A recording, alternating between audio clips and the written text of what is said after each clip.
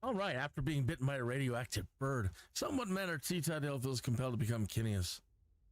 The Skydude. Episode 19, I am my own worst enemy. Yeah, one step forward, two steps back.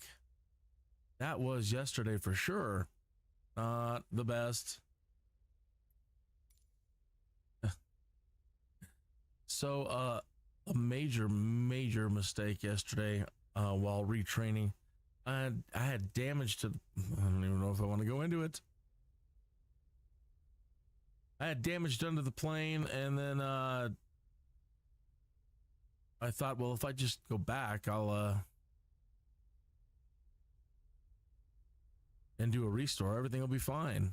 And didn't realize that my last restore was actually a ways back. I would have been... This thing, Neofly, if you just shut it off,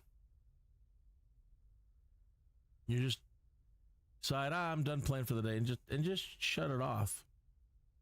Okay? You see that we're already getting recovered. I've been at this a while now. But we're back up to 683. We lost like 130,000 or more yesterday.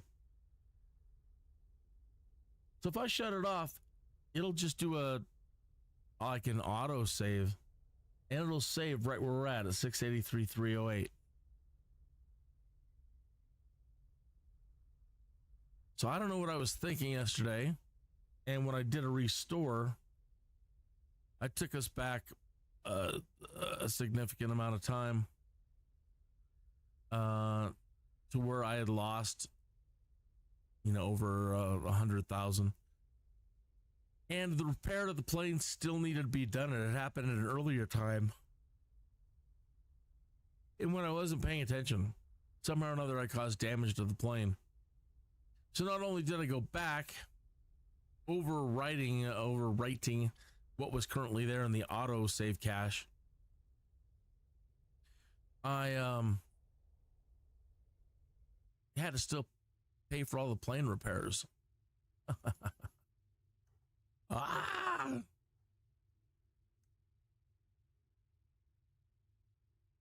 So really what I should have done is just turn off Neofly and turn it back on. And that way I didn't lose the money, but I was still going to have to make those repairs, which, Lord forbid you cause any damage to your plane in this game, in this title, because they don't calculate the cost of repairs in relation to the cost of the plane that you have. So, in the first couple of weeks that I was playing, the plane that we were in, the Cessna 152, it was telling me that the value of my plane, basically, if I wanted to sell it, was $25,000. All right. The repairs you'll end up making were the repairs I ended up needing. Luckily, I had done a restore. I had done a backup. And could then easily restore. But I was looking at, I think it was another $50,000 worth of repairs. Twice of what the plane was worth. But not enough to buy a new plane. So I went and asked him, I'm like, why in the world is the cost of repair so much for such a cheap plane? He said, well, the cost isn't done in relationship to the one moment here. I have a call coming in. Hello. I gotta go. I'm live streaming.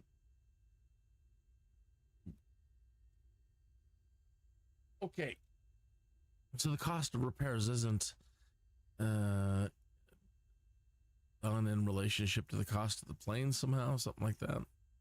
They are thinking about changing that. I sure hope so, because it's going to frustrate you to work a whole, I don't know how long, let's just say a week.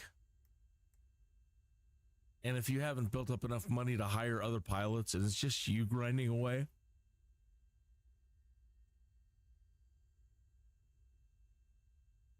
your whole weeks or more worth of wages just gone in repairs. Even tuning up the plane, when your engine, it needs some tune up, it's going to cost you an arm and a leg. It's quite ridiculous. It really is. And they have the other quite ridiculous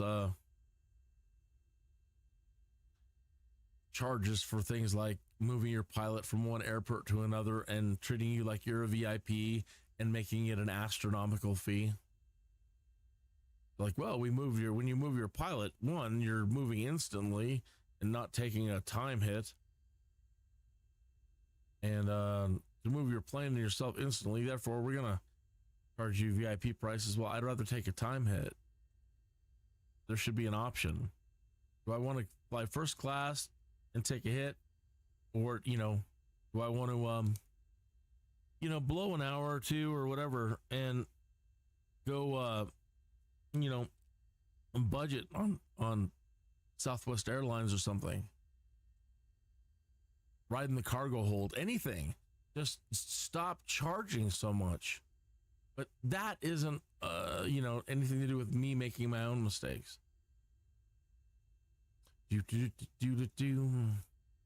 Okay, so let's just see. They say it's not how bad you fail, it's how you recover. Well, we're recovering pretty good. The guys, I have been I've been at this for a while. This morning, last night, and this morning to try to recover. You're good to go. Contact the tower for clearance. All right.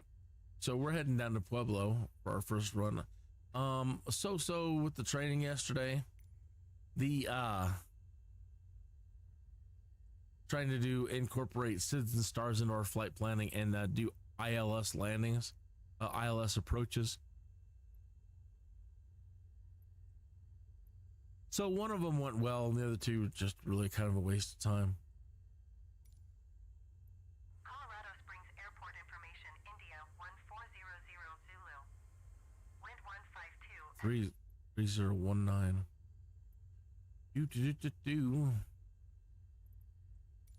Colorado Springs ground Kinnea's 21 request taxi for departure to the south with India.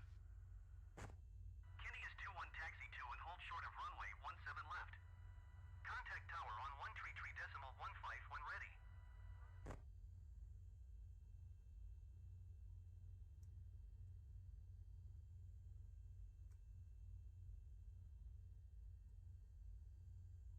It is going, huh?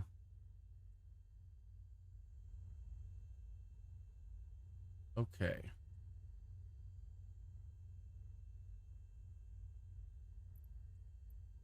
Taxiing hold short runway 17 left, Kinnea's 21.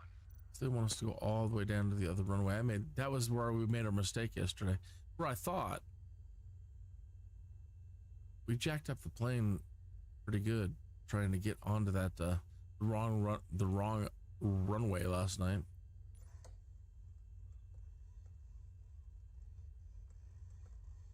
Steve wasn't responding at all yesterday. I want to see if he'll wake up today. Steve is the AI piloting, and he's been working fine up to this point. Mostly, But once you get your taxi and you respond,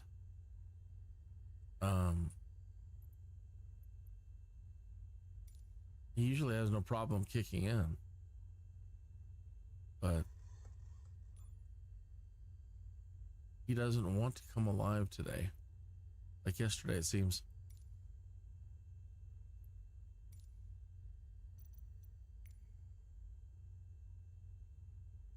So we'll try to finagle our way off of this end here, runway 35. Okay, we're going to Pueblo. So I'm going to try this again. And I've already looked up my information in SkyVector. Pull this out here.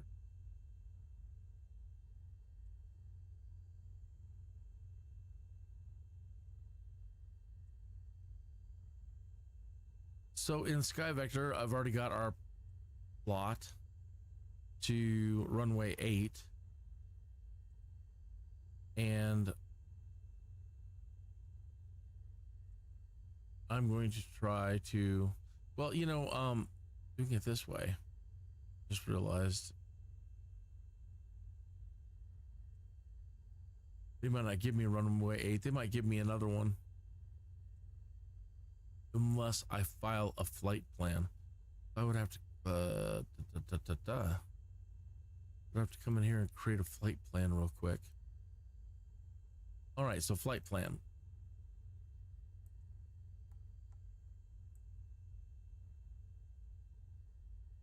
ECOS. Enter. Do KPub. Actually, I want to go to, I'll just put it in this way, I'll do it forward.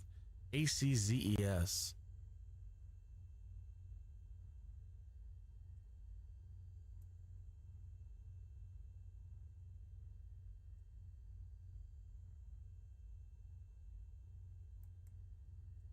And then we want to go to pub.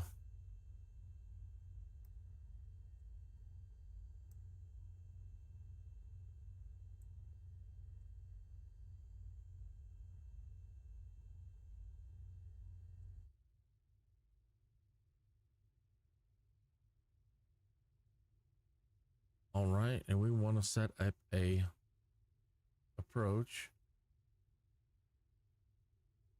to ILS 8 right. We're going to do vectors. And load it. All right, now we should probably have to contact air traffic control again.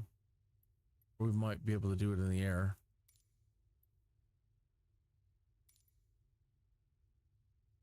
No, can't get a hold of ground tower at the moment.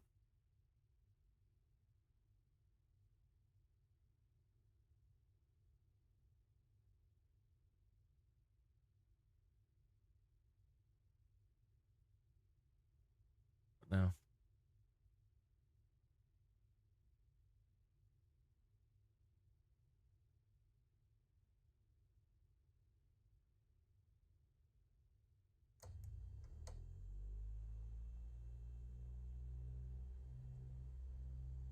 The active pause. I must have hit a P in there somewhere. Active pause. Kicked in.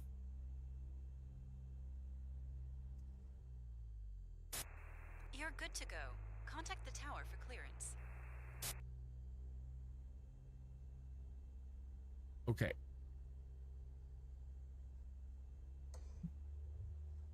We'll see if we can get it to file the flight plan once we get to the runway. We're up in the air.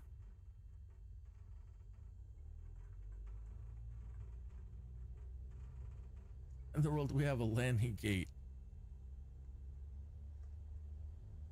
Ah.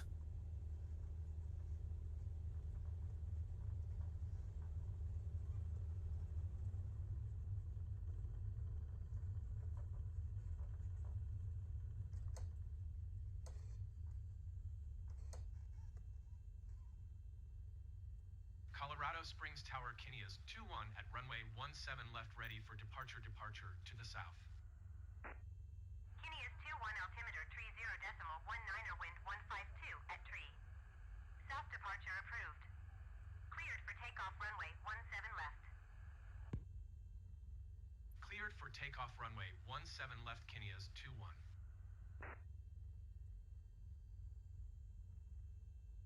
Nothing. Yeah, and now it's putting up all landing pattern boxes for landing. I don't know, folks. I don't know. It's just got to roll with it. I don't know why it's doing that, though.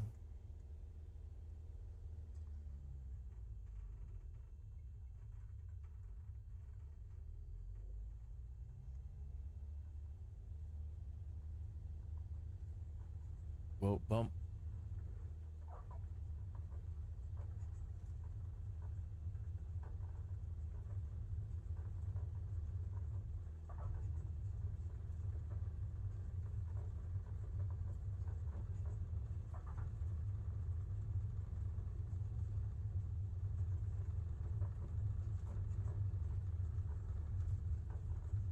She's doing pretty good going down the runway today. Mostly. See, now like that. This damn runway. All right. Have a safe journey, pilot. That's some load you have there. Yeah, and we just hit really hard. So let's go see if that caused damage to the airplane. So far, it's not registering any damage. So we'll just thank our lucky stars. Be really careful, man. I need to put in a report on the Colorado Springs runway. That's just...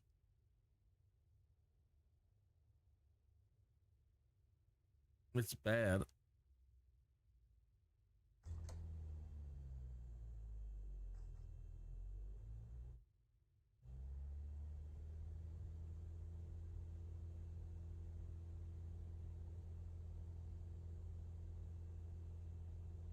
Wind seems awful calm today. I just she was traveling down the runway just fine. She wasn't pulling either way. Nice and steady. That's a beautiful thing. Rare. And taking off, I'm only having to apply a little bit of aileron. Aileron, Hubbard. Continue for south departure. Aileron trim to keep the thing level, so that's nice. Let's double check that our live weather and live time are on.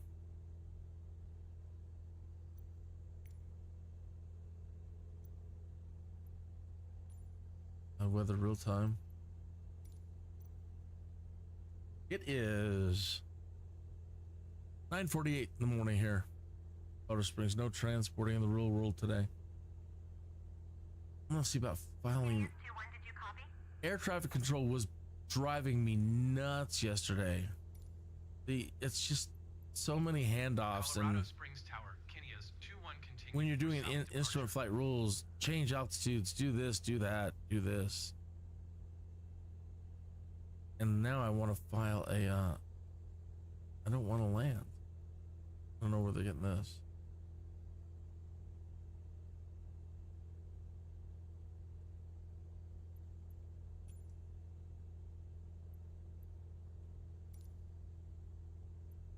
Want to do that. So already it seems like we're having some other issues today. They want me to set up a landing when we're not.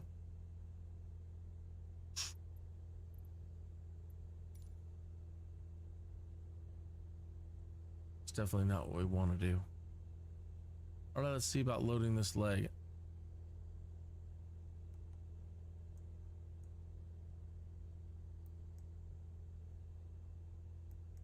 Activate the leg. And autopilot. And hit navigation.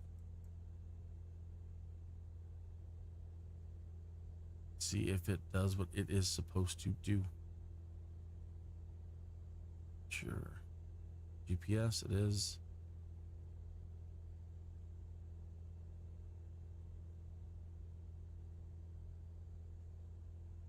And we're going to need 6,900 feet.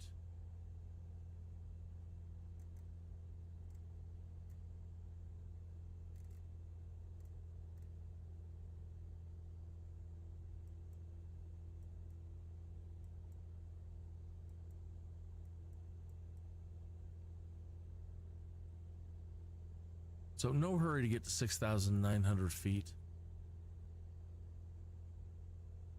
All right, so hopefully at some point air traffic control releases. Well, I might as well go ahead and set it up for landing, then cancel the intentions. Maybe we can make it correct itself by canceling intentions. Kinneas 2-1, Colorado Springs Tower. Altimeter tree 0.19er wind 152 at tree. Enter left downwind runway 17 left. Enter left downwind runway 17 left, Kinneas 2-1. So now we should get an option to cancel landing Colorado intentions. Springs Tower, Kinneas 2-1 cancel landing intentions. Maybe we can get this thing to now. Kinneas 2-1, your cancellation is received.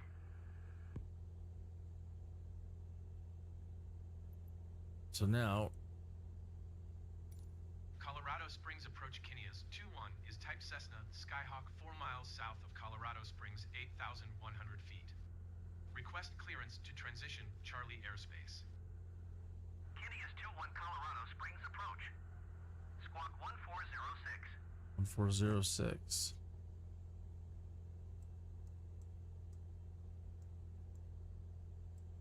For the Squawk 1406 is 2-1. Squawk 1406 Kineas 2-1.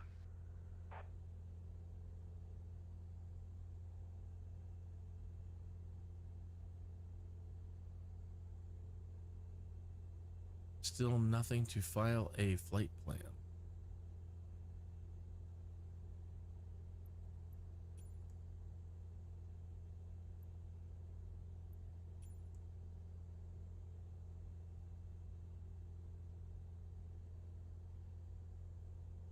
Make sure he is turned off for managing radio. He shouldn't even be managing the radios. AI radio communications, which he did when we hit the top of the runway.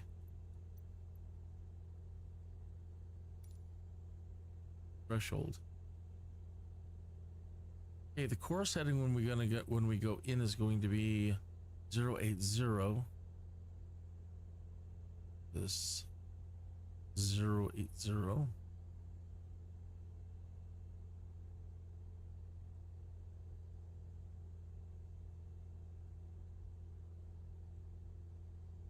Right about there.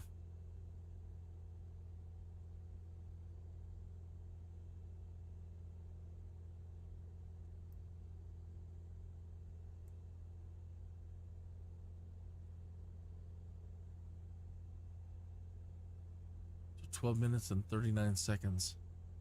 If I can. How do we reorient the map?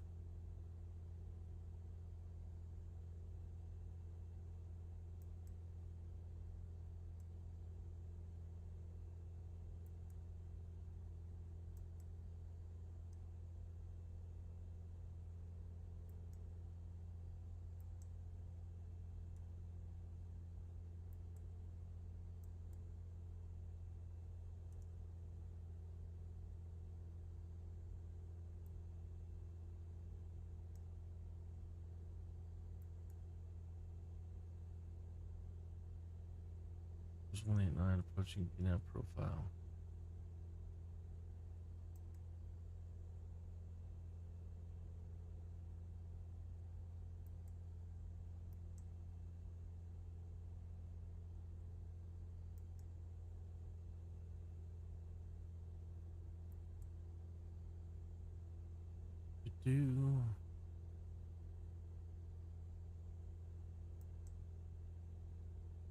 That one is facing the right direction.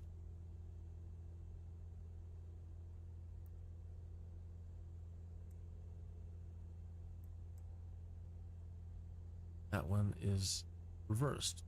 We're heading south.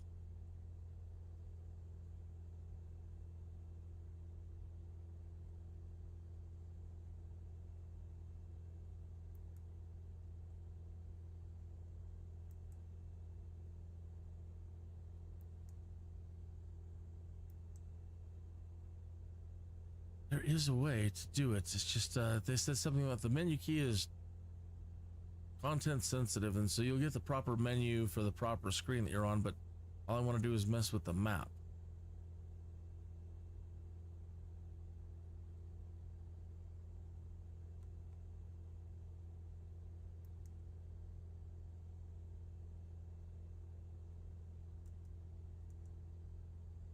There's no way to change the there is though. Oh well, look that one up. Bum, bum, bum.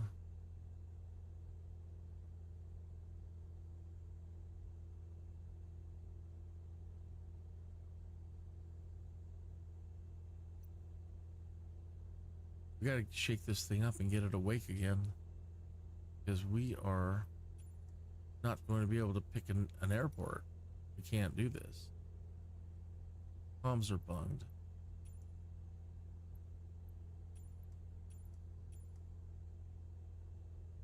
Oh, that's lovely. this might be a bust now too. We might have to restart. I'm not sure, but I don't know what's up with comms.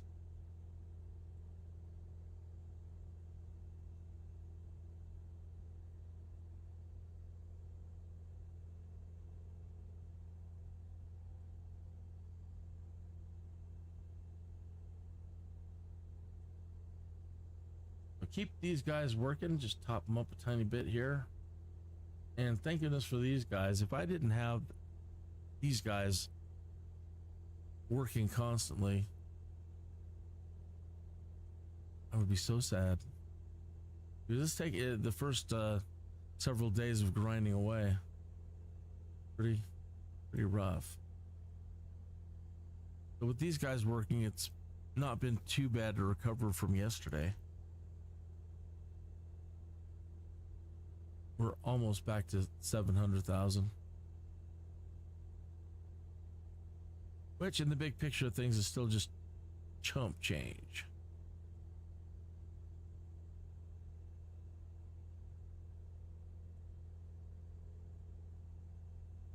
Can't do that one, huh?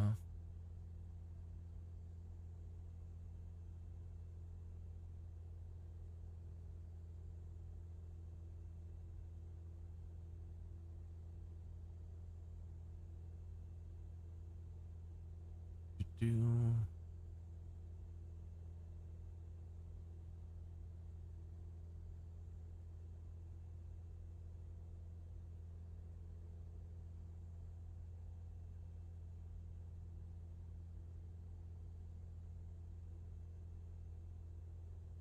changing the map orientation, menu settings, activity profiles. No chart.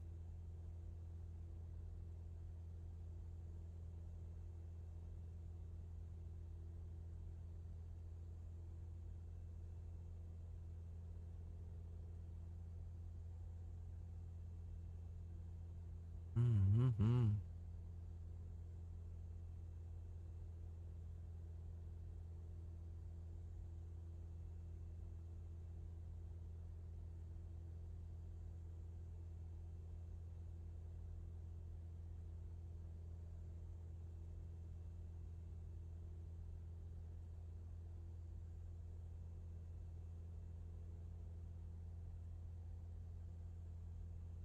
Edge 530, change or select menu settings, activity profiles.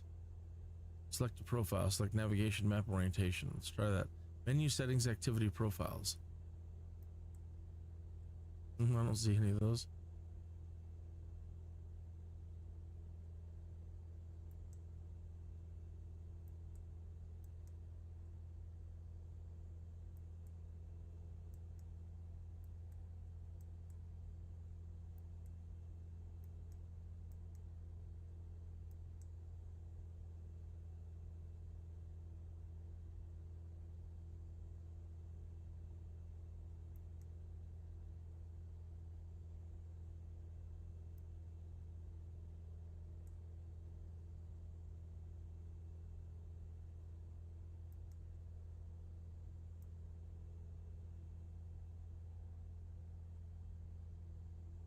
No, do we lose our flight plan?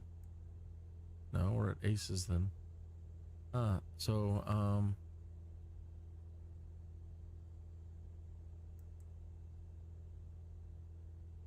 We need to load the approach.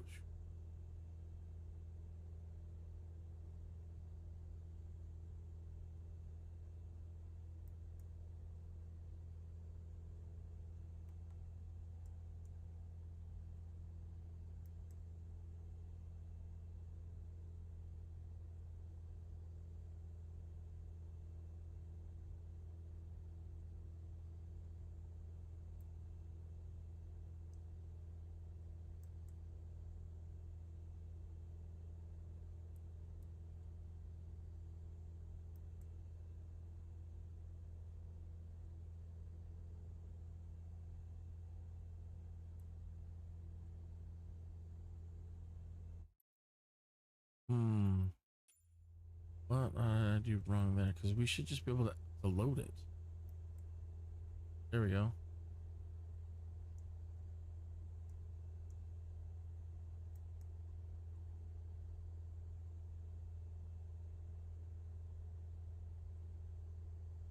Yes, no.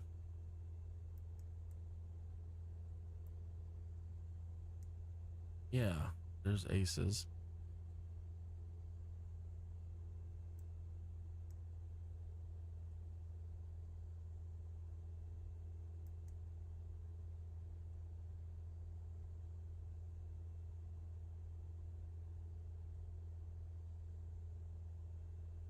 We still don't have comms though.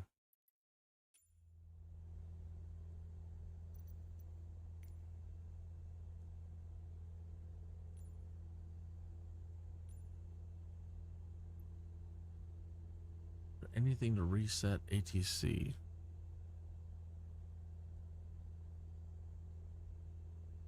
Easy button said we're going to settings, switch everything to easy mode for assistance. That's it. Oh, assist reboot.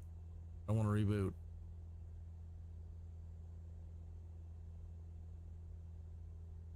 I mean, I said any ideas how to reset the ATC window? No, that's not what replace the default. No.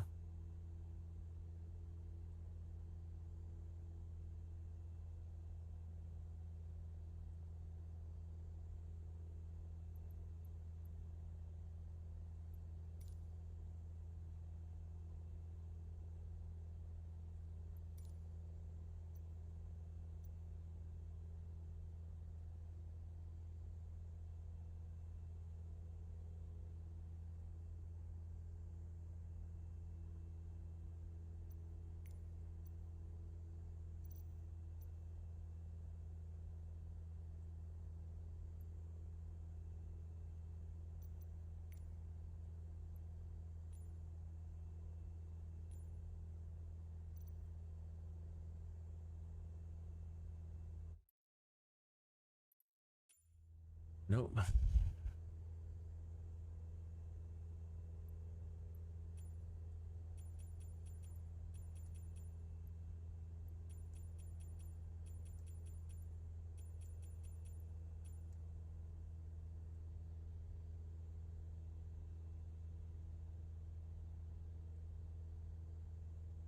Did I turn off our transponder? Is that what's doing it? No.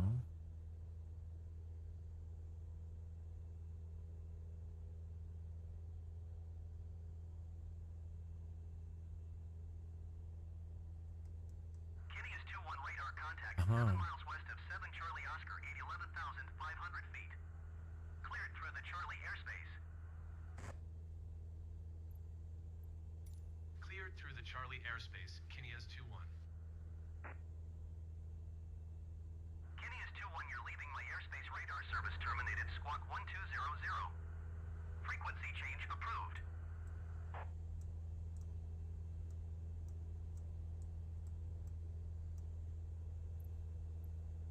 Squawk 1200. Frequency change approved. Kenny is 2-1.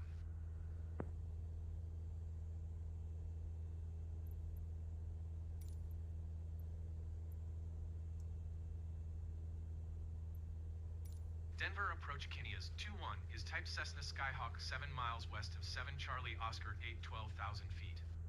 Request flight following. Kenny is 2-1, Denver approach. Squawk 2355.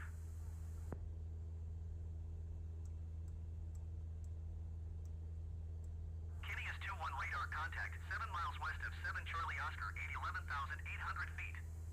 Altimeter 29.90. Roger, Kenny is 2-1.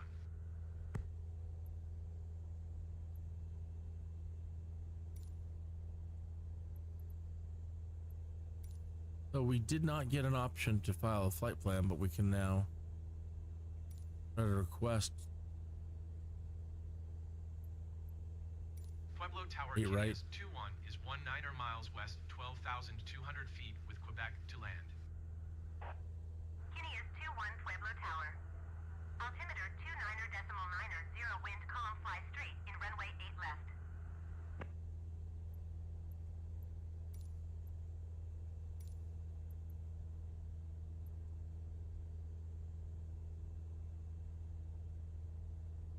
Pueblo Tower Kenny is 2-1 requests runway 8 right. Kinney is 21 Pueblo Tower. Altimeter 29.90 wind calm. Make straight in runway 8 right. Okay. So here any second, if we've set the approach up right,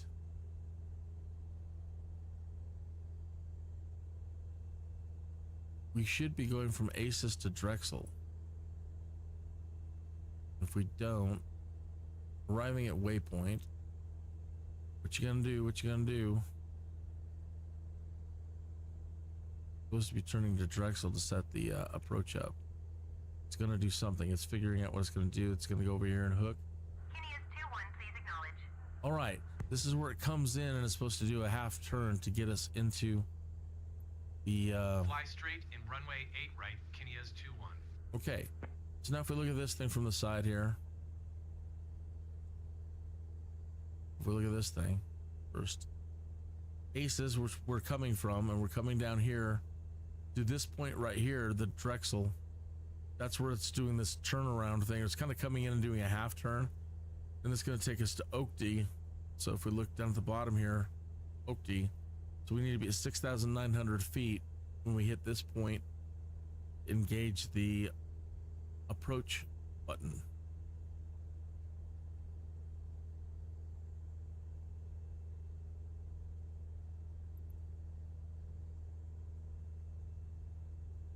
Zoom out a little bit. Yeah, there's the Oakty point right there. You're starting to see it.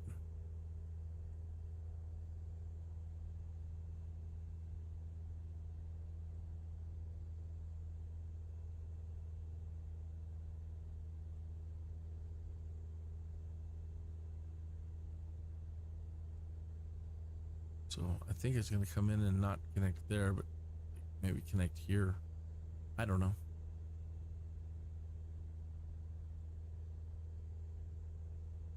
We'll see what it wants to do.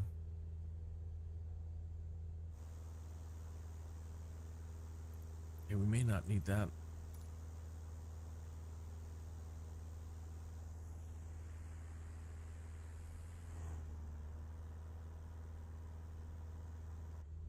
How are we doing altitude wise? 8,000,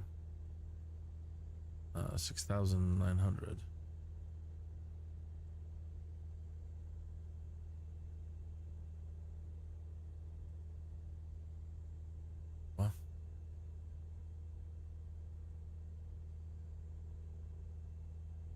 Are we at 3,000? What? We're how could we be at 3,000 feet?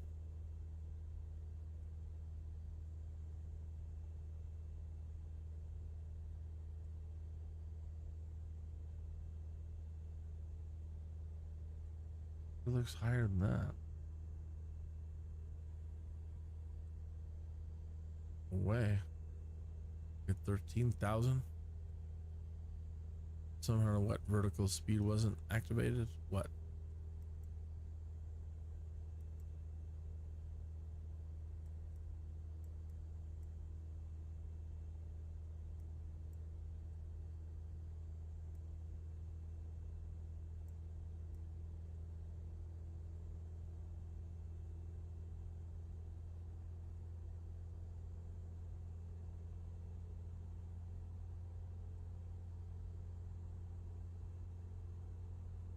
Won't make it.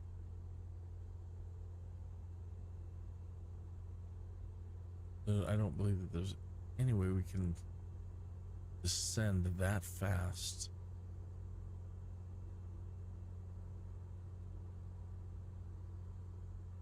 Somehow or other, it didn't level out at 6.9. It just kept going and kept going and kept going. Yeah, we're awful high.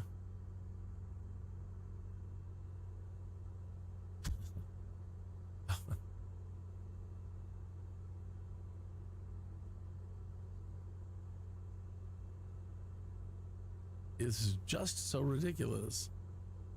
Things that go on.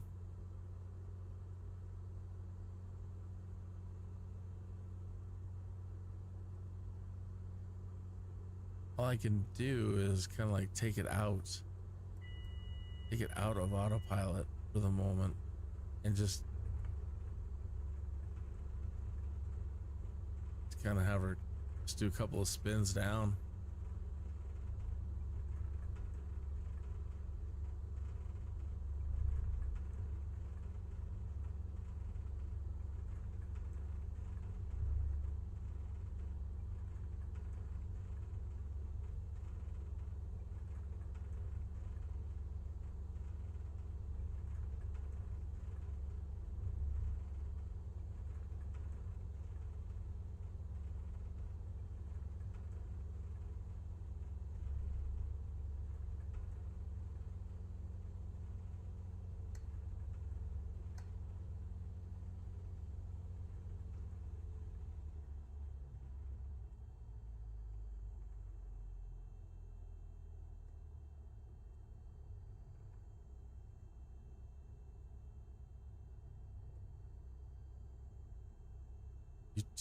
So yeah, just kill the engine, come back down, try it again.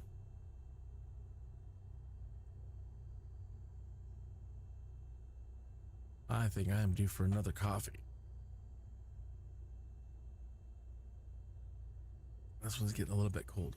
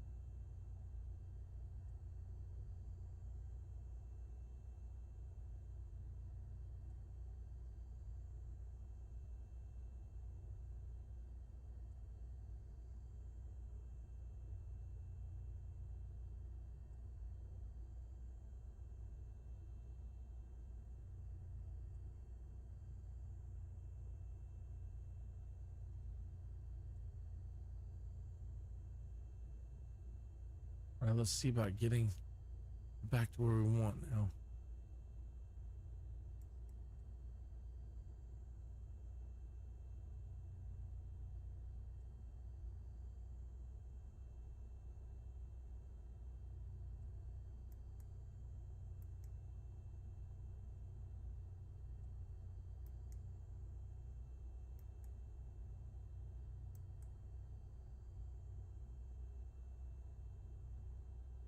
Back to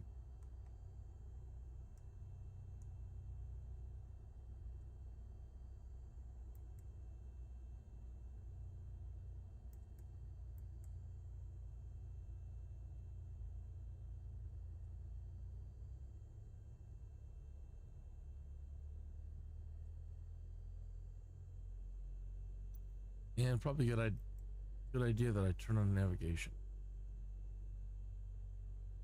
Well, now there. Turn on. You're not turning.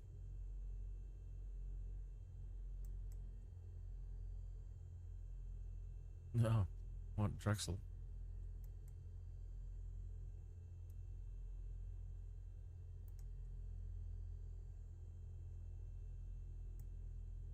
Gotcha.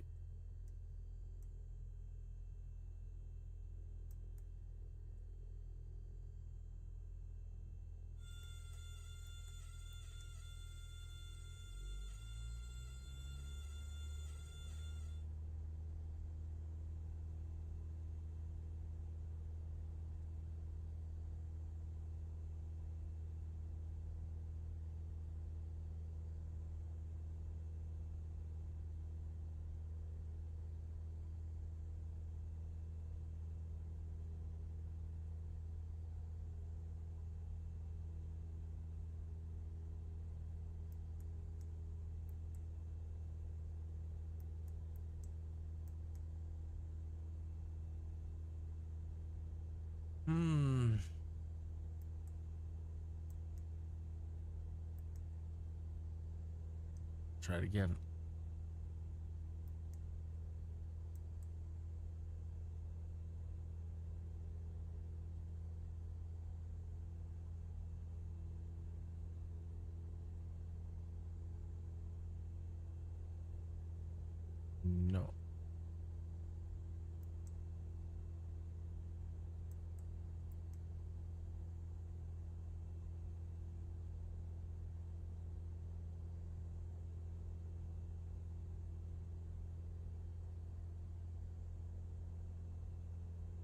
Come on, baby, turn. Come on. Get in the groove. Do it, do it, do it, do it. Do it. Do it.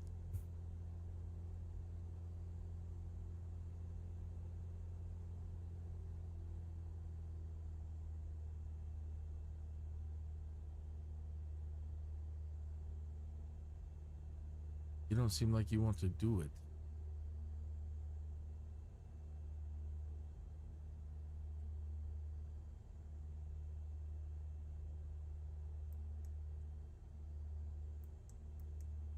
Do it.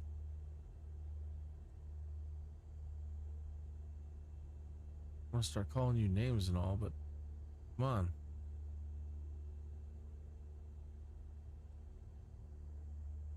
Turn. You're at the right altitude now. Work.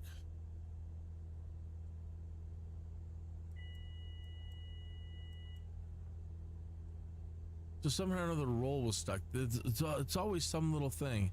The roll was stuck in here, or I had done something wrong and it wasn't taken.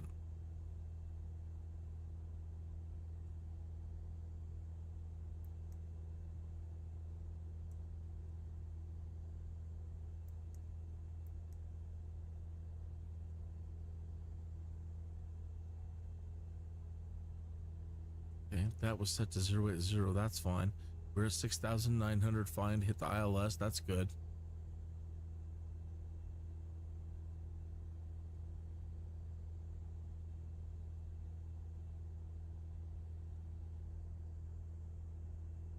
Out there, should be making a turn.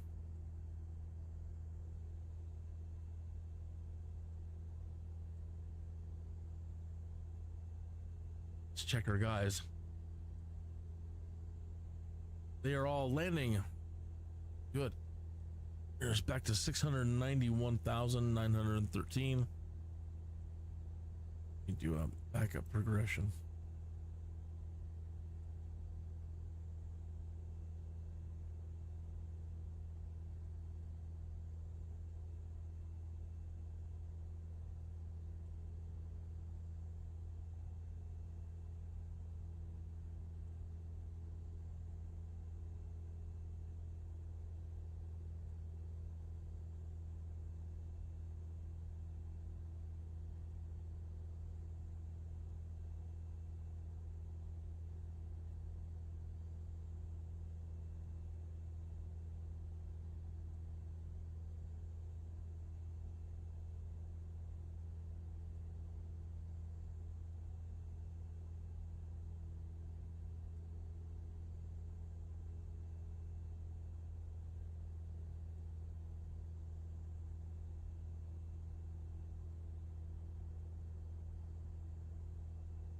Okay, getting ready to hit Drexel.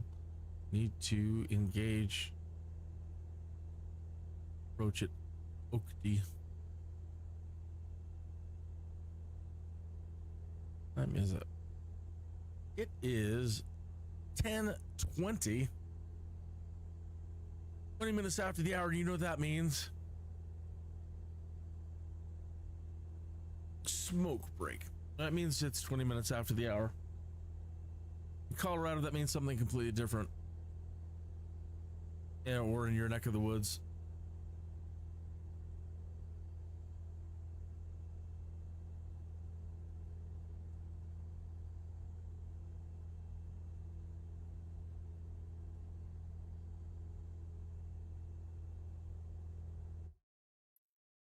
Normally, I complain about the sound and the engines being just too loud.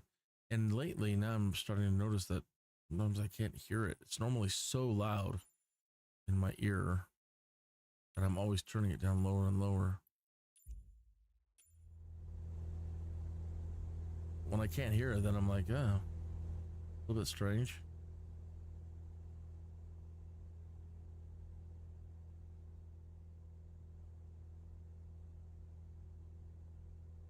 It feels like everything's so quiet.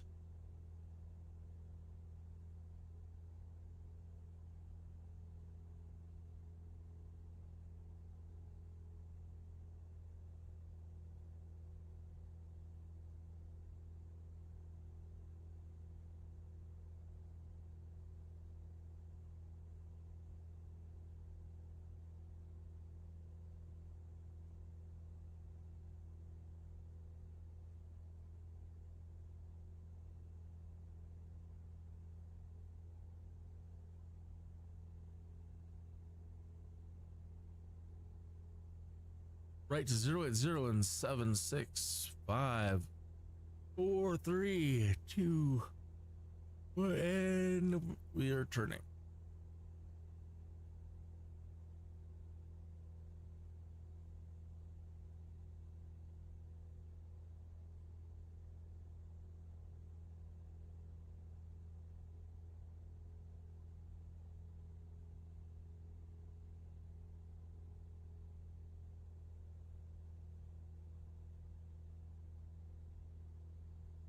Now, when we hit the next waypoint, it will either auto switch. When we hit Oakdale, it'll auto switch to VLOC, or we have to change it, in which case now we'll get another, this center line will show us how high or low we are in relation to the glide slope.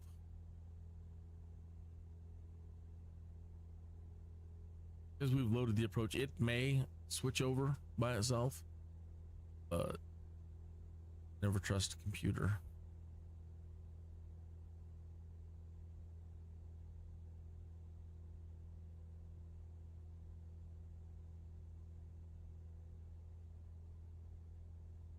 I've been checking, keeping an eye on where the exploration stuff pops up, and right now they're in Europe, so can't even afford to do a exploration trip. And the last couple exploration trips here in the United States were in territory that we just could not get to. Just not an option. So we got lucky that at the start of the week, our exploration was in northern Missouri, and it was just all beautiful green flat grass fields, and that allowed us to, super expensive to get there, but we did find 4 units of gold, and each one was like 49,000. So we still got about 180,000 after it was all said and done. That's how dang expensive it is. Okay, we're getting ready to hit that point, Oakdale here. So I'm waiting to see when it hits right here, if this changes to VLOC. If not, we press our CDI button. That will change here and here to change this to nav, and it'll change this to VLOC.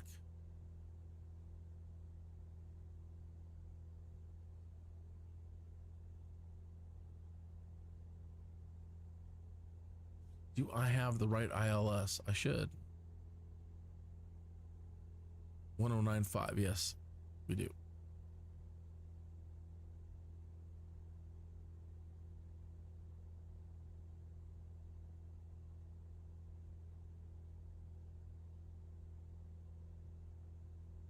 Check our speed.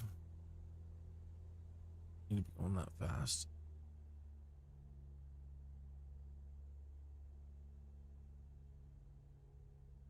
Okay, we're getting ready to hit that waypoint in 7, 6.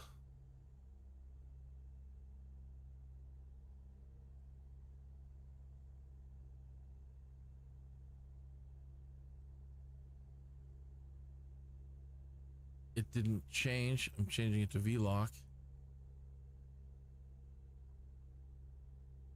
Hit an approach. Can't tell. Couldn't put our flaps.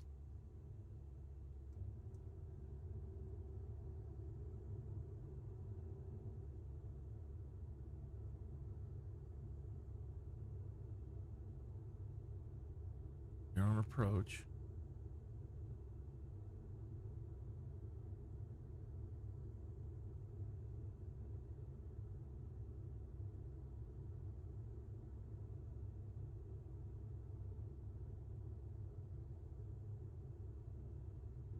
All right, so we're doing pretty good now. Instrument landing. Normally you use this for. Well, it's good to use it all the time if you can, really. But when you have wicked bad visibility and weather, and you can't see the airport, this is one of the greatest things ever. Wind calm, clear to land runway Because as long as you hit the right altitude and you are in the glide slope, speaking of, we were in it. And everything goes well. Kineas 2-1 acknowledge last transmission. She's gonna be peeled today, isn't she? Cleared to land runway 8 right, Kineas 2-1. Then it will. I don't have my hands on the controls at all. I'm gonna put a tiny bit more oomph into the throttle there. Around 2,000 RPM. But it's doing all the navigating down to the ground. Again, in poor visibility conditions, this is worth its weight in gold. Get you down.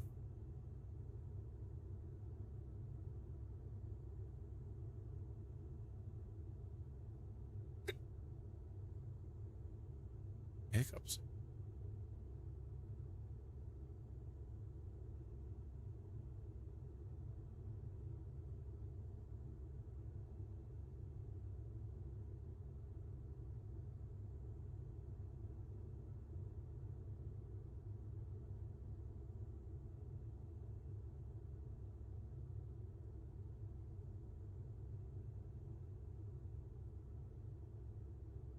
Back to them in a minute. Get them all set up with jobs.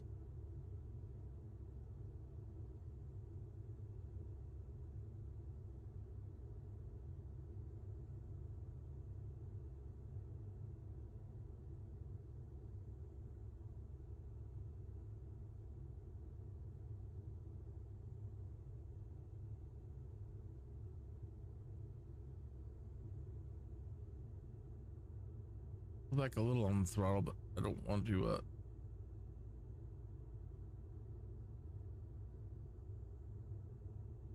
even want to risk having it freak out and stall.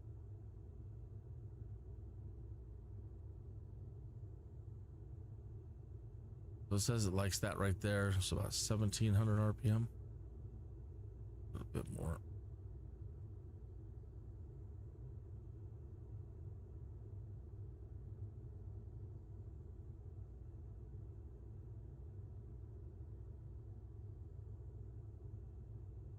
Now, this thing can, the alignment can be off sometimes. Weather can cause problems. Other things can happen. So you've just got to be very careful as you come down. You know, is it centering? Is it not centering? You have to disengage the autopilot. Now, this is not a full auto landing. It will not land you. It just gets you to the runway. And right around here, you're supposed to disengage your autopilot.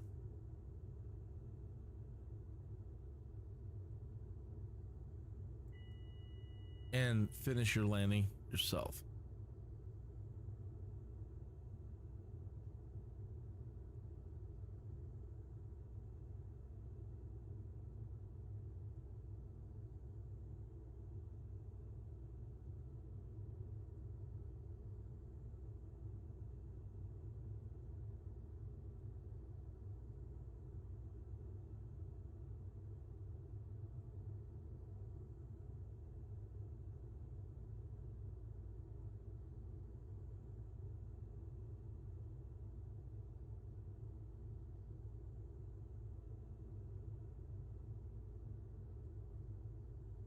Transporter from dispatch.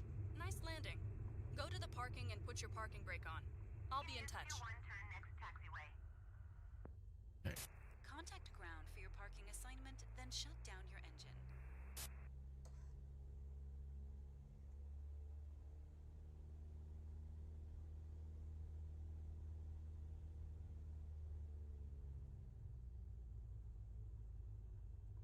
Kineas 2-1 contact ground on 121.9er. Going to 121.9er, Kineas 2-1.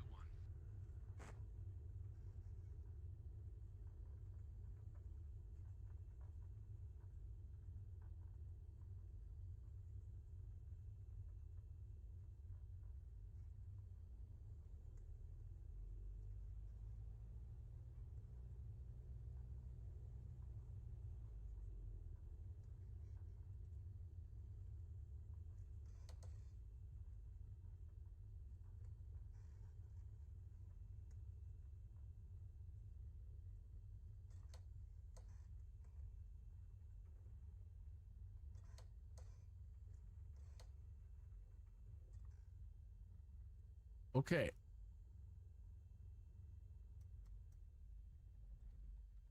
Transporter. Cargo unloading in progress. Stand by, pilot.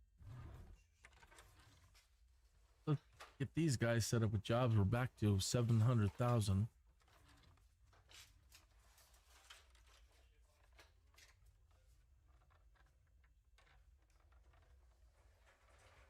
Ooh, which job did I just pick him for? That wasn't.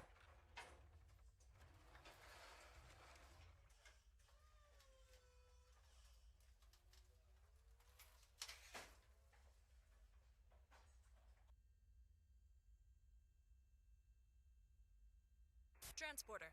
The cargo has been delivered. Nice work. Have a nice day. Righto. Okay, good. So, Let's get out of here. despite any problems that we were having this morning, we've overcome everything, and that was successful.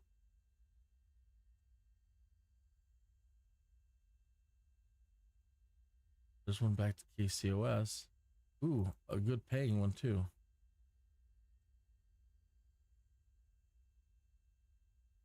Dispatch to pilot. The cargo being loaded is documented as fragile. Please take extra care, especially when wheels are on the ground. Aircrew, be advised, today's fragile cargo is being manually handled onto the aircraft at the customer's request.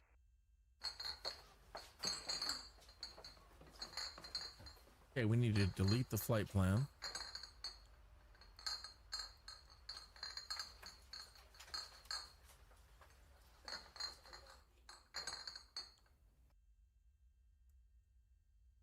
Flight crew, be advised, the fragile cargo looks extremely delicate. We have secured it the best we can. Please taxi with caution.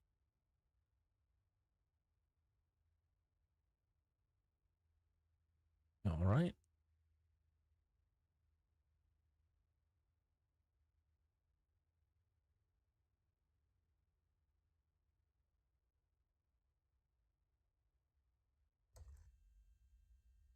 Go too fast sometimes, I guess. It just skips right over. Take a little time. Okay.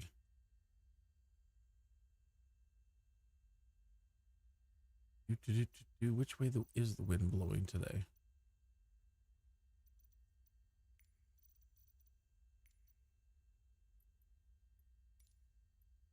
Pueblo Airport information, Quebec 1600 Zulu.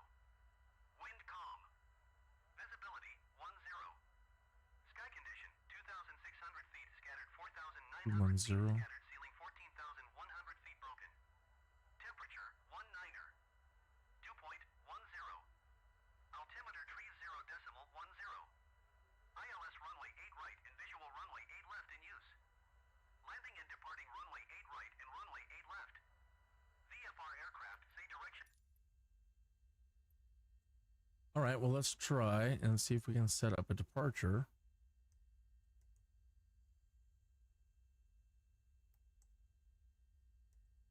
For 35.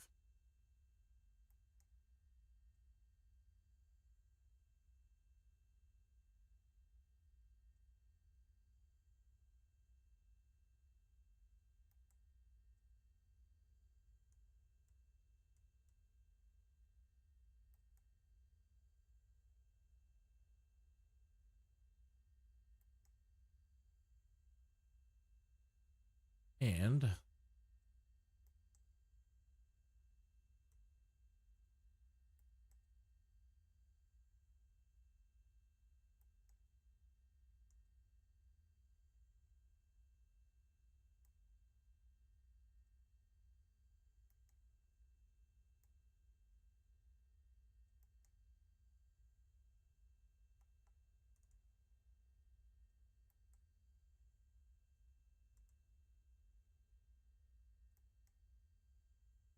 for 35 right.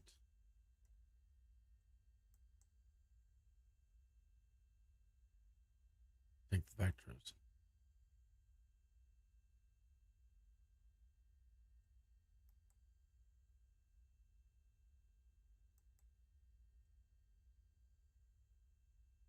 Okay.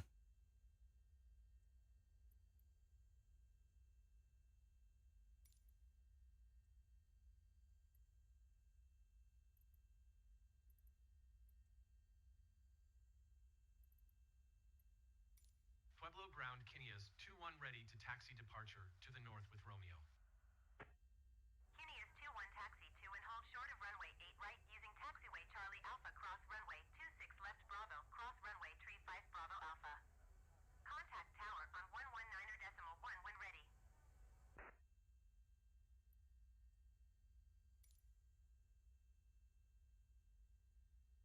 It won't let us choose 35.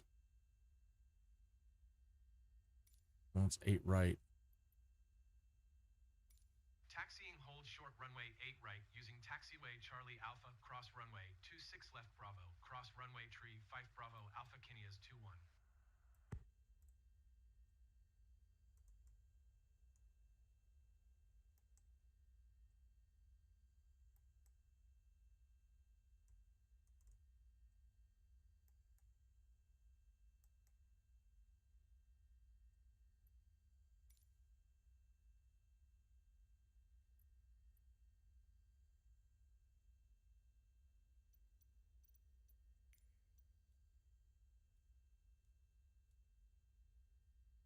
Okay, we have enough fuel.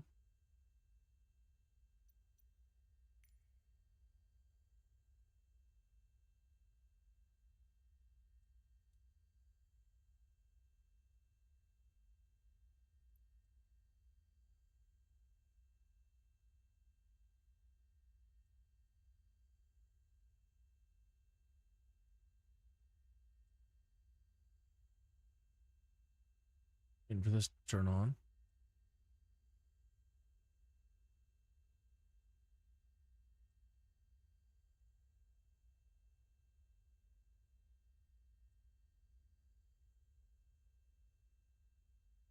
Earn 86 pounds. Unbelievable.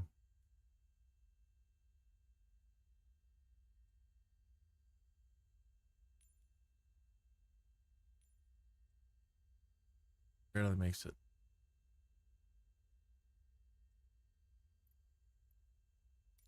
Heavy. Heavy, heavy, heavy, heavy.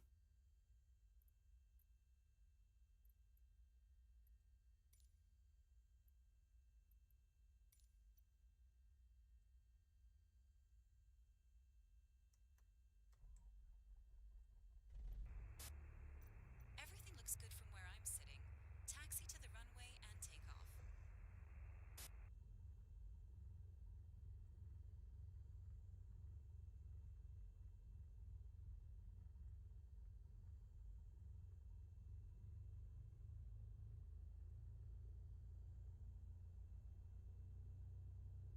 Oh, Steve might be waking up. The engine is revving. Come on, buddy. Come on, buddy.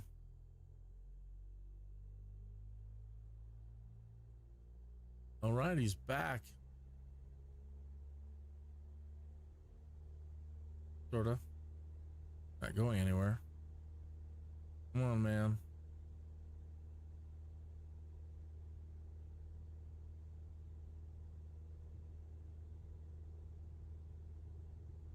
Come on, Steve. Do it, Steve.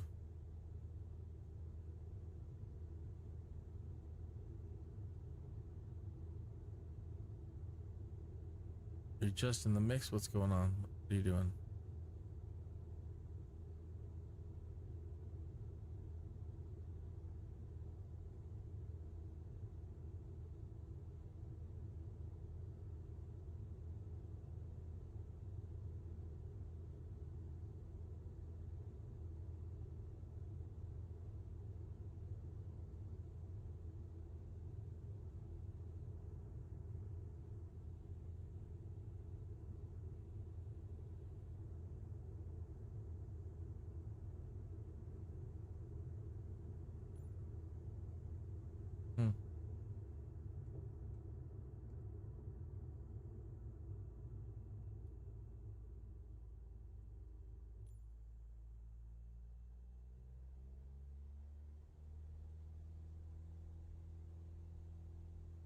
Really like to now figure out why he is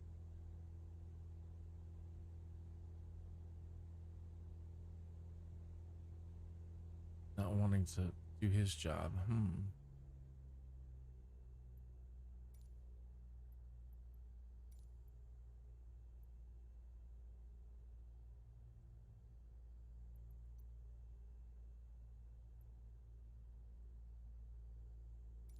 Well, I can't mess around with him.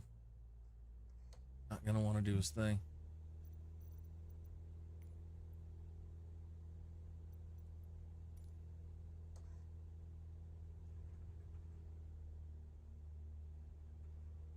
It's not him, is it?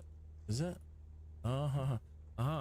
So when we're entering K-Pub, now I think I figured out what's going on. When we entered our flight plan and we hit the P button, toggled an active pause. Yep. So, stop. You want to be there, don't you, Steve? Come on.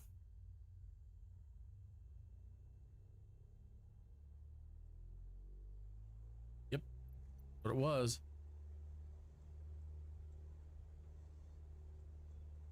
Murderer. AI killing people on the the flight deck. I don't know.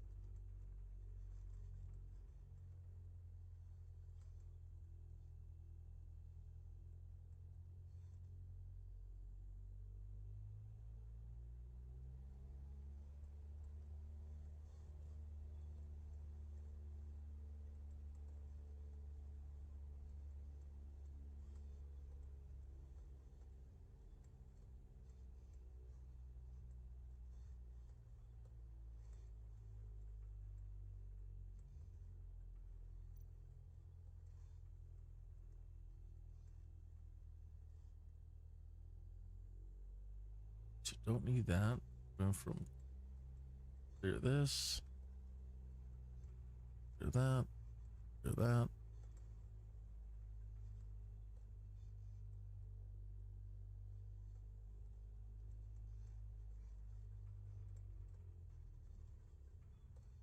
Right.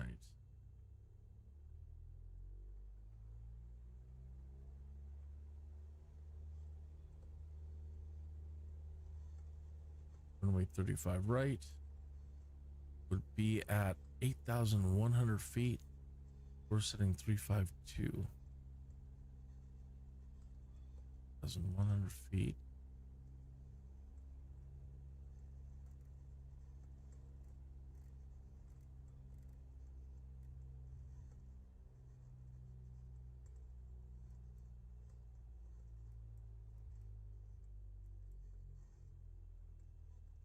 Two.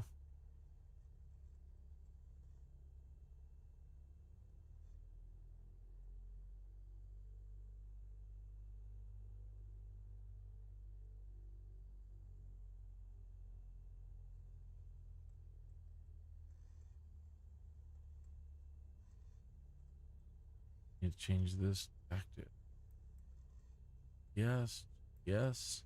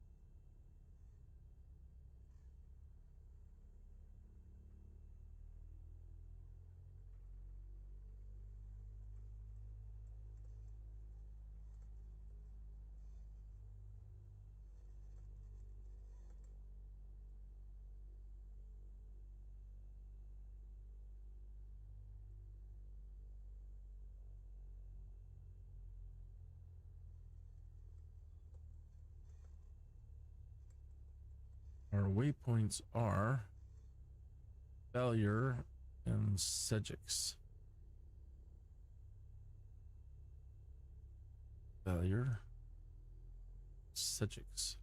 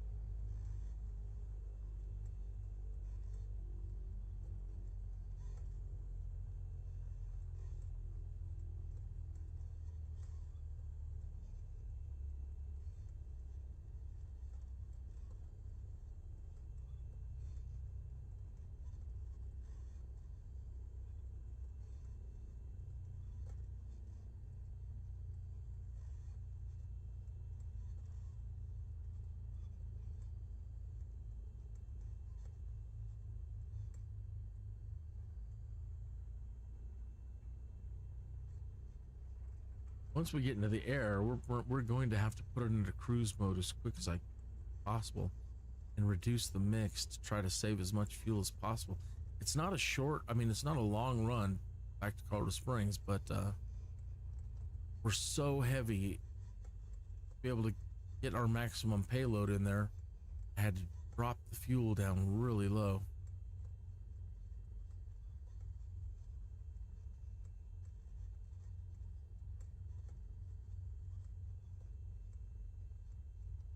Pueblo Tower Kinias 2-1 ready for departure to the north at runway 8 right. Kinias 2-1 altimeter 30.10 wind calm north departure approved. Cleared for takeoff runway 8 right. Cleared for takeoff runway 8 right, Kinias 2-1. Is he still active? Shouldn't be handling.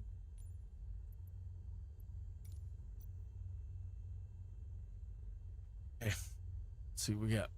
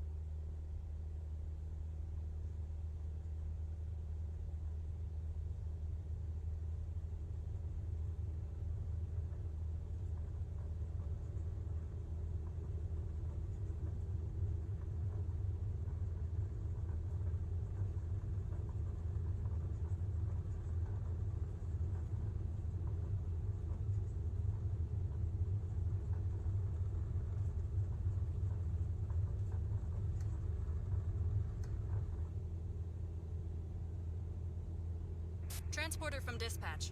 Fly safe and remember to watch your landing. Right.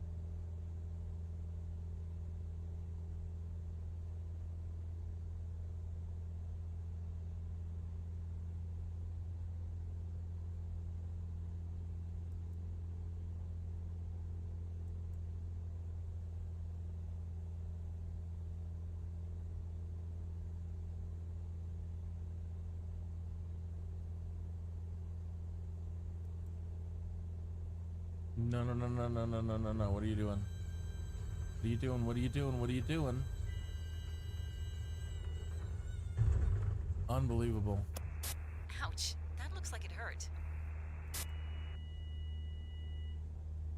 Transporter from dispatch. Clear the runway and taxi to parking. Unbelievable. Everything was going so smooth.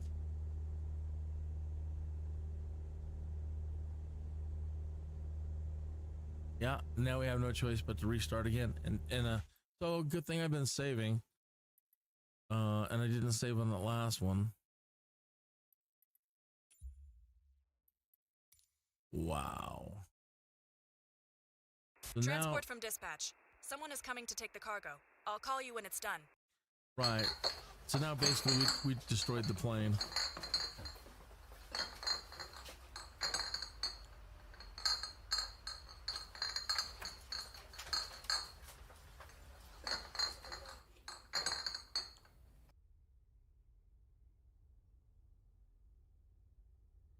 One step forward, 2 steps back.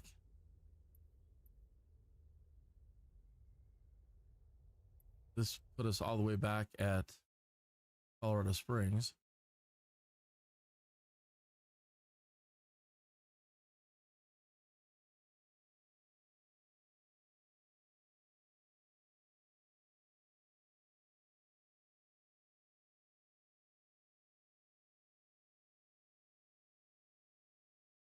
That put us back to 691. Ain't bad.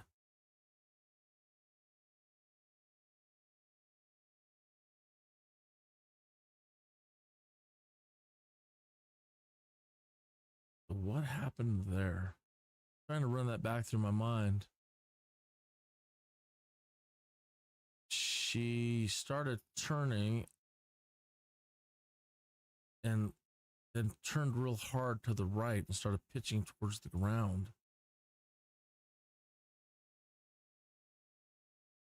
So I went to go turn it and shake it out and break the autopilot, but it wouldn't break the autopilot. And we fought and took it to the ground.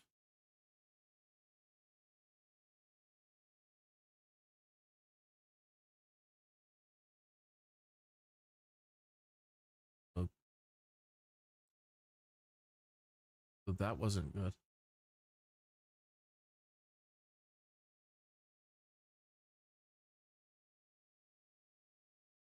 All right. And it sees us. Well, if for whatever reason it sees that sees us at Colorado Springs.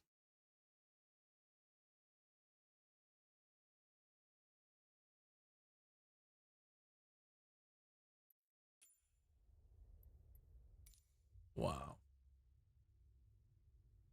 All right, let's check these guys.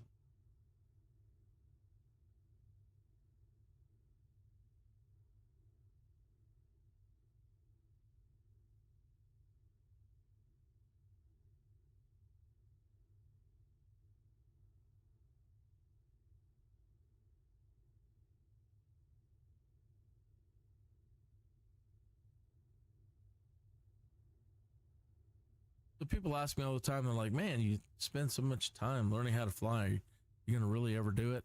You know, it's like that. When I try so hard to do things right, stuff still goes wrong. I think I'm more afraid now than I've ever been.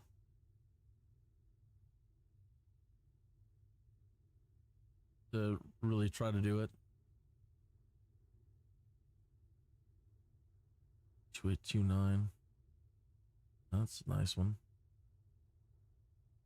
That distance is crazy.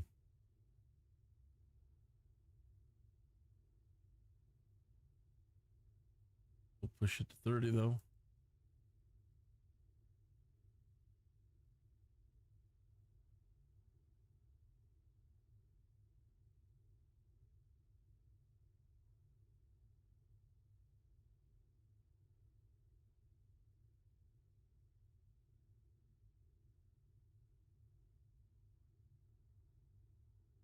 Nine, 2, 3.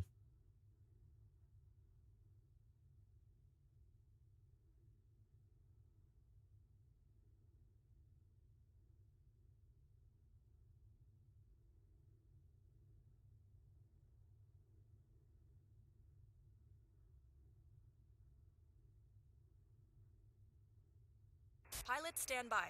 The cargo is being removed.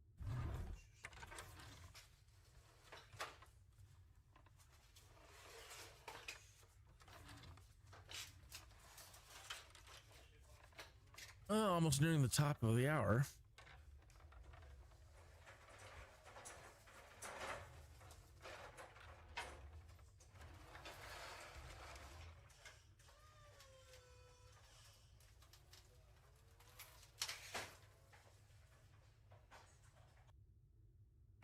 You can start your engine now.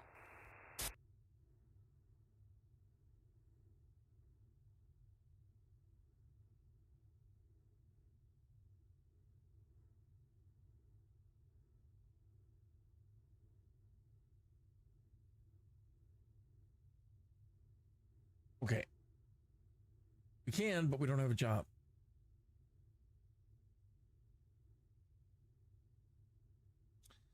There's one to Lyman.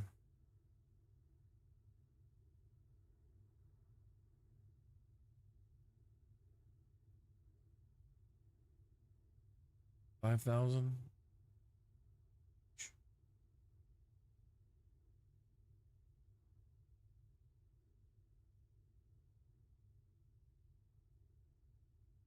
All right. Well, a little bit Transporter far, from but dispatch. I see you asked for a cargo mission. The ground crew is waiting for you in the parking to load the crates. I don't want to go out to these dirt fields. Pilot from dispatch. The cargo door is open and the cargo is being transferred. 25.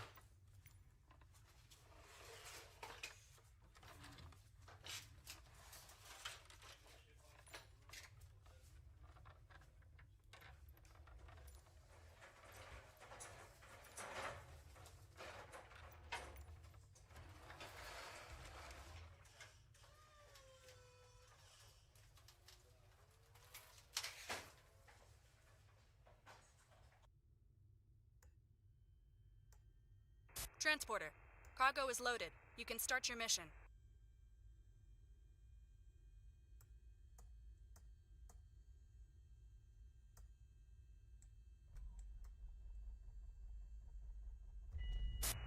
You're good to go. Contact the tower for clearance.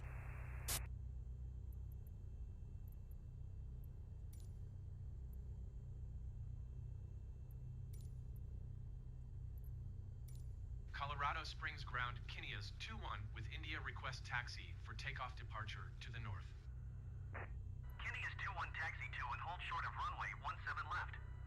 Contact tower on 133.15 when ready.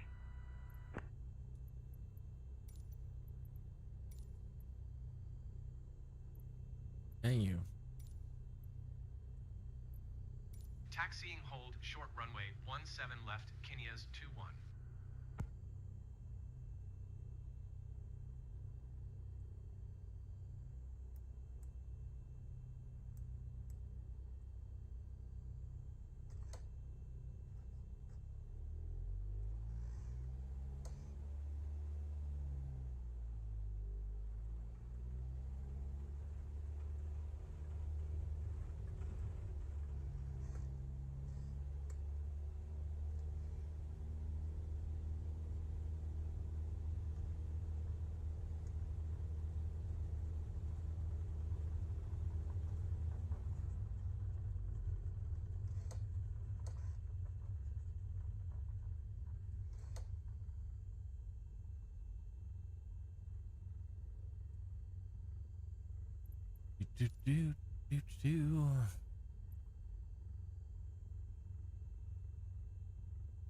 Colorado Springs Tower Kinneas 2-1 at runway 17 left ready for departure to the north. Kinneas 2-1 altimeter 30.18 wind 127 at 4. Departure to the north approved. Cleared for takeoff runway 17 left. So it seems we'll have a small tailwind pushing us to the northeast. This bump right here kills me. Look at that. Kinneas 2-1, did you copy? Cleared for takeoff runway 17 left Kinneas 2-1. Wait. Wait, really threw us there.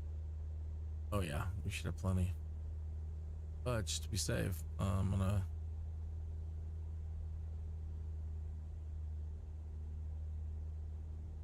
looking to cruise a little bit. Probably drop the mixture first. 9 our RPM.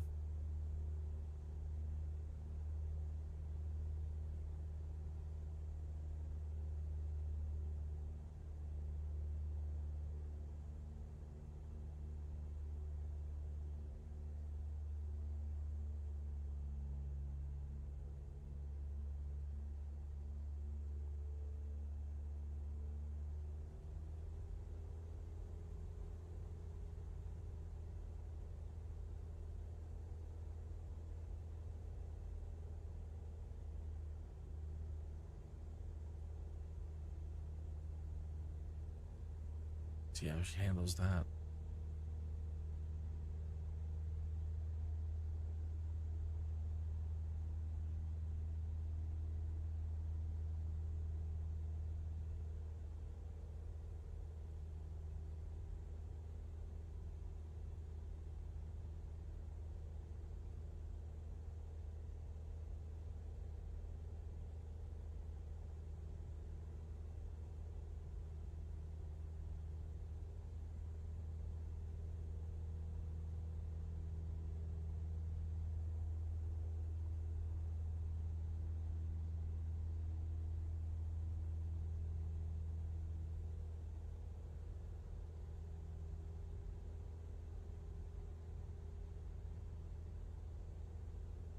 Okay.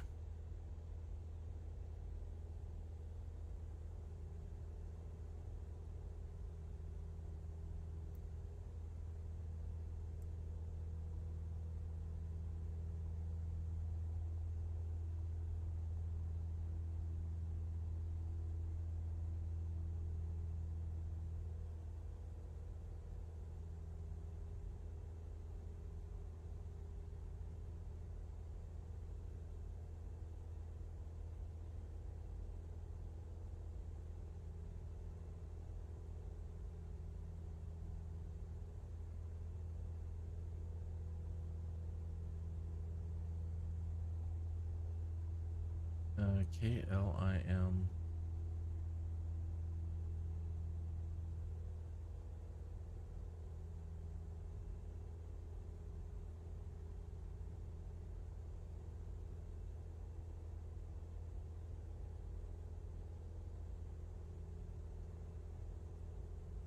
Really?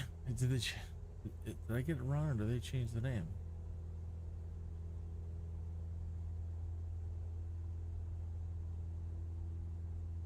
That's weird. It must be a recent change.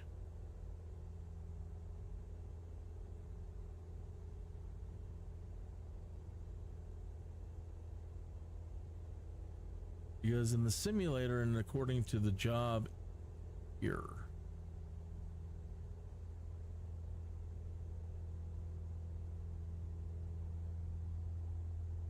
that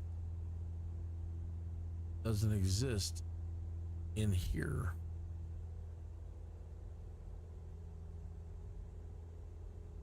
Invalid airport. So I wonder if it's a recent name change. So I just typed in the location as Lyman. It brings up options. This is the one with the KL. These are all overseas, I think.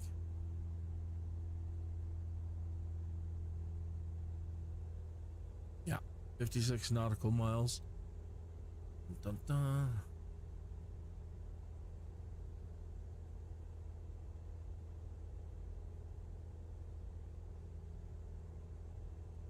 Hey.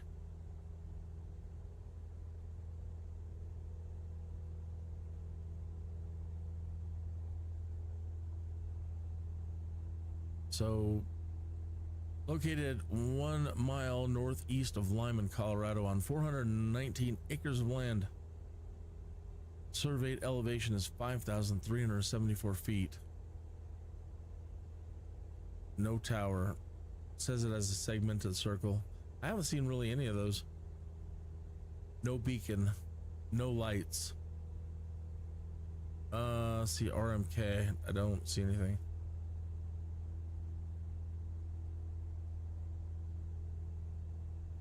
So I wonder if they're building it there. Should move up there and go get a job. Let's put in a real runway. Engine sounds like it's doing something weird. Doing something weird?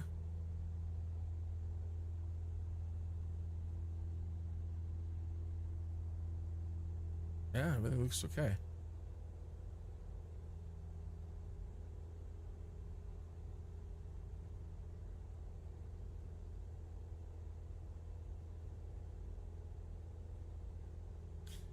"3,000 feet TWY leading to S end of runway 16. Setting.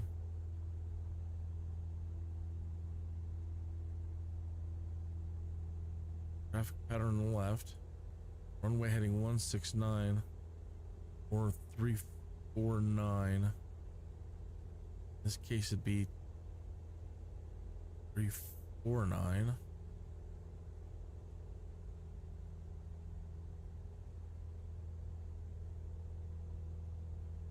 Actually, we're supposed, because of the wind, it's not a big wind, but it's 4 miles.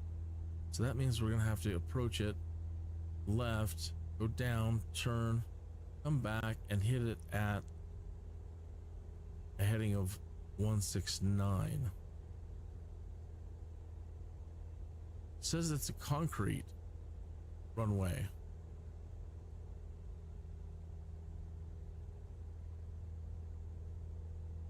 Well, good then.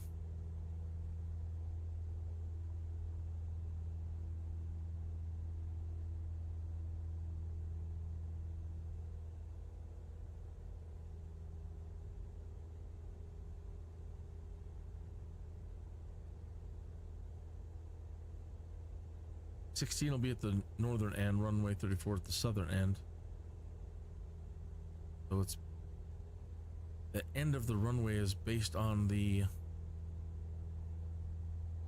course heading. It's not perfect. I don't know why they don't just write out the whole course, I guess. Because here, oh, not there.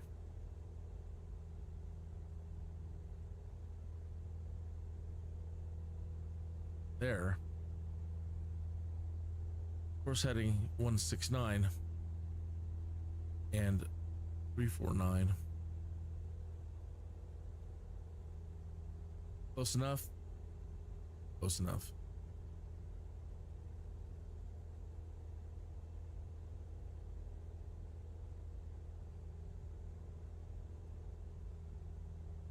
It says it does have lights.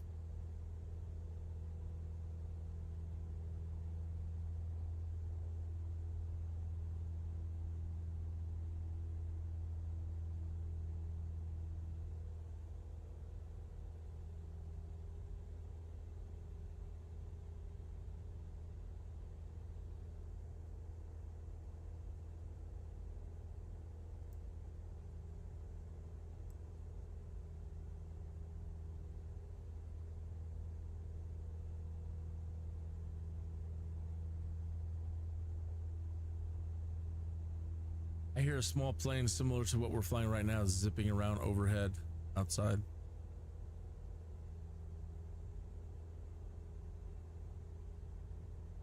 Actually, it sounds like he's got a little bit more robust engine.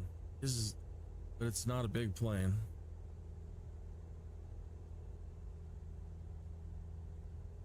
You can hear that propeller going.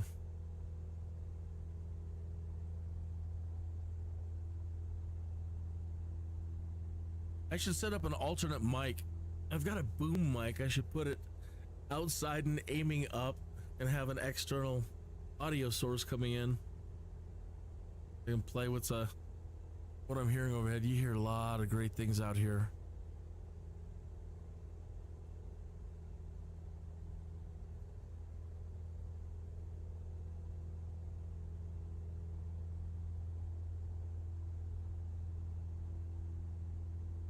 Yeah, I'm just mere miles from KCOS.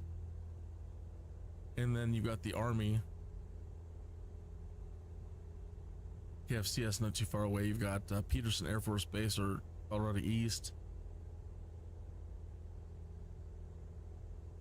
Space Command, Air Force to the north.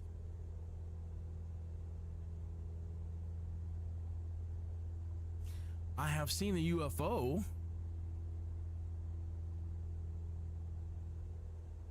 Yeah, everybody's seen a UFO. I have seen a UFO. I was with people or a person who can verify that we saw a UFO. Not only that, we saw the UFO over like 3 days. I saw it 3 times. The gentleman I was with, we saw it together twice. Wasn't big, wasn't scary, it wasn't, oh my God, aliens are landing. And I'm not going to say it was alien. I'm going to say it was a UFO. All right. Now, the unique thing about these UFO sightings here were the presence of black helicopters following it. So in the daytime, when I saw it in the day moving across the sky, it's not very big either. This one wasn't very big. Probably the size of a, I don't know, a car.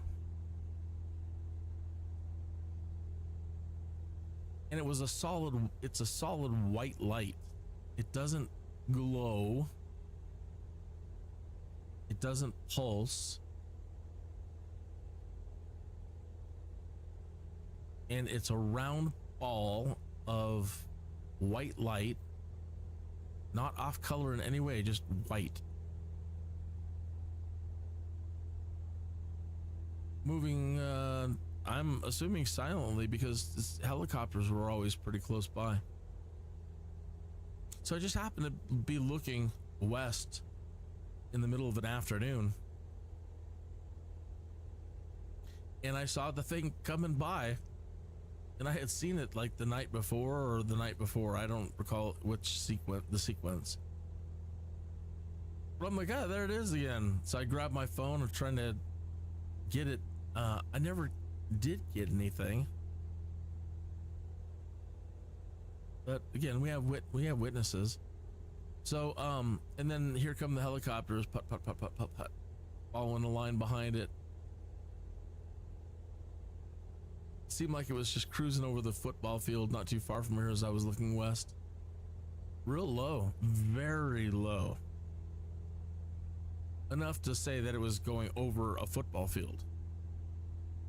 So on an elevation, looking at like only a 15-degree elevation from my point of view. Really, it wasn't 45-degree or higher. My eyesight, my vantage point.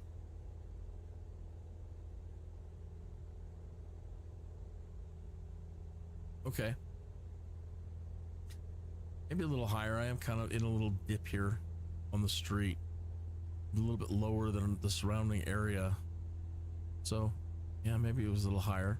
But that's the way it seemed from the perspective at the time. Now, over the course of 2 evenings, me and a buddy were just staying up late talking. We were both having some problems at the time. So we just hang out in the evening and, discuss plans and figure out what the heck to do.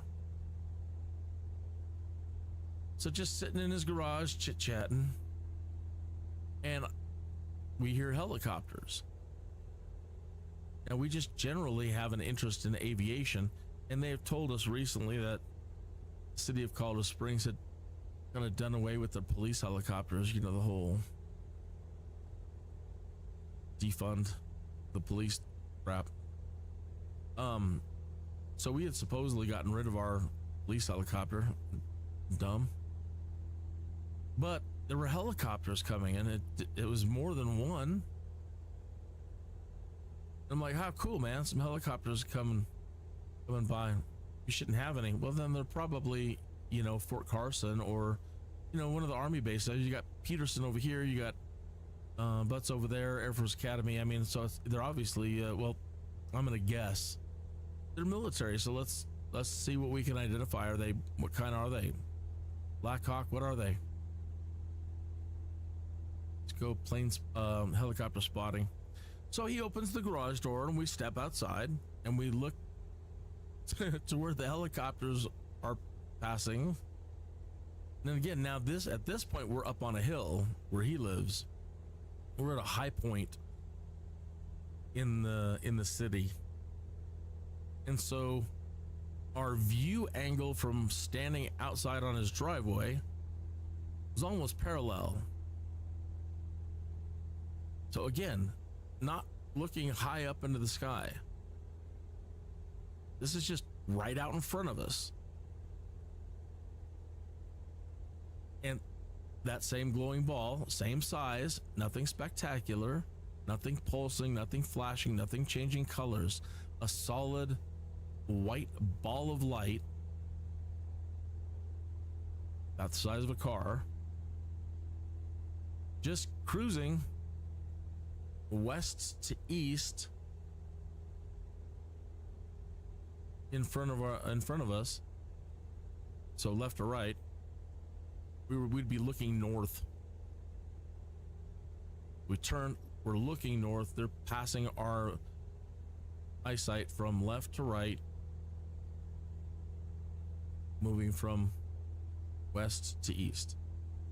Then as it approaches the edge of our east view, it turns north and heads north at a by the way, these things are moving at a good clip of speed, not super fast, as fast as a helicopter in, I don't know, cruise mode. So yeah, it was followed by 3 black helicopters that looked to be Black Hawks, and they followed it all the way across our vision to the east and then turned and followed it north, and we just watched it travel to the north as far as we could see, basically like this, you know, that kind of distance. What you can see in the simulator right now, making sure, let me make sure we're in the simulator. Yeah, so imagine this thing puts across our field of view, gets over here, turns north and starts heading north.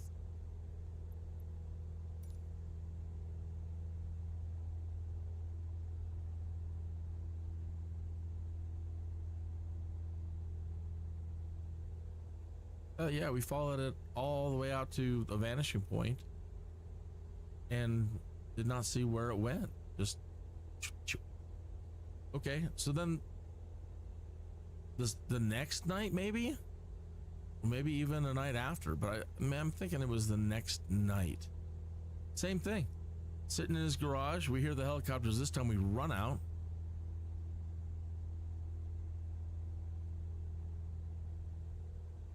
And there it goes again. Same thing, exact thing, a replay of the night before. Cruises straight in front of us, heads north. So yeah, I think it was either the third day or the in between those two. That's when I was outside. I had seen it the night. Okay, so I had already seen it at least once in one of these 2 nighttime sightings. So then, yeah, then I was outside. I must have heard the helicopters first and turned and looked west, and that's when I saw it moving across and over the football field. So like I said, I'm not going to say it's alien at all. This is Colorado Springs, Colorado. This is the past home of Nikola Tesla.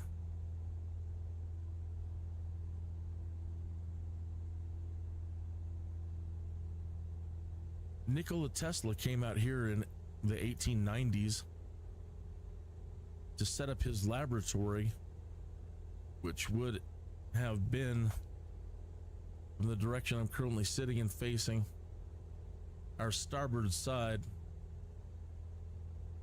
100 degrees and 10 miles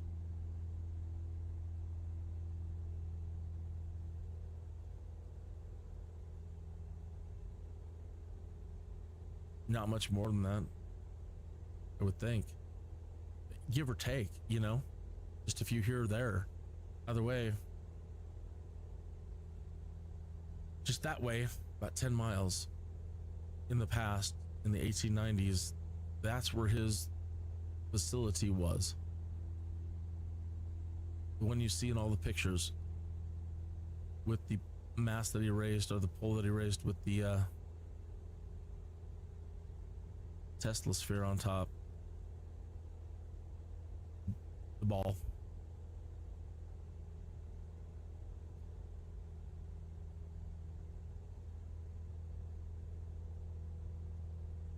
So discussions about things like magnetohydrodynamics and EM drive kind of things growing up, not uncommon.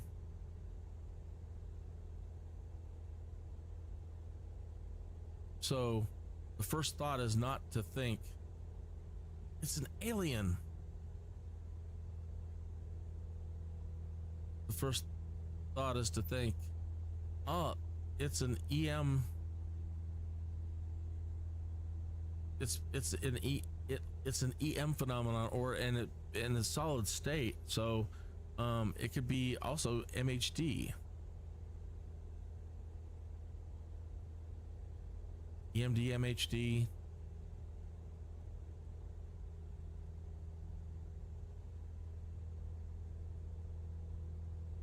So that is the phenomenon. One would expect of a craft with a surrounded by total illumination, because the air, this is freaking me out, because the air would be perfectly ionized, something like that, around the craft, which would seemingly match what we were seeing, just a pure ball of light. You know, the questions that we have then are, that's got to be a trip. What do you do when you can't see? I mean, it's all instruments, everything. You're literally flying blind. There's no need for windows when you're moving like that. It could have been a drone. You know how they light up drones?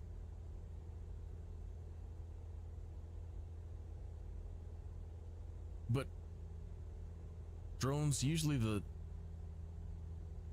light is directional. They have other lights on them. You can tell it's a drone. This was not like that. This was a ball.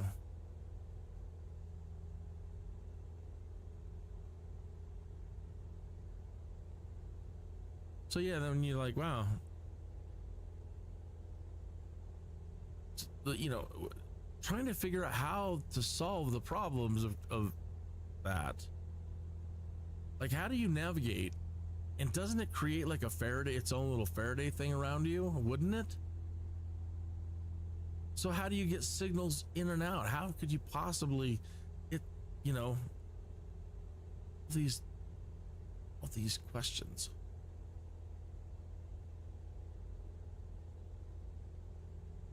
It's got to be aliens.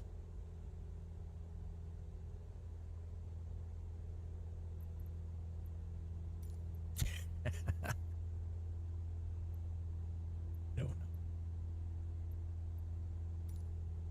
That was a joke. Seeing the whole thing, that wasn't a joke. You know, I wouldn't. It's not what, 20-minute joke? No, that's all true.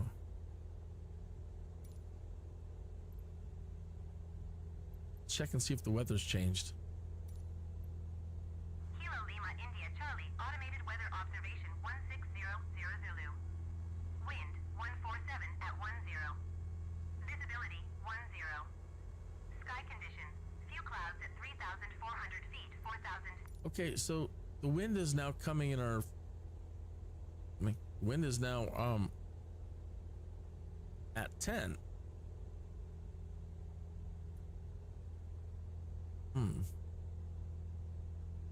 Was it, did I get the wrong reading last time, or thought 120 and it was behind us?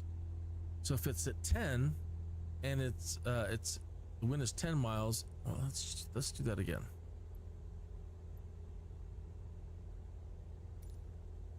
Kilo Lima India Charlie. Oh, I thought it would stay up on the screen.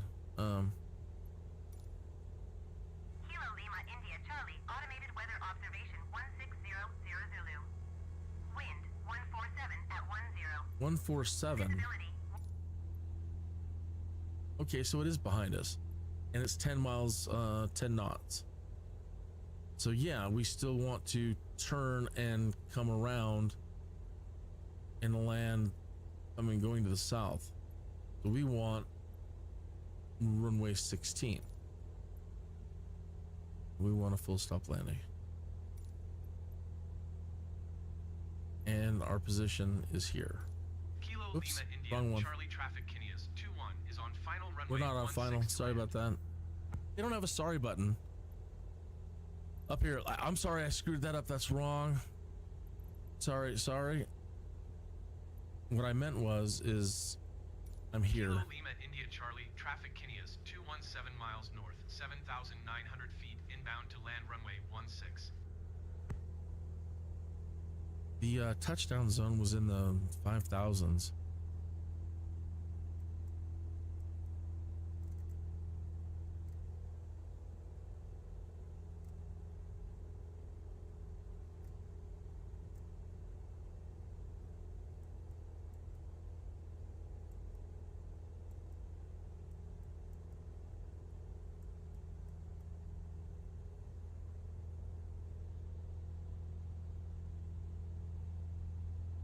Okay. And we will slow down a bit.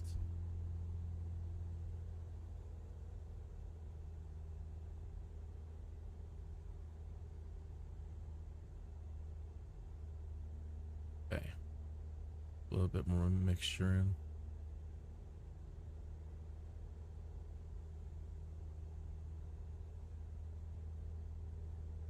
And we're currently on a course setting. Let's turn east.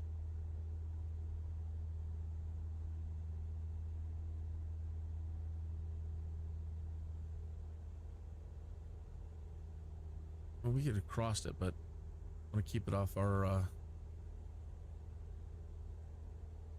shoulder, kind of. We got these dang towers in the way. So we're looking for a concrete runway out here.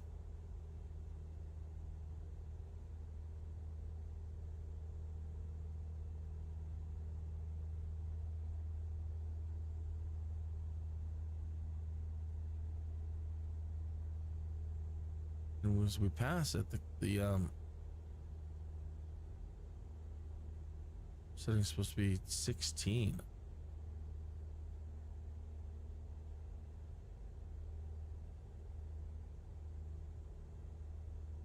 Unless it's somewhere else and I'm reading the wrong thing. I'm following that pin on the ground and I shouldn't have been.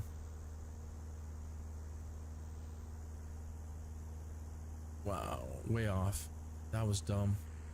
I should have been following my GPS and not what they're showing me and outside my window. Well, here it says we're here. So there's a big discrepancy. Again, a big something going wrong. Where the simulator sees it out here, but it's not. It's over here.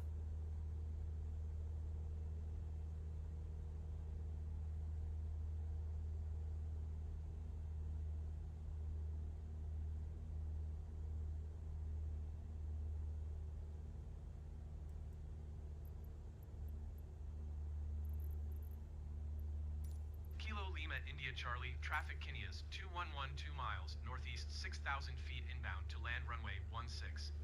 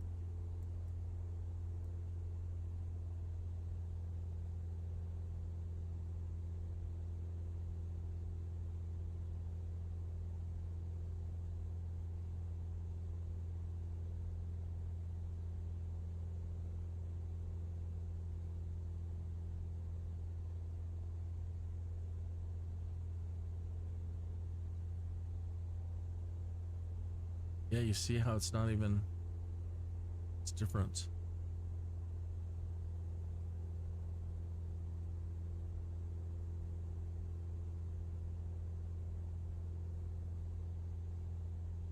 Life is strange.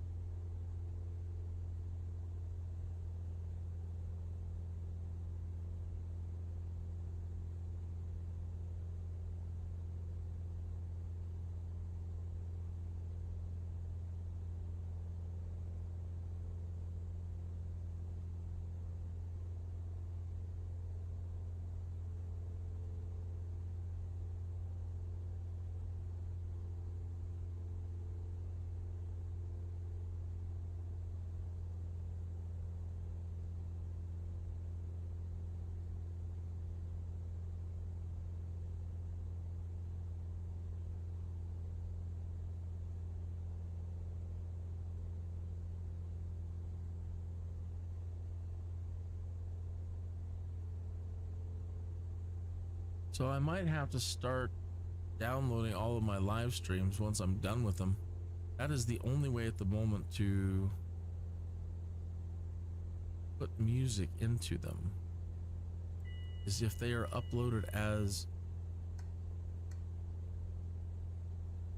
video.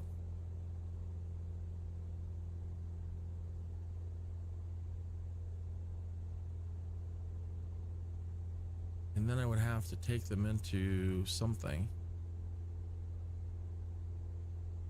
download the music that I need, and then re-edit the live stream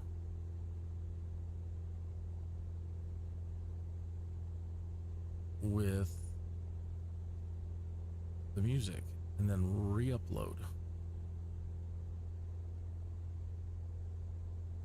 Or I skip doing the live streams and I download the music and record it all,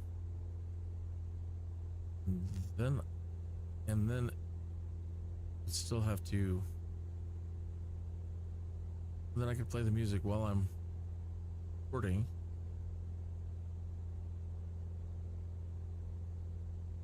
and then upload.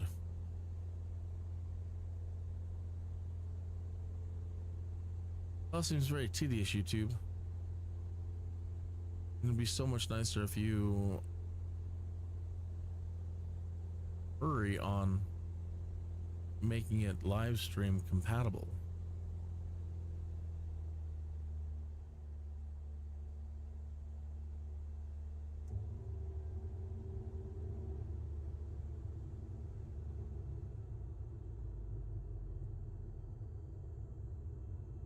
That was a dumb mistake.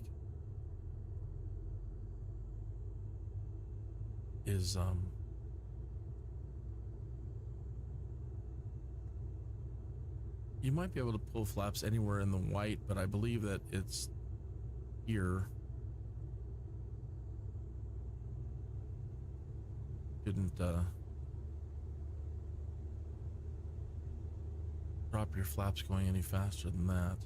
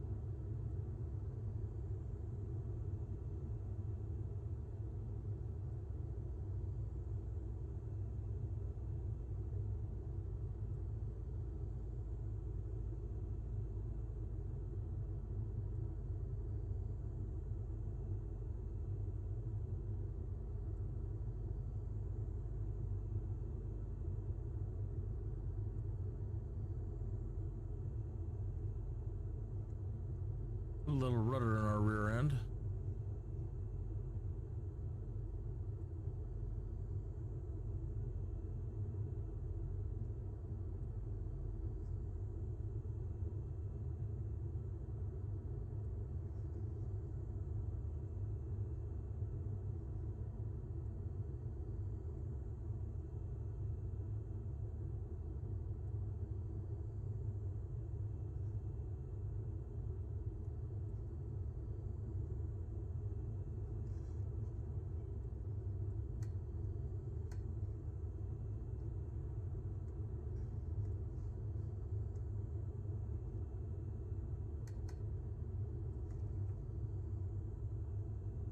We have touchdown. Welcome. Please vacate the runway and proceed to parking. Taxi to parking and shut down your engine.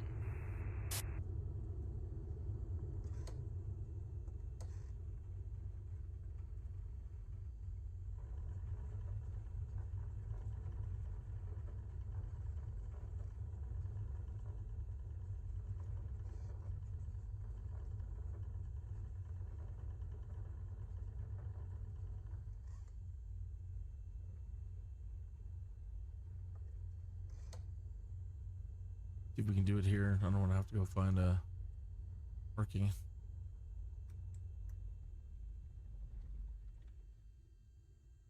Transporter, loading is complete. Let's go.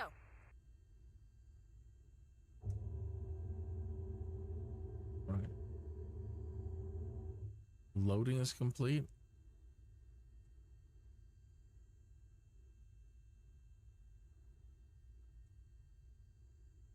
So it doesn't see us in a parking spot yet.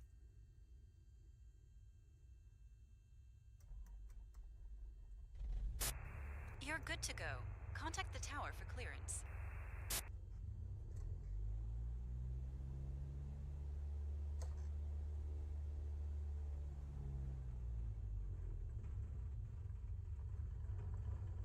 I wonder if it's over there or over here.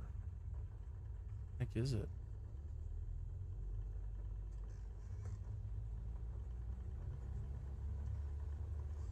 Long taxiway going this way. Probably it then.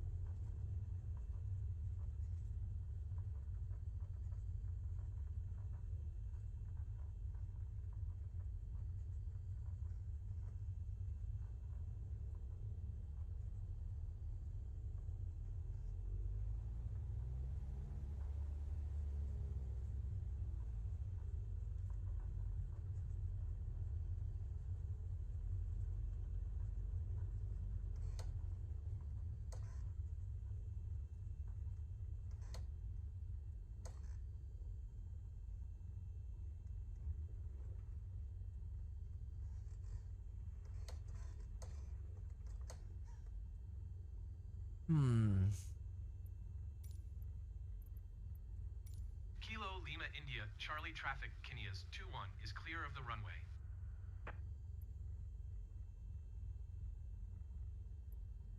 About now.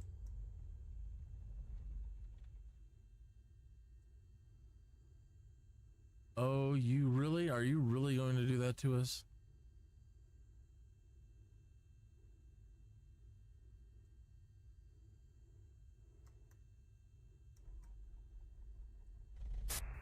You're good to go. We're in a parking Contact the spot, tower for clearance. but she's not unloading. We're not getting credit for our mission.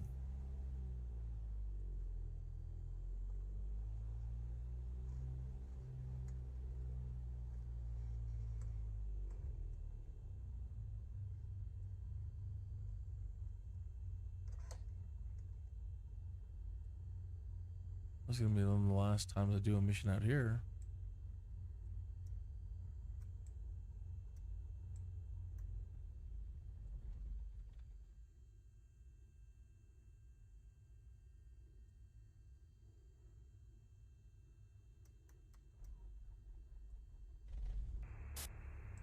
Everything looks good from where I'm sitting.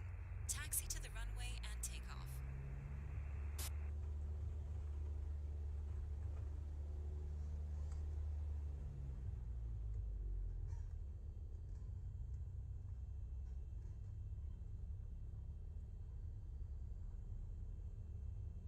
You know, the problem in the GPS and the problem with this, I mean, we landed, I'm thinking we landed at the right spot, but somehow or another there's a discrepancy between this point and the point we were going to land out there.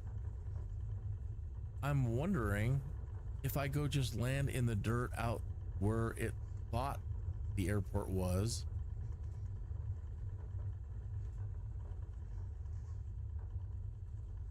if it will think I'm in the right spot.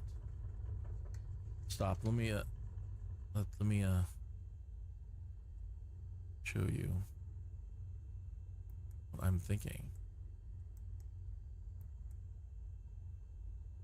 It thinks that the runway is over there.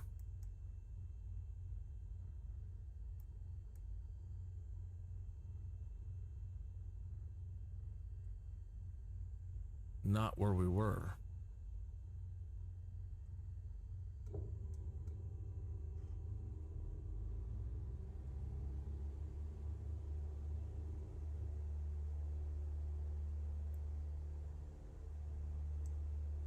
At 10 miles away.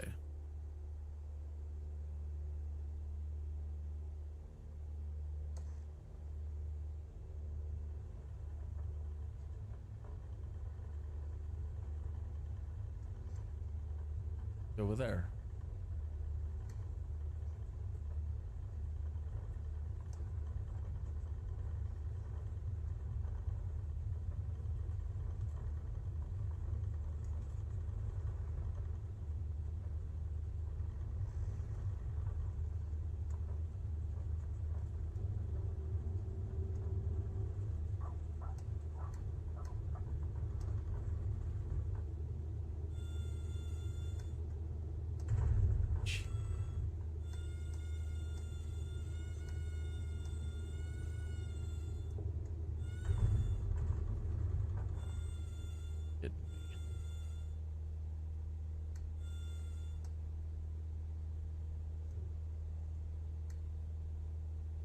So far, that didn't register any damage. So far. Pilot from dispatch. Fly safe. Yeah, GG.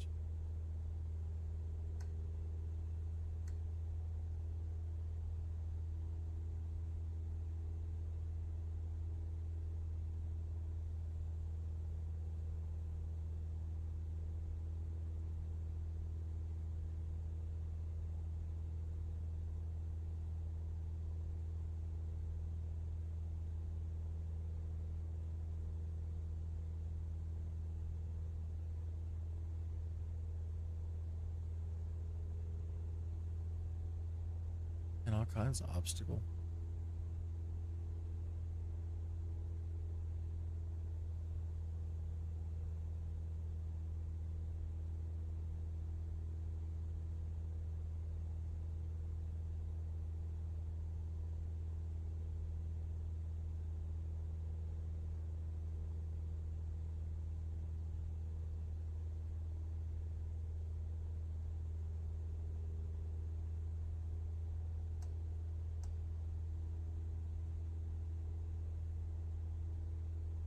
bet that's what I bet it works.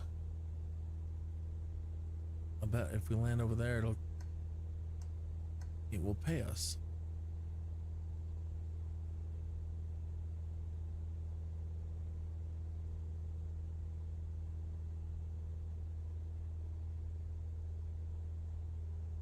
Well, that little discrepancy is interesting.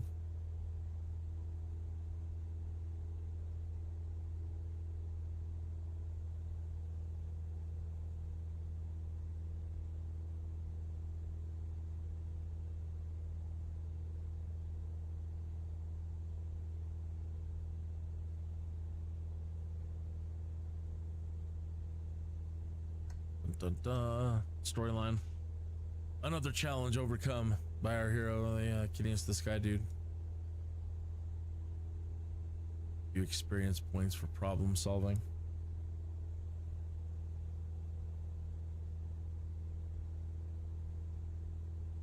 You shan't thwart me today, Nemesis. Nemesi.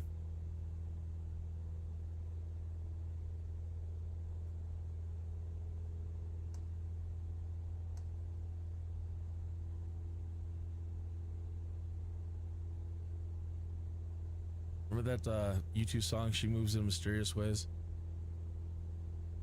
But if she's a supervillain, she moves in nefarious ways.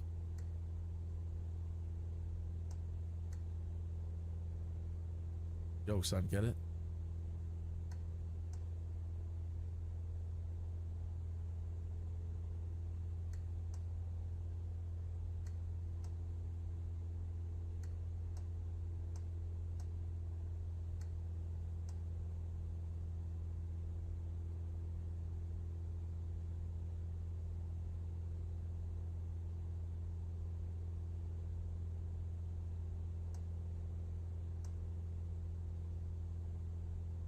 Man, it's either too little or too much. Yep. That's sweet spot.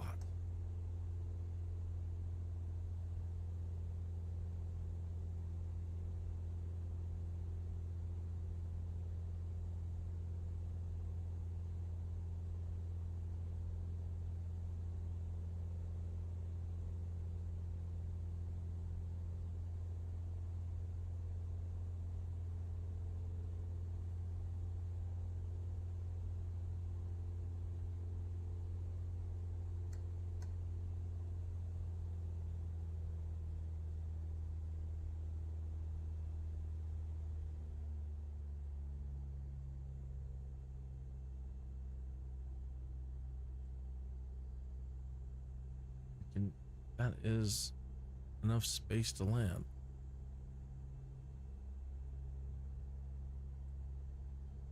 It's like, well, what is the runway? Is it that big dirt strip? Is it this strip on this side of it?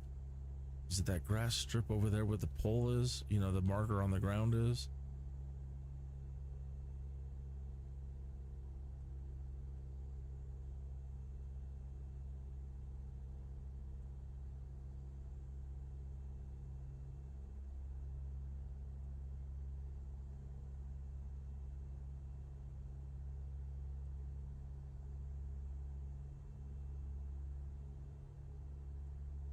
Dirt seems like the best option.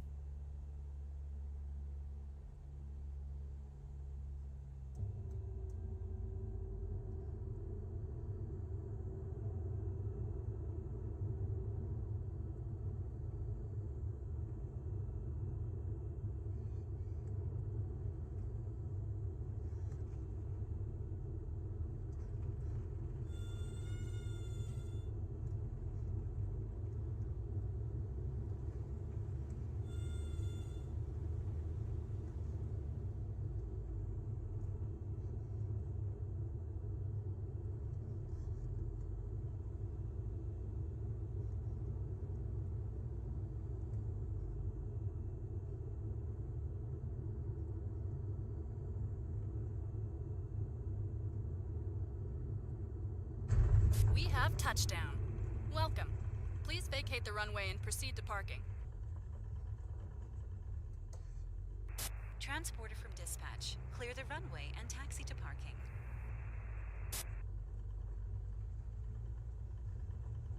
Well, let's cross our fingers. Kilo Lima India Mike traffic Kinias 21 is clear of the runway. Stand by, pilot. I Cargo did it. unloading. Problem solved.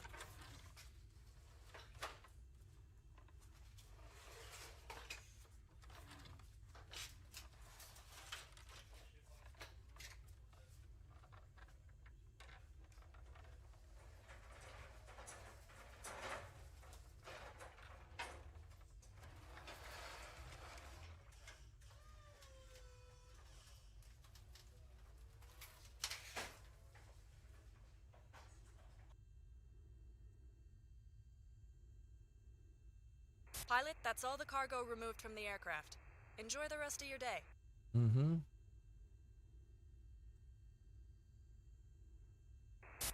Let's go. Yeah, but no place I want to go.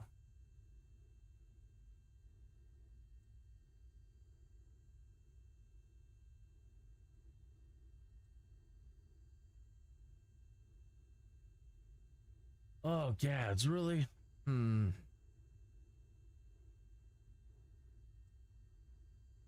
No wonder she told me have a good day, because I don't want to go to any of these places.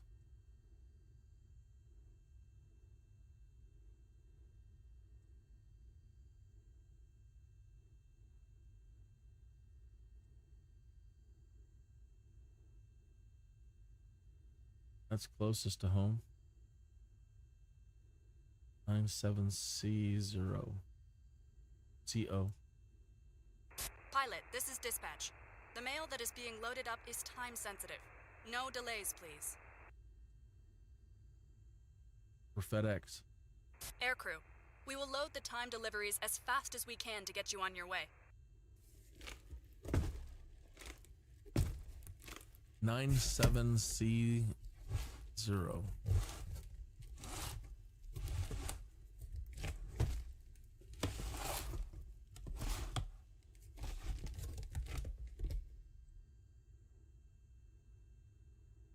Transporter from I keep saying dispatch. zero. The cargo is on board.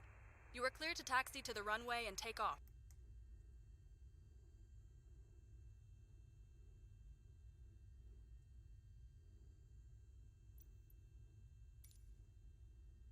$729. Insane.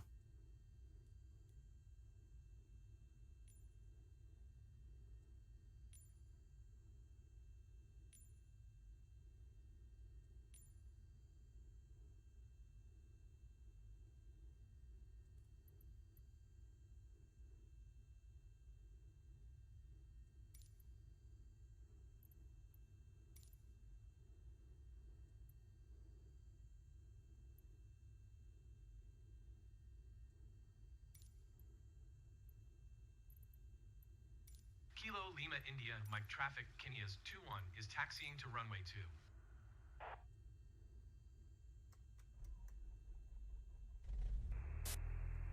Everything looks good from where I'm sitting. Taxi to the runway and take off.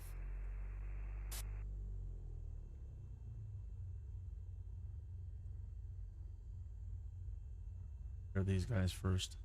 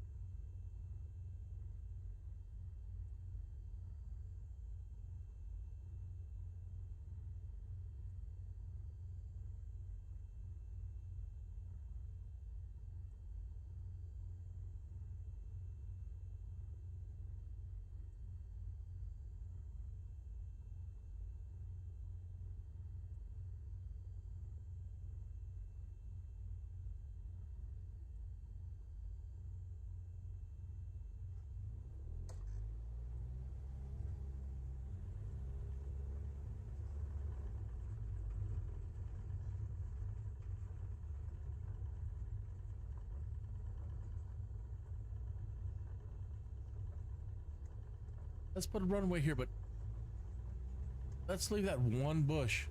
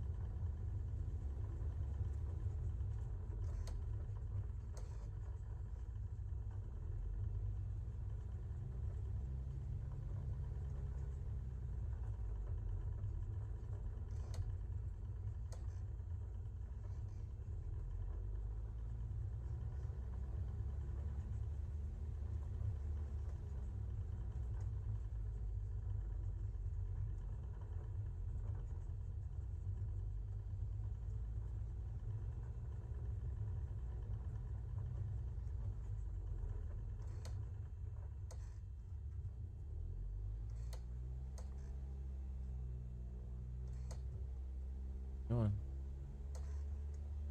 I've got no rudder control to the left, rudder control to the right.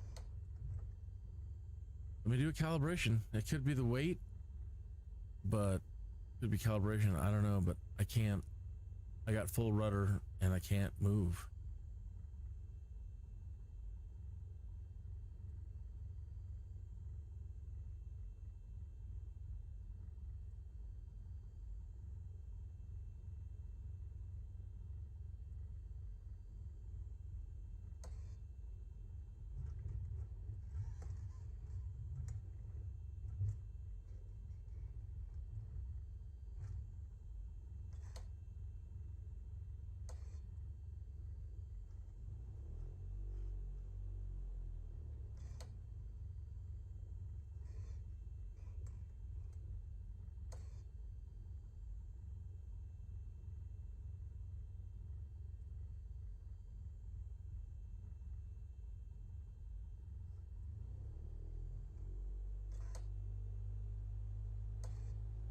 No, I guess the weight decided to put the weight in.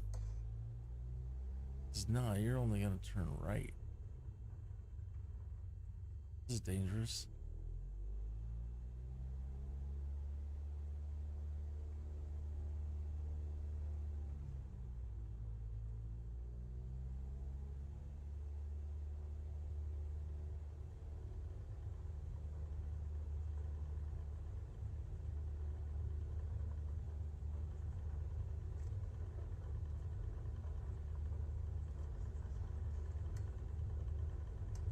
Gads. Now she's pulling heavy to the left. Oh no, and there's a big divot in the ground. And there's another big divot in the ground.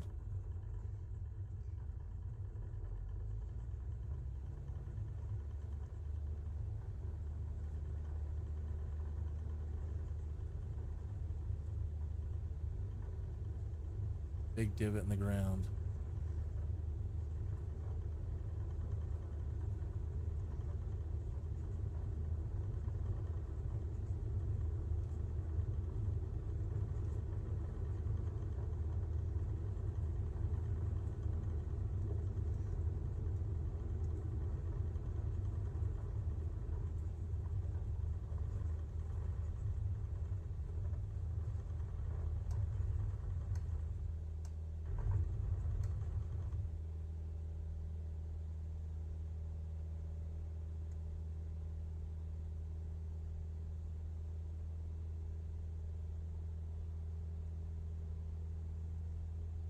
Transporter from dispatch. Fly safe.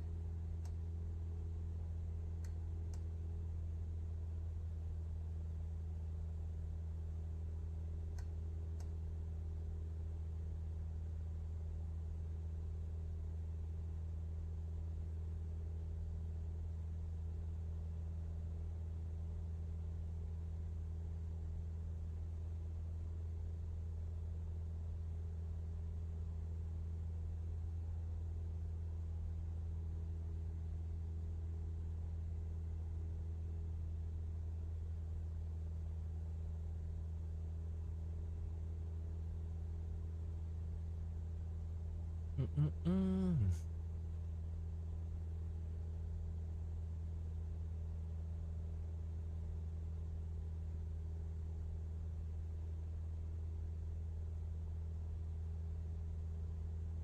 sleep trance, a dream dance, a shared romance, synchronicity.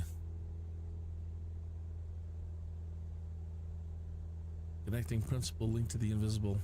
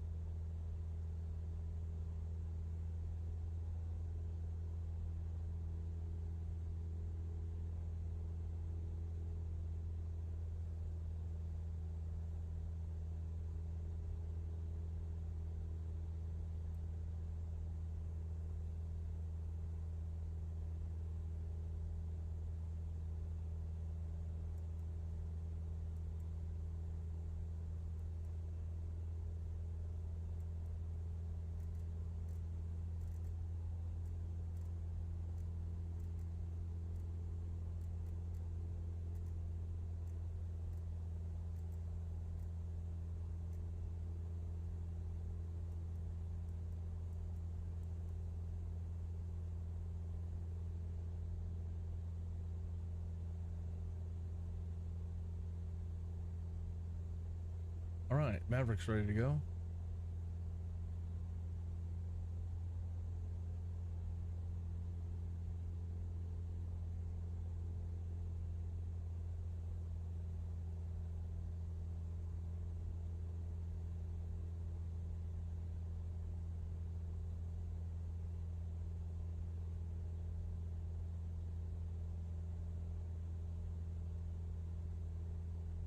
All right.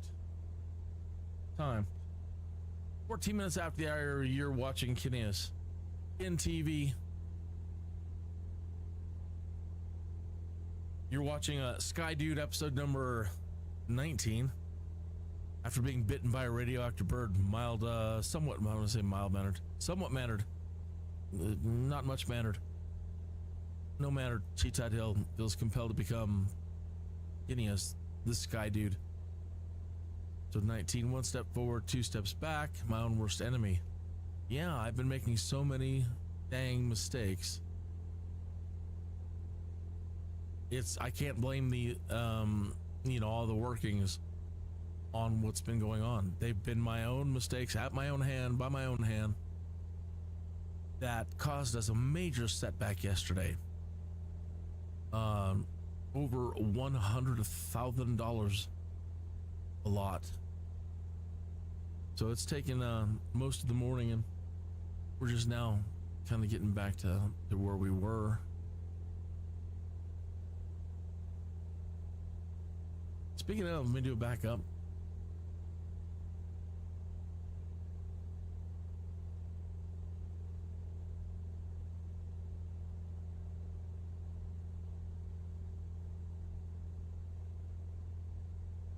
Why is roll holding in there? It's because we're at vertical pitch.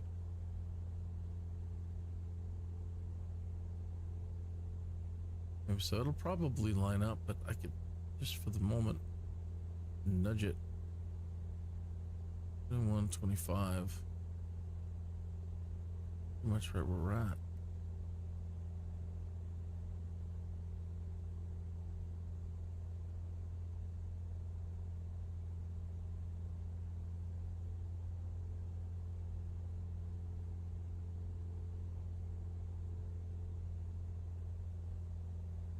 So instead of at the moment, what I just did by hitting that is I adjusted our heading, I took it out of nav and I put it into heading, and I'm having it follow this instead of these.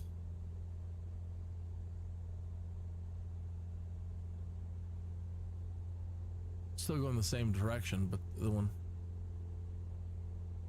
and it seemed like it was gonna, like if I turn it in a little bit more, probably intercept it a little bit better.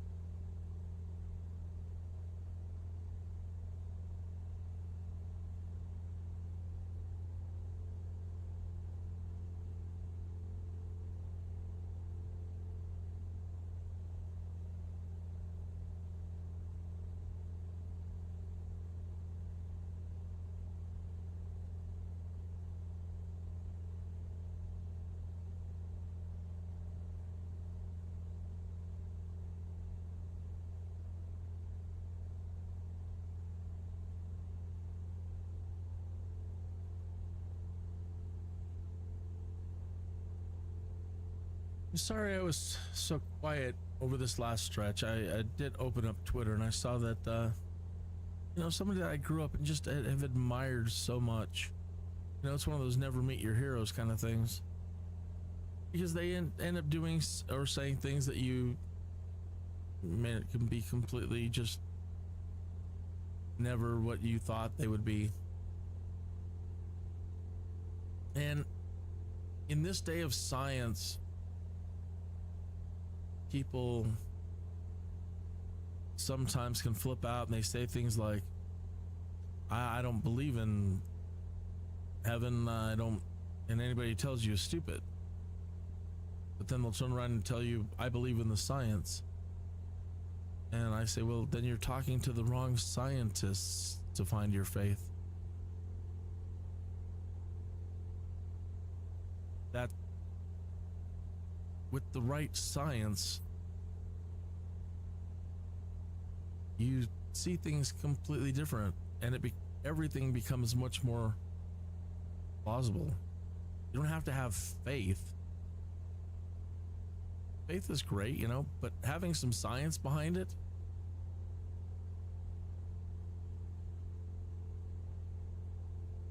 that, so people today, and they say, yeah, I don't believe in this because I don't believe in religion because I believe in science. Well, then you better go back to school because you're missing out on the science. When I was growing up, they kind of said either way. Maybe that's where his head is at. Arnold Schwarzenegger. Still in that older generation mentality that you either believe in science or you believe in religion. And from an early age, I said, that's garbage. Science can prove religion. Science will prove it. What's the point of having science if you can't prove something? If it exists, you can prove it. Well, we're so much closer. And almost everything we were taught about what space is, how space is, it's all wrong. So the last several hundred years, they've been teaching us some bunk science about space,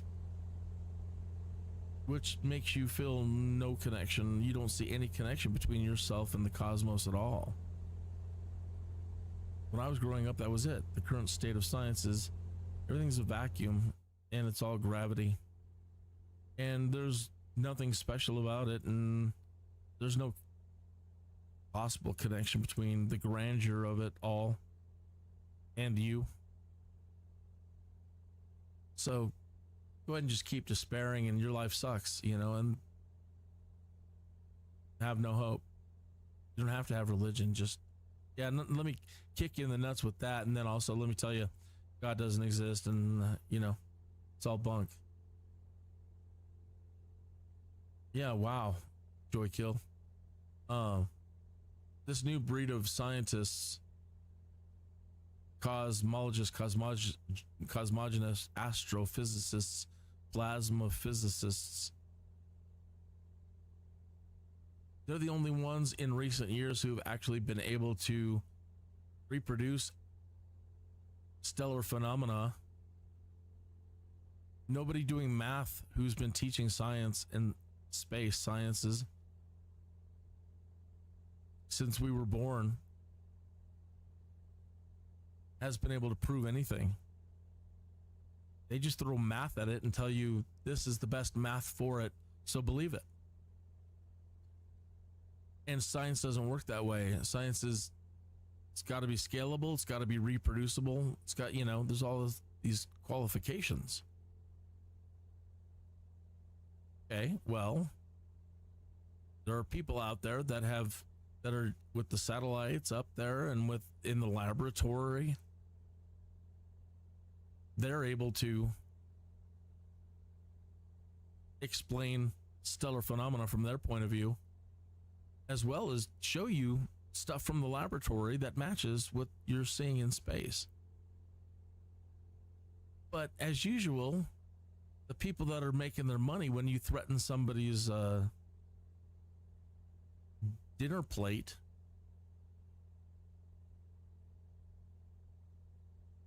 they will do whatever they can to suppress you, their meal ticket. So mainstream science and the people in charge of sciences and their meal ticket override science as usual, and other agendas and other agendas and other agendas. We have seen it since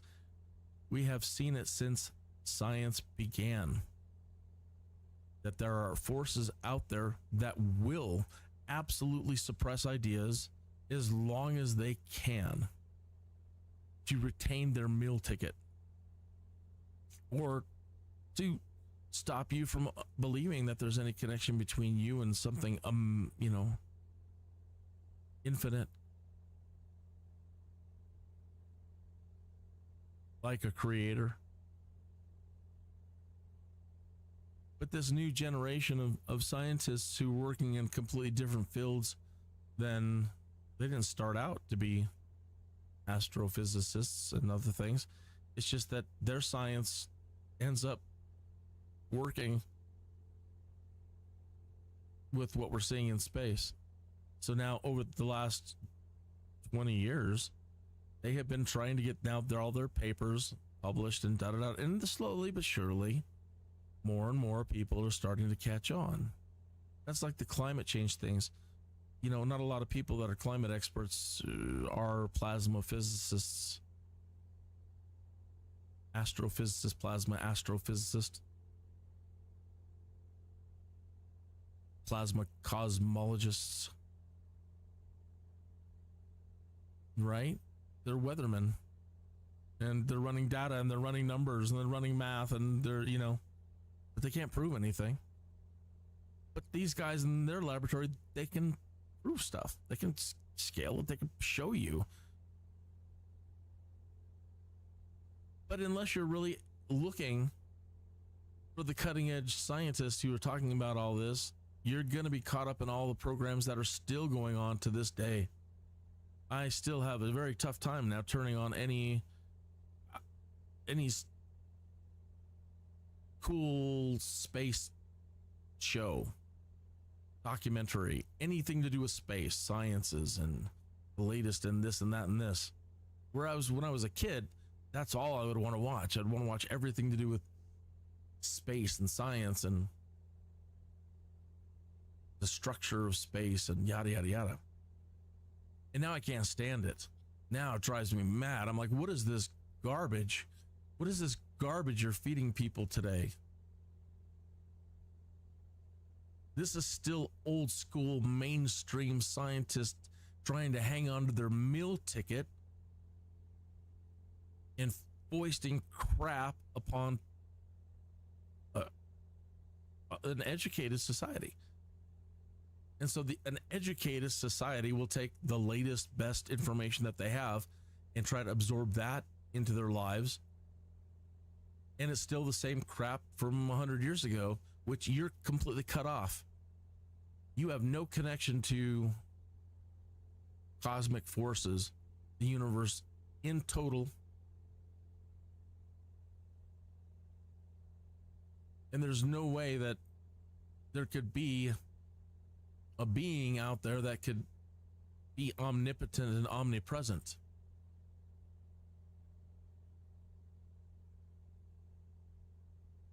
Well, then you start hanging out with these new scientists who don't even really talk about that. They're not men of faith. They're not priests. They're scientists working with plasmas and in the field of plasma and electric phenomenon. They're more akin to electricians than they are priests.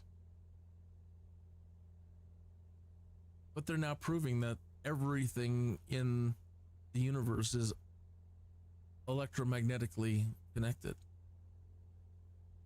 There's an electric current that runs between every body in space and around every body in space. That's completely opposite to what we were taught growing up.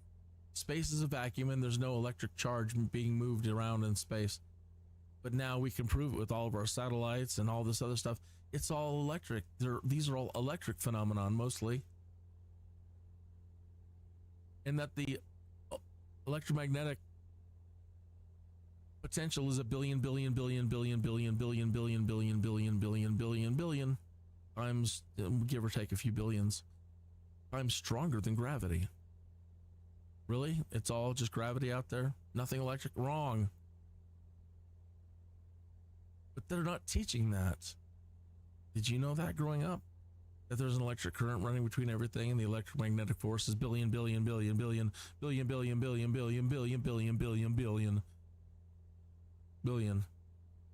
times stronger than gravity? Okay.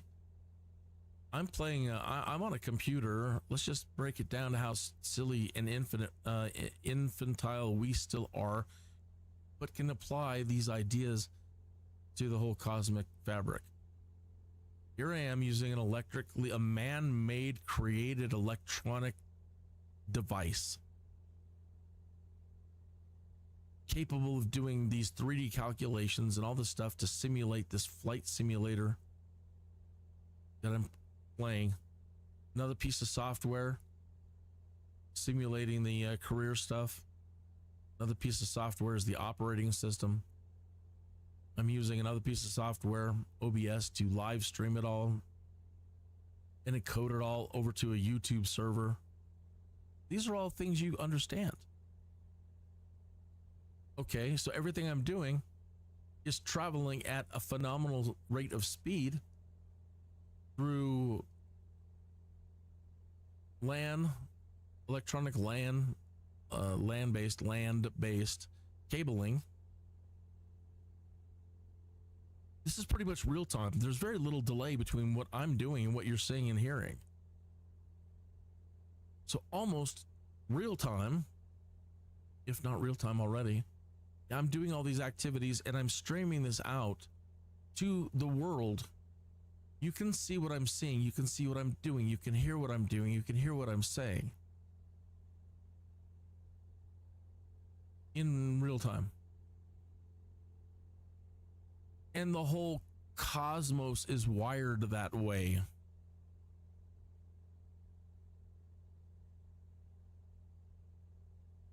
You don't, so now the plausibility, the potential for a being or beings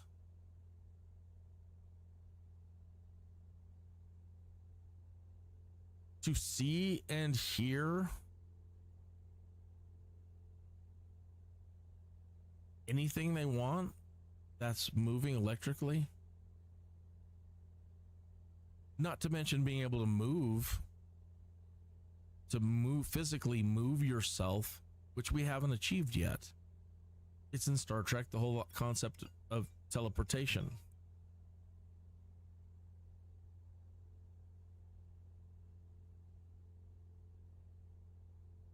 Hello. Okay. I'm still live streaming. Yeah. All right. Well, I'll just call when I leave work. Okay. Bye-bye. Bye. So the potential for, and again, we haven't achieved teleportation yet, but it's on our list. And we're just mortals.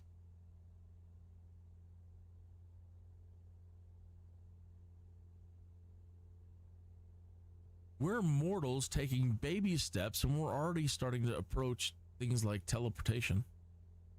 But electronically, look at where we're at, even though we're baby steps. Think about where we are right now, what you're seeing and hearing, compared to where we were in 1984.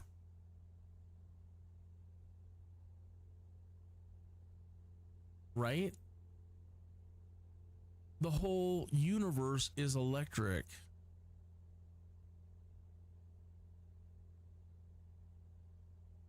And now they're saying it's not the movement of electrons like you were taught to visualize it. So there's like, what they've taught us to visualize growing up is that when there's an electric current moving, it's actually pushing packets of electrons. It's pushing the electron in front of it, and the one behind it's pushing that one. And that, like little BBs, the electrons come out the other side of a wire. That's not what's happening. it's hard for me to even still wrap my brain around what's happening.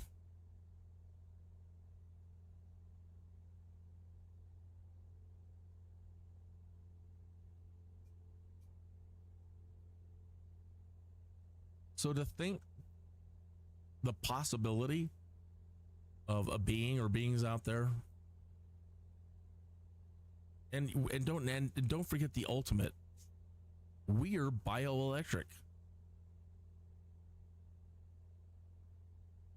Right? There's papers out there right now on how to beam phone and television directly into our heads. And we're babies in the cosmic scheme of things. Babies. In the 1980s, they may have had a paper on it, but now we're close to being able to do it.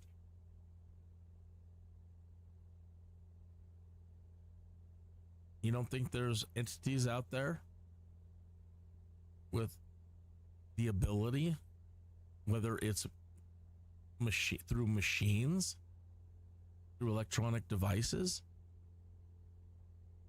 or they are inherently able to operate and control electric things that they couldn't see through your eyes, hear what you're saying, possess you? Well, now you're bordering on, you're not even following the science. Now you're denying the possibility of science. And now I'm not saying you, just an imaginary person that we're talking to. Well, now you're scientifically stupid. So you're out there proclaiming your atheism and that there's no such thing when technologically it's entirely possible. It's more than possible. It's more than. It's not, well, 0.0000000 point. No. With the right technology, we should be able to tune in to any broadcast being broadcast from anywhere in existence, in the totality of existence, in real time, because that's the way it works.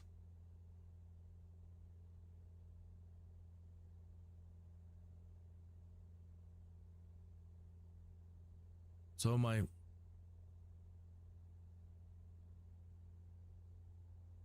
the man that I really am, and I'm saying this all for the man that I really, he was just my hero growing up. I loved Arnold Schwarzenegger. I loved his films. I loved Conan. That's what got me into him, Conan. And then he was just the coolest dude ever. And I loved all of his movies. And, just when you're a little kid, just that was my idol. And so today, to see the tweets that are being put out there saying that he's saying, if you tell anybody that there's heaven, you're a liar.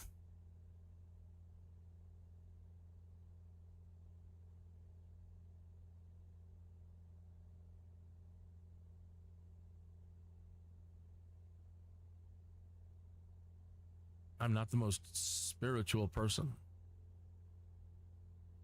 I'm not destined for the Vatican.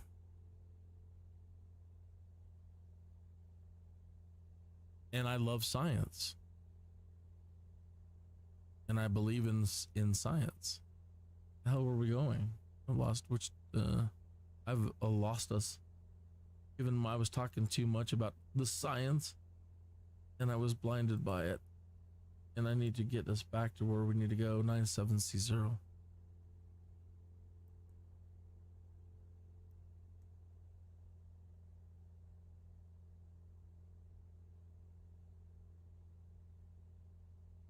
So I made a tweet to Arnold Schwarzenegger telling him, maybe you need to hang out with better scientists to help bridge that lack of faith that you're going through and trying to hurt everybody else because you're hurting. I guess. Why would you say such a thing? Why would you want to hurt people? And now the science is making you look. Science is making you look foolish, not religion.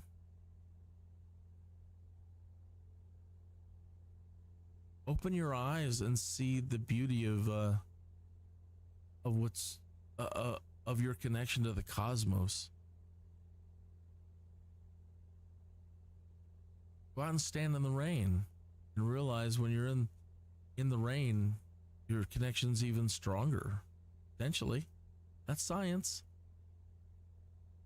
Shouldn't you have a greater throughput if you're wet, standing in a wet field connected to the electric universe? I can get shocked. I can get hit by lightning more. The chances of that are greater. Yes. Yeah. But theoretically, yeah, you want a greater connection. It'd probably be better to immerse yourself in rain falling from the sky.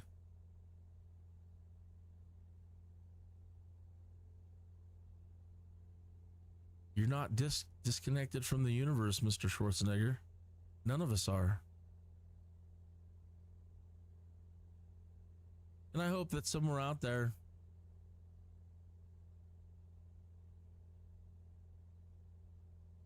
maybe even somebody in heaven, opens up their iPhone or whatever devices they have and pokes you from the other side of the universe. Come on, man. Are you a hero or are you not? Don't go out like a chump. Just when he was getting people to start liking him again too with this new, not that, some people aren't gonna like him, but politically politics has screwed up everything and everybody hates everybody because if you have a political view, somebody's gonna hate you.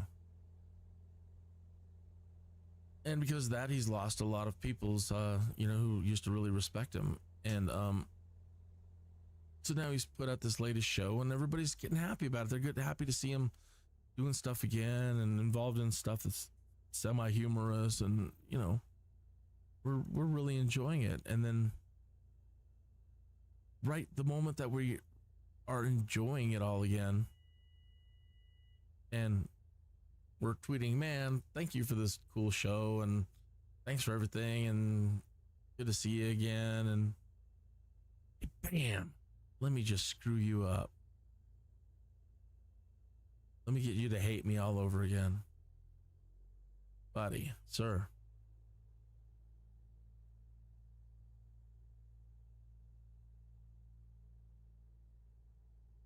So in that tweet, I added the Thunderbolt project, and I would pray that that's what I'm going to try to do, is electrically send my thoughts out.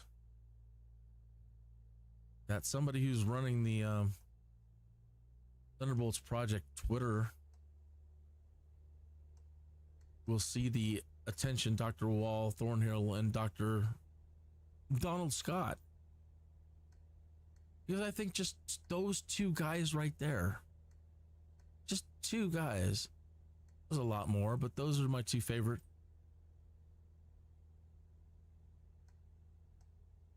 Just those two guys right there. They could change your whole view, and they'd never even talk to you about religion. They would never, it wouldn't even come up. If you bring it up, I'm sure that they would, I don't know, I've never heard them talk about it. Which blows my mind, because what do they say? Therein lies the rub. That's everything that you're teaching science-wise is everything that people of faith need so much, and people of science who are atheists, that's what they're missing.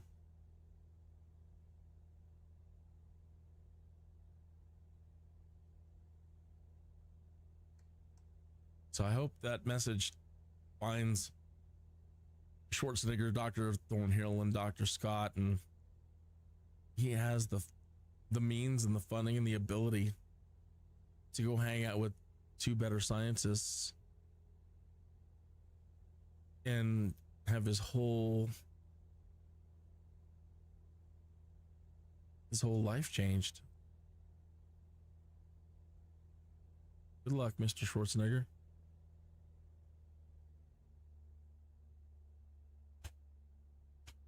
Good luck to you too if you've been struggling or still struggle. I mean, it's how can you not? The world seems total garbage.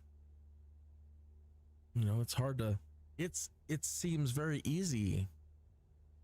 It seems so easy to have no faith because of everything.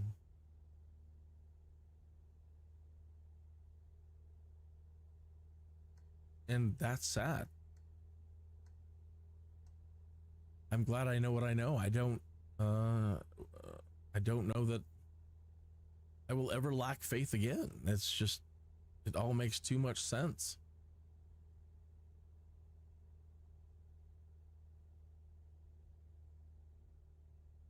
Far from fairy tales, that's another thing. People, it's fairy tales meant to explain things that people didn't know how to explain. Now you're just explaining it wrong.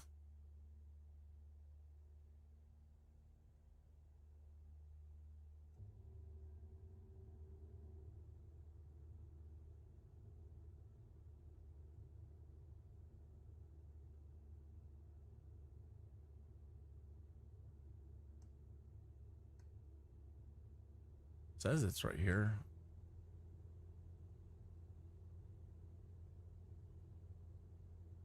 It says it's pretty much underneath us. Oh, 9. Shoot for that over there.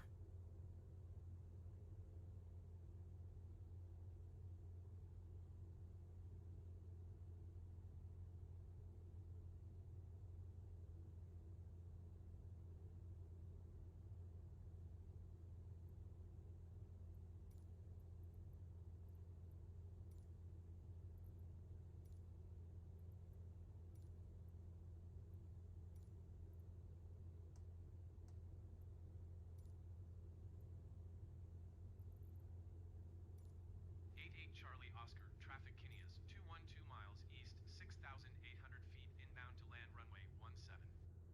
212 miles east. East.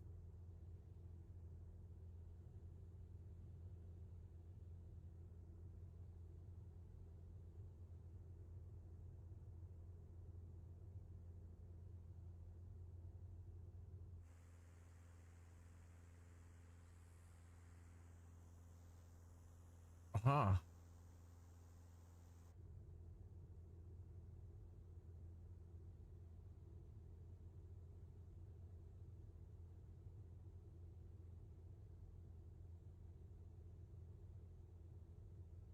No, I so wish we could play music right now. I want to play Billy Joel's Keeping the Faith. Nothing's stopping you from putting it on and listening to it. I would have to mute desktop audio. Unless I figure out a way to bring another audio source in but not put it out that you can hear it. And I have no idea how to do something like that.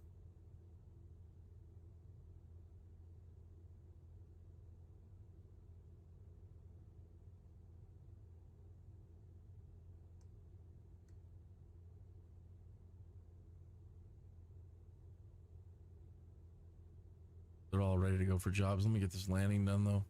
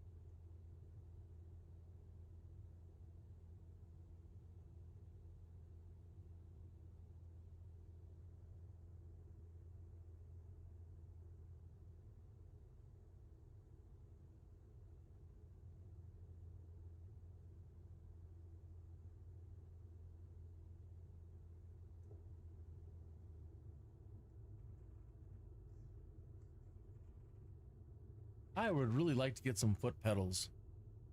I would really like to be able to use rudder without using the sidewinder, because it's really hard to make a perfect coordinated like I want to keep my nose pointed one way and my rear end like it's doing now, spinning around without tipping the plane over.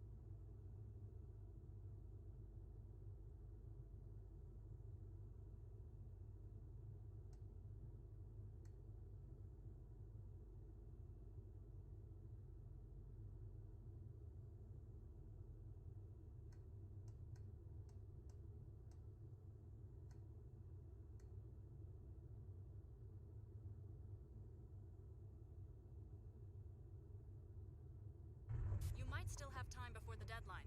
Proceed to parking. Transporter from dispatch. Clear the runway and taxi to parking. That's right, this was a time sensitive. I better stop and turn off the engine. Forgot about that. We're lucky.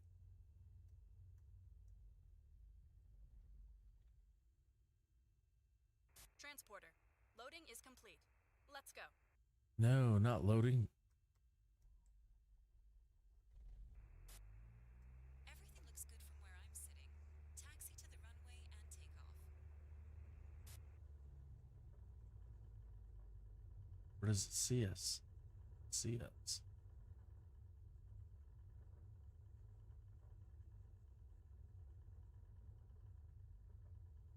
Turn around.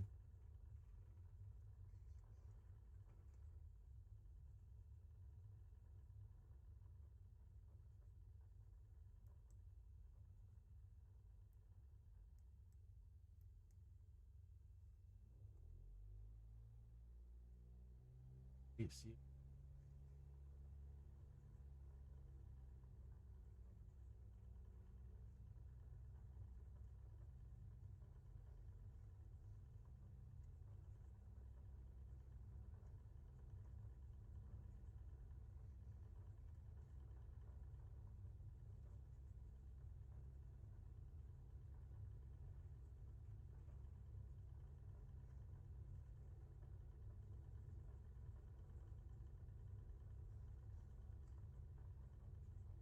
Where are we going?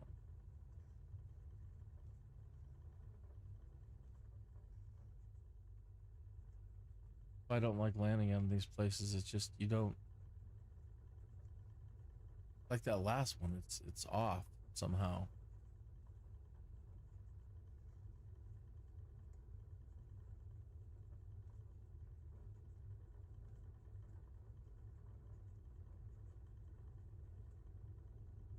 Now I need a car.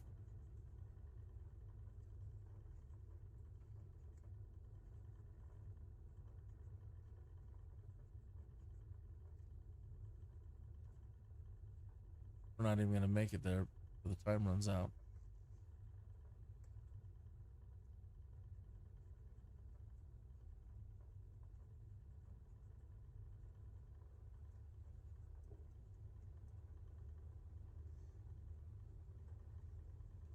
Ah, boy. And we're going uphill.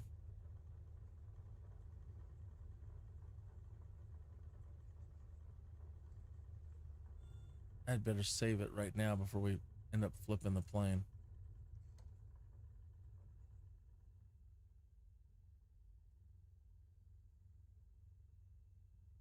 This is not working.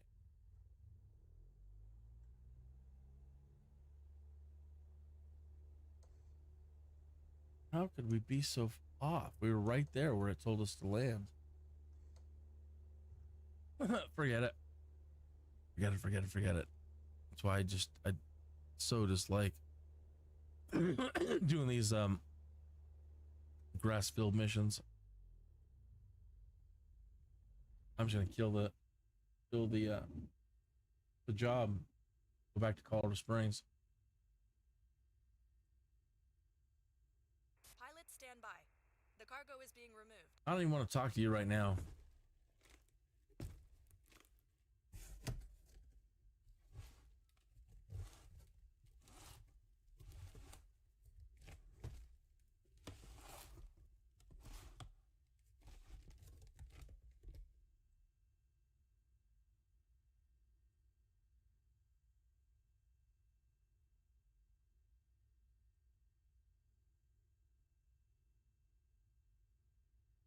Do.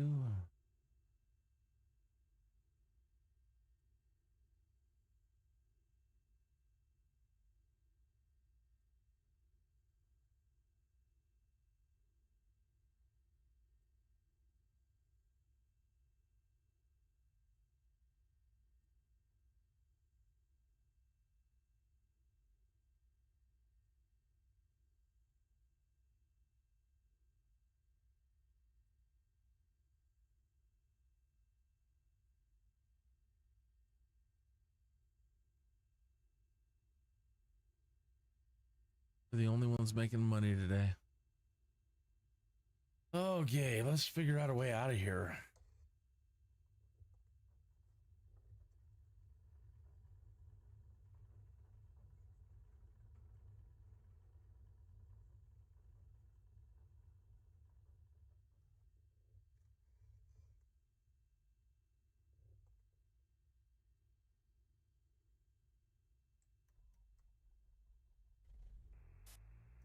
Everything looks good from where I'm sitting.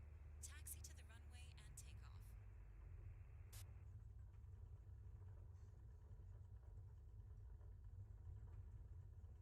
All right, here, cut the field this way.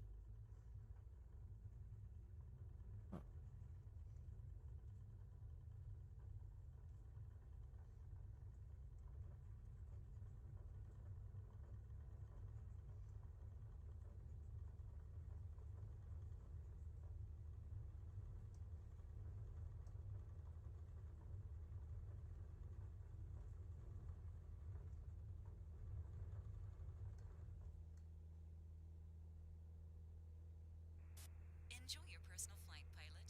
You can search for more jobs after you land.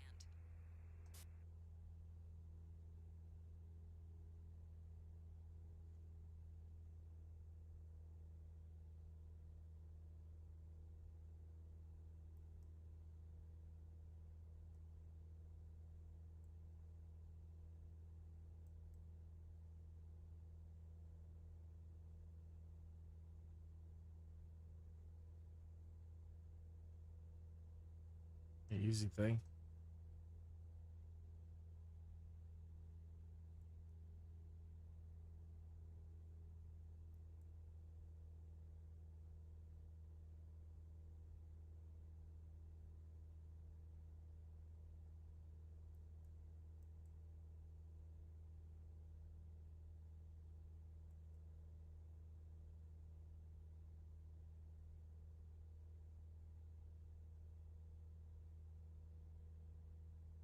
Seven. Right.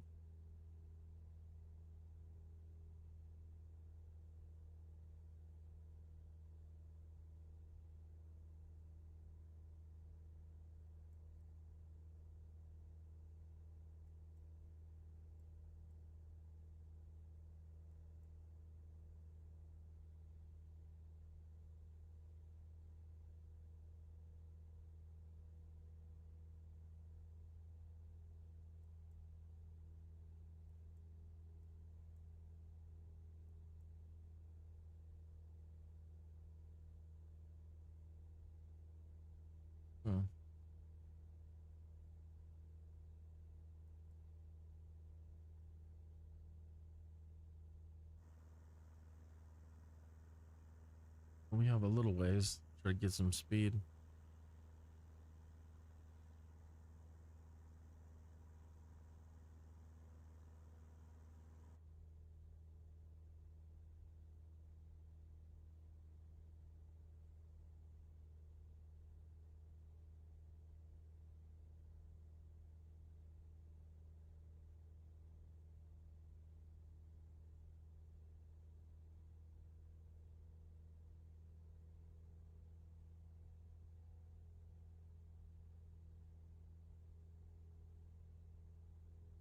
Amazing how much just a little bit of mixture can make a big difference.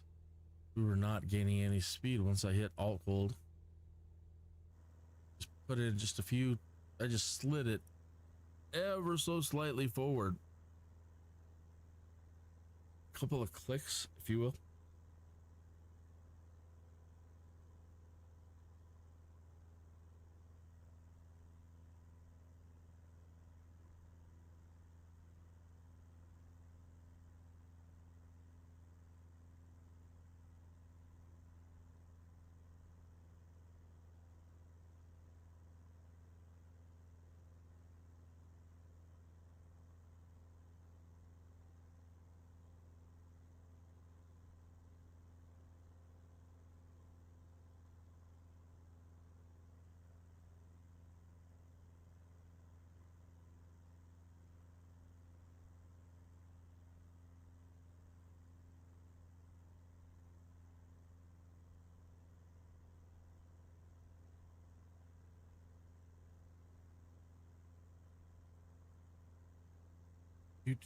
Do.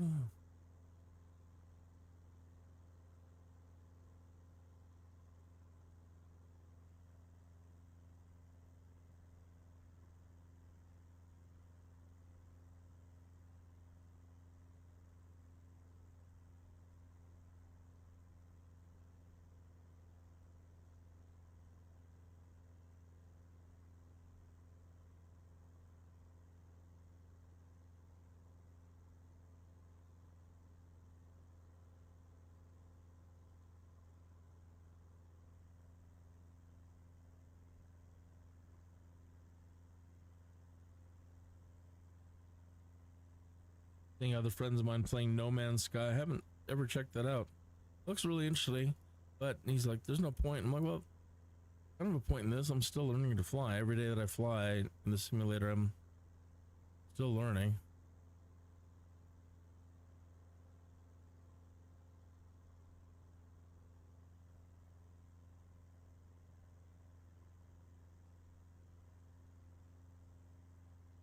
Bum, bum, bum.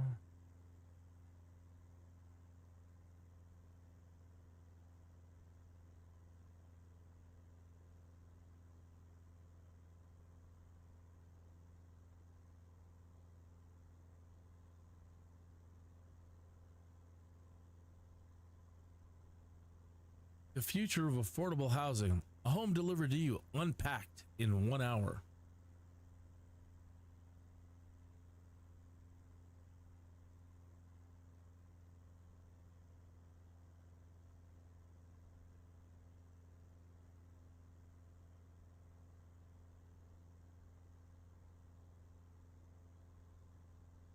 Mm-hmm.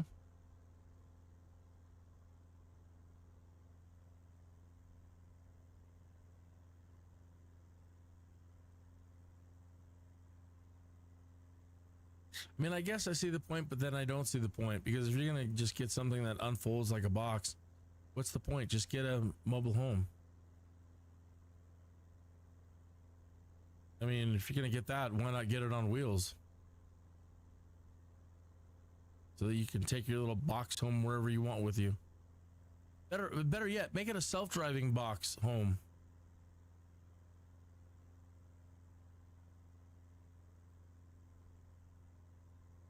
Better yet than just an RV.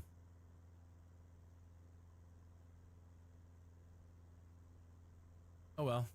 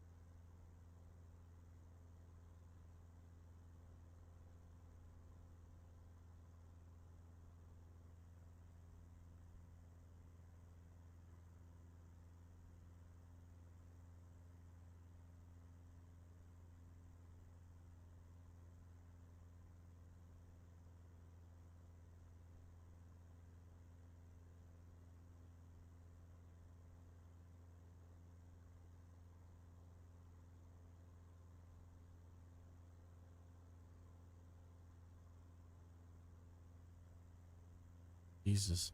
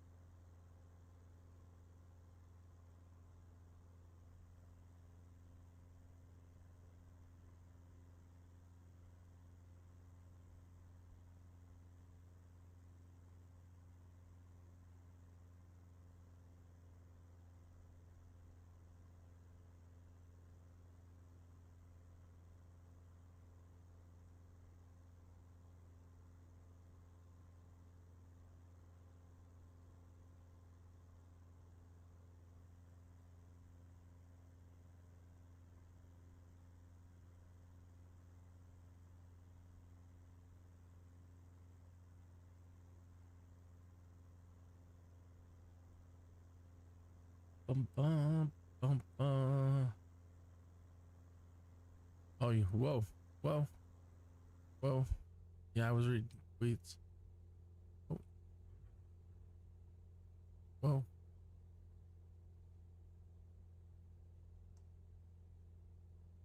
You need to be able to break out of the autopilot.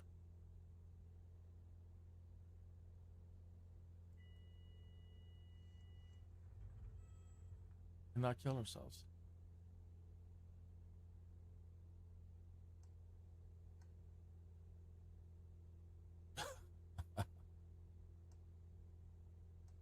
Oh, shoot.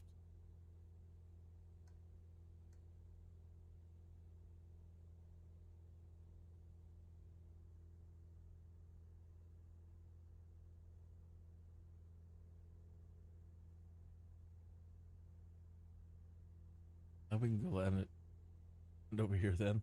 Shh. I thought for sure we weren't even there yet. My God, look, now we're not even there yet. Holy moly. That's today's episode. I am my own worst enemy. Thank goodness we didn't crash.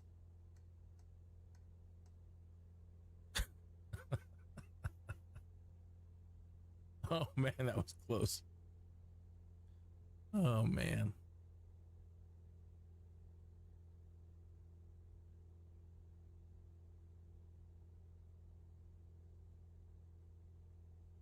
Thank you for tuning in. Thank you for taking even a minute out of your day to tune into this stuff. I mean, the numbers go up, the numbers go down. I'm sorry. I know this, flight simulation isn't the most exciting stuff ever, but bless you. Thank you for even taking a minute out of your day to tune in to see what kind of stupid stuff Kineas the Skydude is doing today.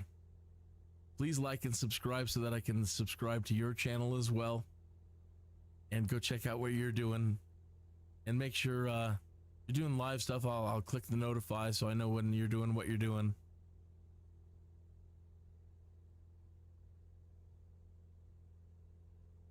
Don't forget to write to YouTube and your feedback and let them know that the music idea that they're putting out for creator music is really cool, but please, let's move it along, shall we, to include live streaming.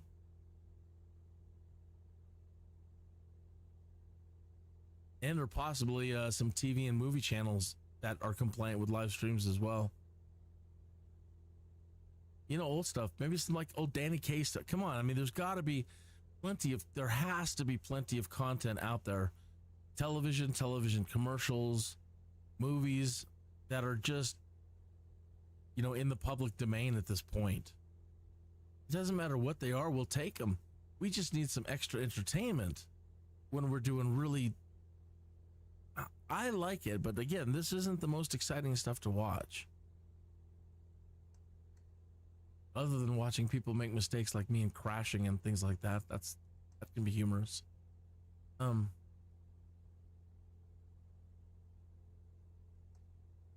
I love where they're going with their creator music beta at the moment, which is far out. Thank you. We're getting there, about time. But yeah, now let's keep going. We need more. It's not midnight, but I'll cry more.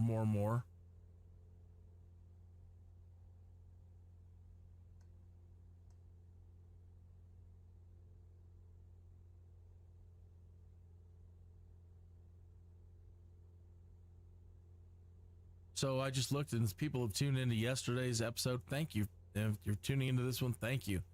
Can't thank you enough for, even if you don't like it, just clicking in for the day, see what I'm doing, clicking out. I don't mind that you only watch for 12 seconds. That's okay. I don't mind. You've tuned in. I'm starting to get a little bit of some numbers. A couple of people watch every day, and every person helps. You make all the difference in the world. It all hinges on you, everything. And I could really use the help. So thank you. When I'm not driving in the real world, I would really like to be like other people and be able to make a little extra cash doing gaming activities like Flight Simulator or Baldur's Gate or whatever. I would like to too.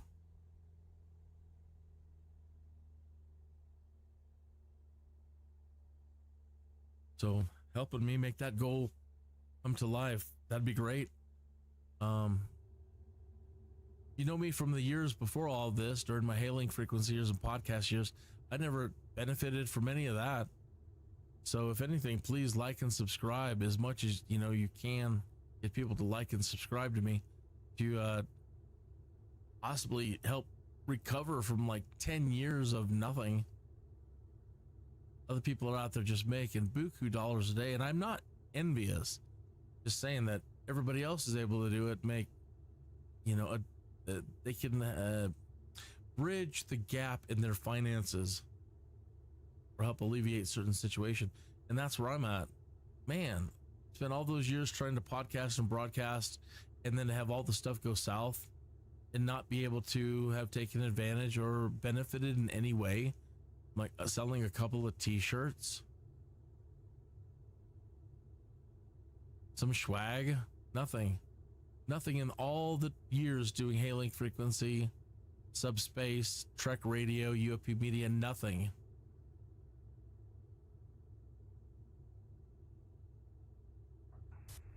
We have touchdown. So it would be a great blessing to Shut down your engine.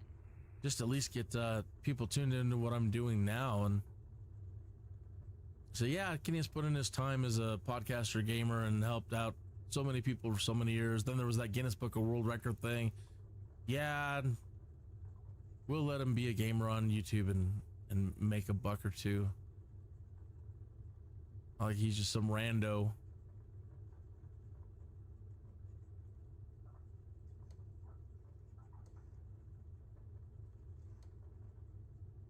Feel like it though. Rando Calrissian.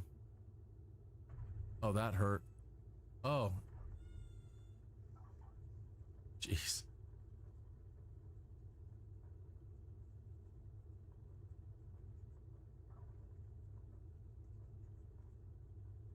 Wonder if that caused any damage.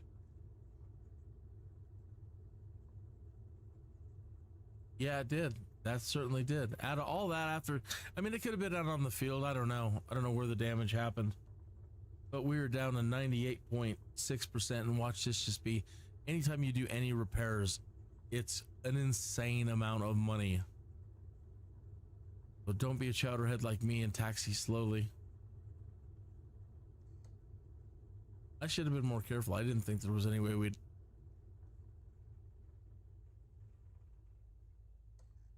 do any damage. Okay. But we did. So let's see what outrageous amount of money this is going to cost us for being at 98.6%. That's not too bad. 1,400.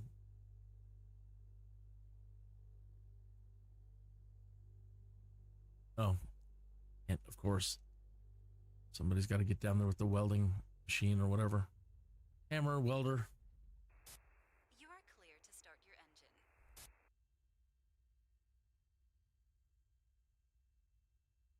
engine. 99.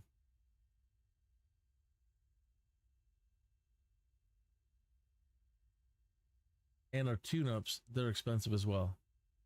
Just engine tune-ups. $800 for just like 1%. All right, let's do backup before I do something else silly.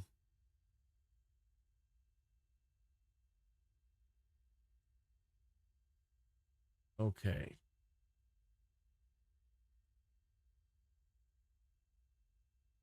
Yeah, if you're tuning in, you heard me talking all the way on the other side of the universe. Hey, bless you. Thank you for tuning in. Every viewer helps. Yeah, right? Right. Heck, you might have a YouTube channel and you might be, you know, nobody else knows, but you're living on the other side of the universe. Just think about all the YouTube stations on all the planets from there to here that you could be monetizing. There's got to be somebody out there. Like, yeah, man, I've got videos, and I've got videos on every monetizable social media across this entire universe. How did you make your millions? Oh, so easy. And then I do those commercials where, like, hey, I don't work out. Check me out. I look like Adonis and I don't work out. Would you like to know how? And you run one of those websites where, hey, I'll tell you like 4 simple things you need to do to be fit like me. And they're 4 easy things. So come to the website, and you get to the website. I'm going to tell you 4 easy things. But first, let me hit you with some more ado. And then like 20 minutes later.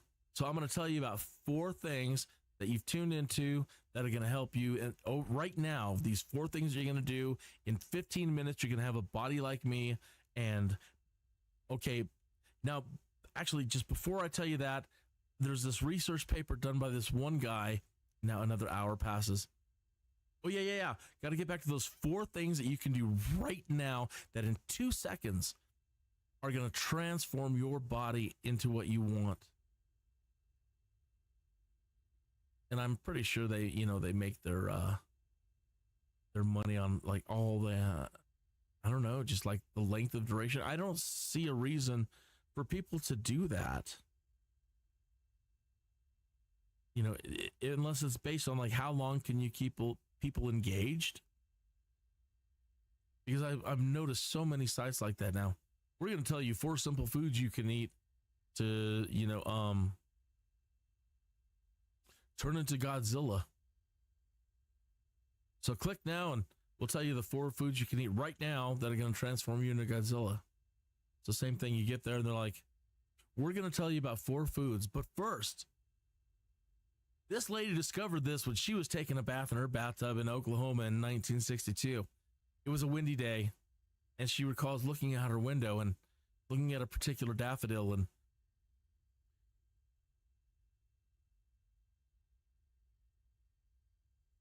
surprisingly, daffodil isn't one of the 4 things you need to eat to turn into Godzilla.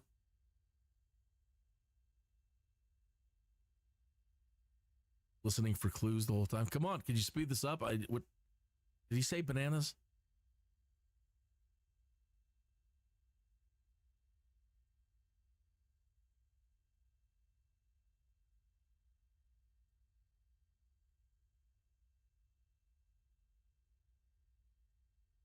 And you wonder if there is no reason to do that. Are they like chaotically evil people? Lawfully evil people that just...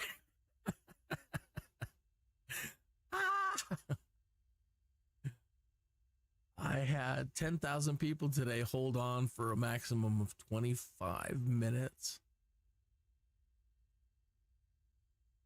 All right. Where are we? It is what time? 1:25 in the afternoon. Missed our smoke break at 20 minutes after, but we'll rectify that right now. So where to next? And hopefully we can get actually a major airport. I'm tired of these fields. And we can't do that here, actually. It's not synced.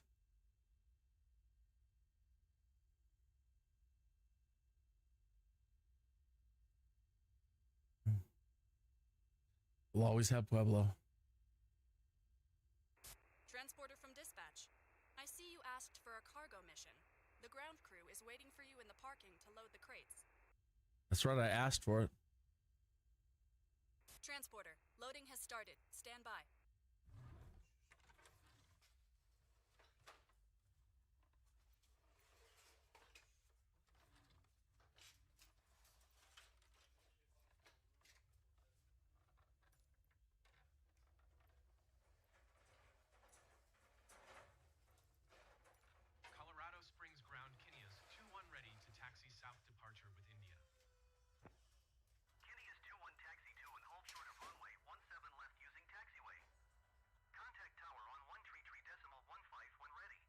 Okay, pilot, that's the last of the crates secured and the cargo door is closed and latched. You are cleared to taxi. Taxi to and hold short runway 17 left using taxiway Kenia's 21.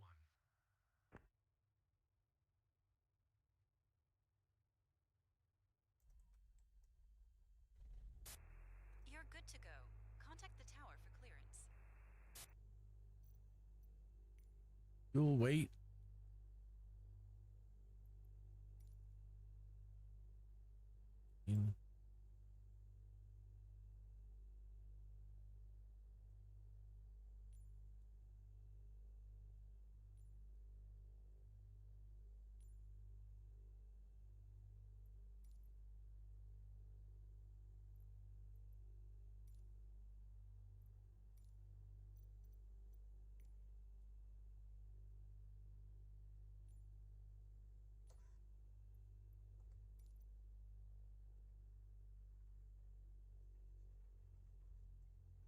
All right, let's do a save.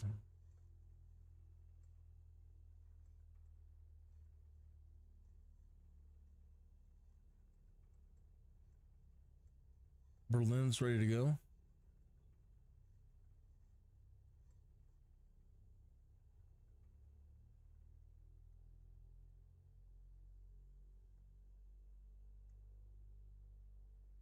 And I think it was Ghost Rider. No, Maverick.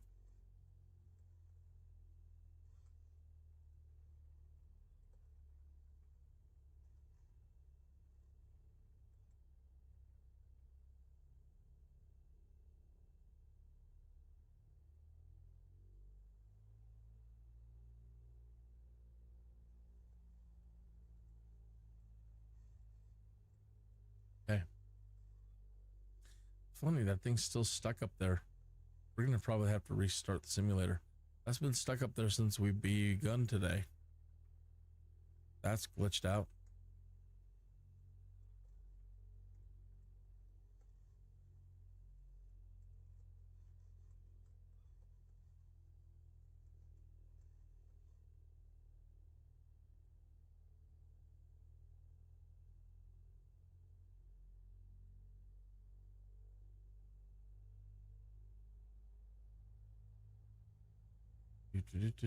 Do.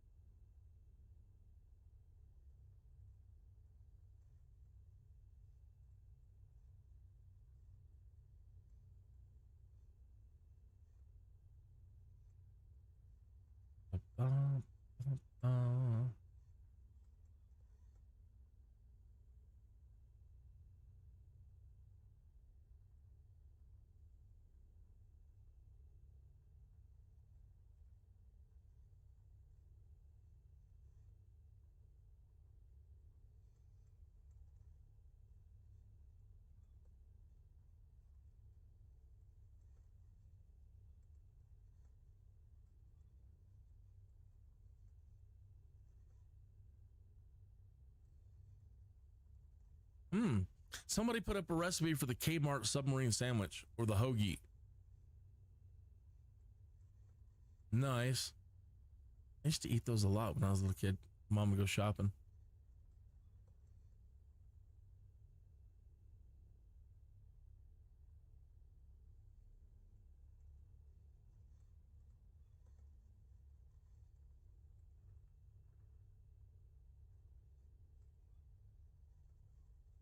Mm-hmm.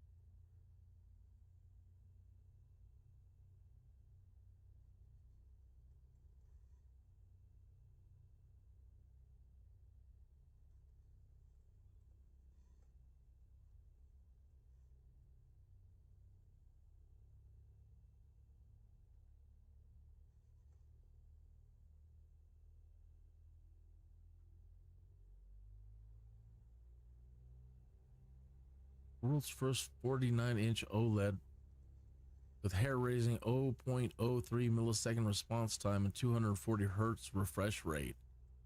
Wow. Samsung, change your game. Reserve the Odyssey OLED G9.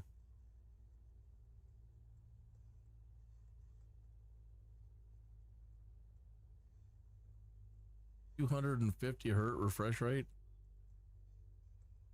I don't even know if my card could do that.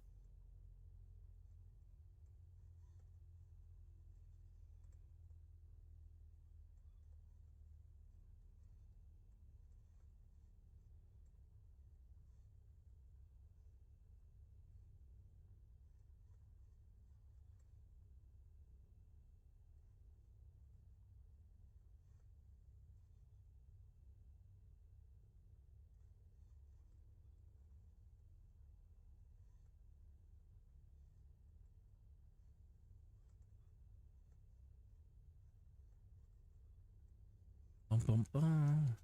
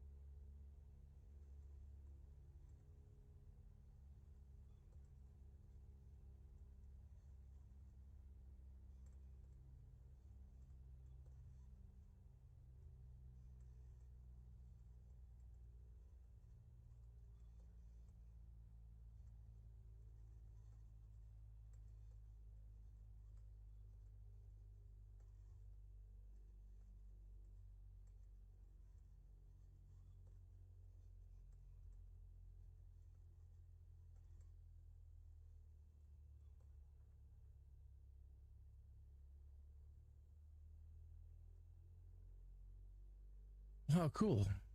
Somebody posted the toys I used to have when I was a little kid. Shogun Warrior action figures and the Godzilla.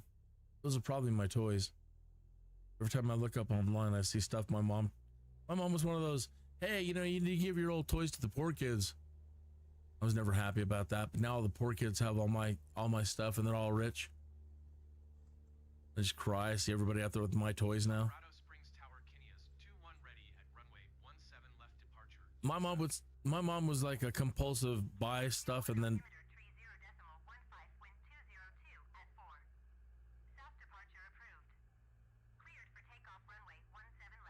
my mom's compulsive, like buys stuff and then gives it away or sells it in garage sales. So she has something to do always her whole life.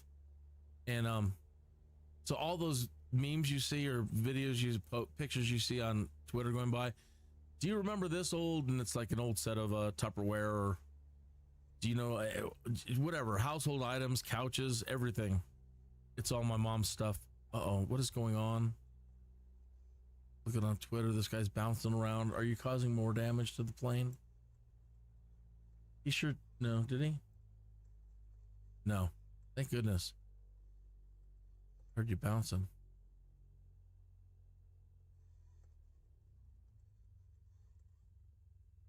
It is this kind of lovely day out here, nice and cool.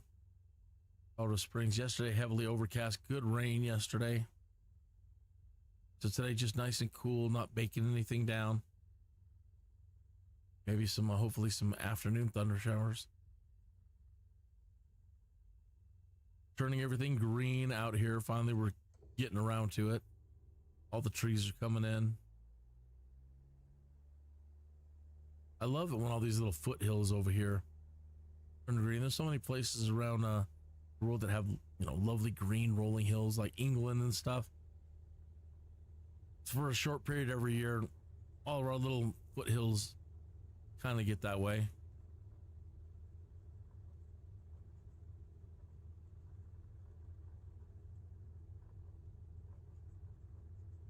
I need 6, 9.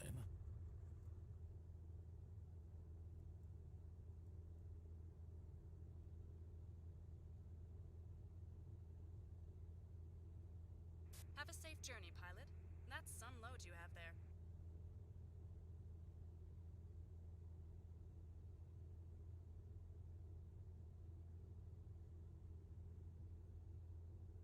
That's one of those, what can you say during sex, and also when you're doing flight dispatch.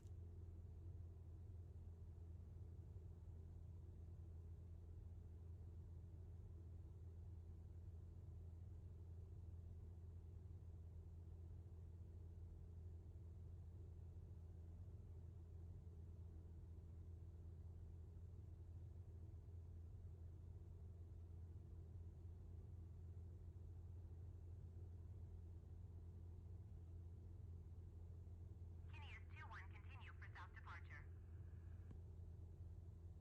Colorado Springs Tower, Kineas 2-1, continue for south departure.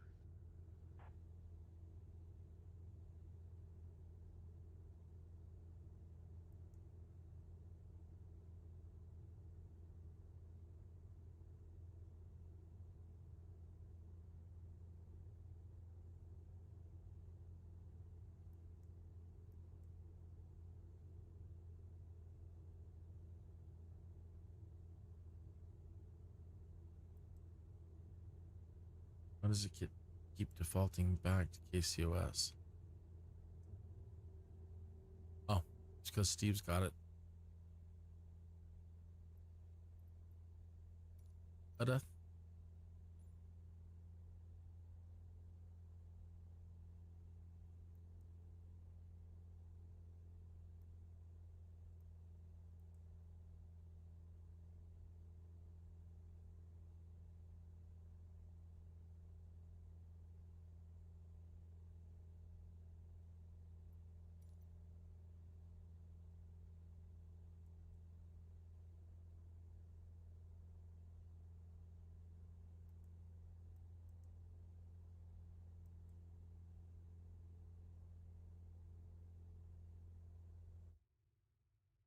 Time you hit that P button, toggles the darn active pause. That's for me, that's what I have it set to.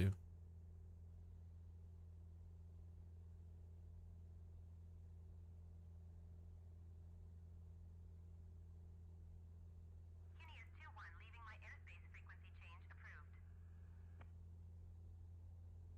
Colorado Springs Tower, Kineas 2-1, frequency change. I have a flight Colorado plan in there. Springs approach Kineas 2-1 is type Cessna Skyhawk 5 miles south of Colorado Springs 7,100 feet. Request flight following. Kineas 2-1, Colorado Springs approach. Squawk 6556. Squawk 6556, Kineas 2-1. Kineas 2-1, radar contact 5 miles south of Colorado Springs 7,400 feet. Altimeter 30.15. Oh, I see what's going on. I was looking at this one down here. Roger, Kineas. Look at the plane. It's flying sideways. Colorado Springs approach, Kineas 2-1. Request clearance to transition Charlie airspace. Kineas 2-1, Colorado Springs approach. Cleared through the Charlie airspace. Cleared through Charlie airspace, Kineas 2-1. Well, that's dude. We're flying sideways.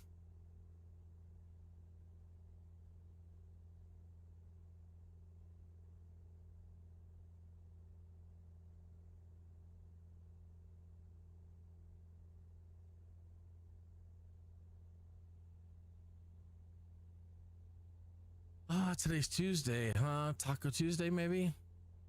Something like that sounds good.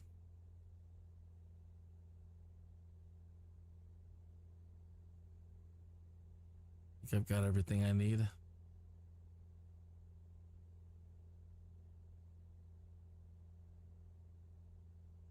Let's check our fellas and see how they're doing. Ghost Rider's ready.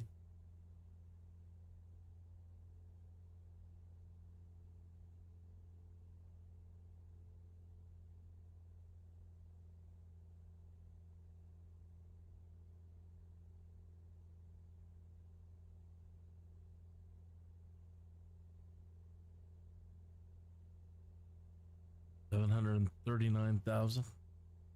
That's kind of, I think, where we were yesterday when things fell apart.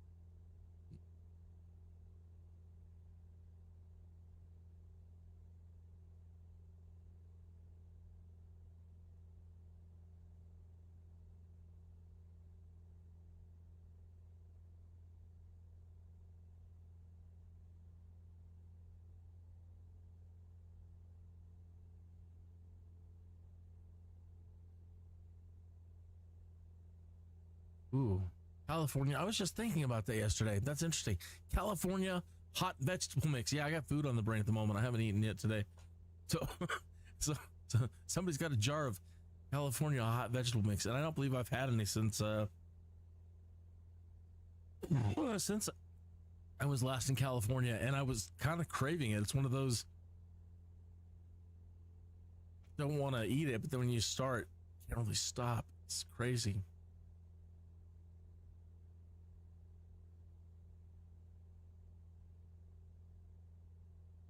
I think I'm going to have to order myself a jar of that.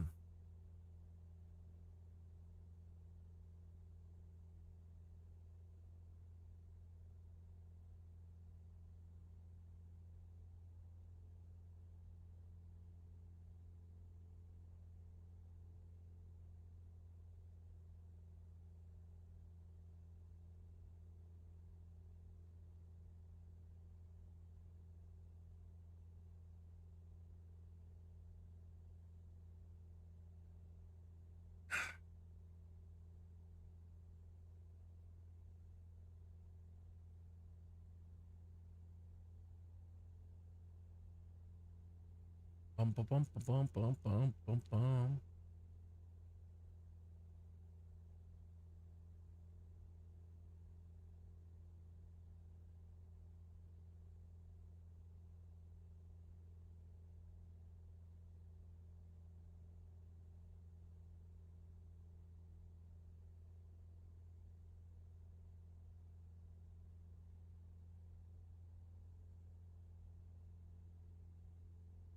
Hope everybody's enjoying Diablo. I'm hearing a lot of good stuff about it.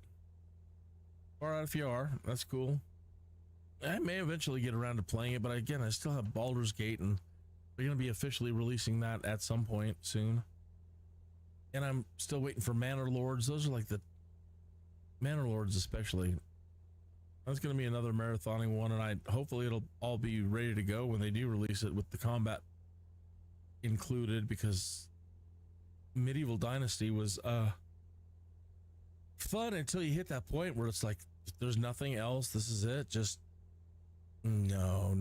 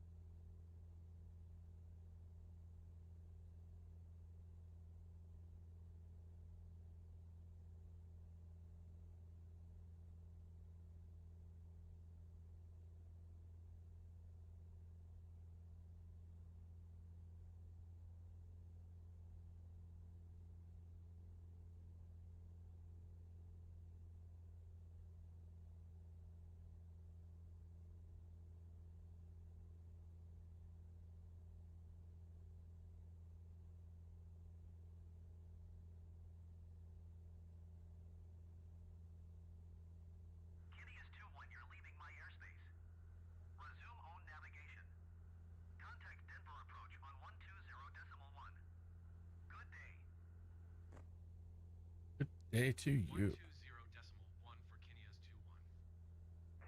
Denver approach Kinneas 219,300 feet. Kinneas 21 Denver approach altimeter 29.999er continue as planned.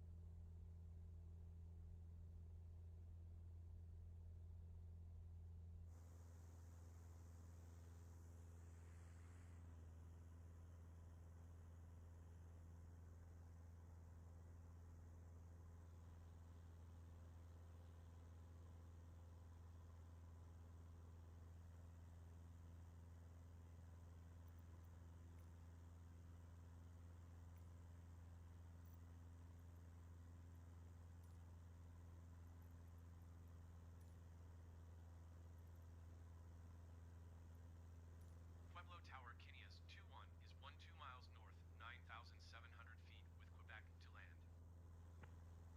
Kinneas 21 Pueblo Tower. Altimeter 29.908, wind 144 at 4. Fly straight in runway 17. Fly straight in runway 17 Kinneas 21.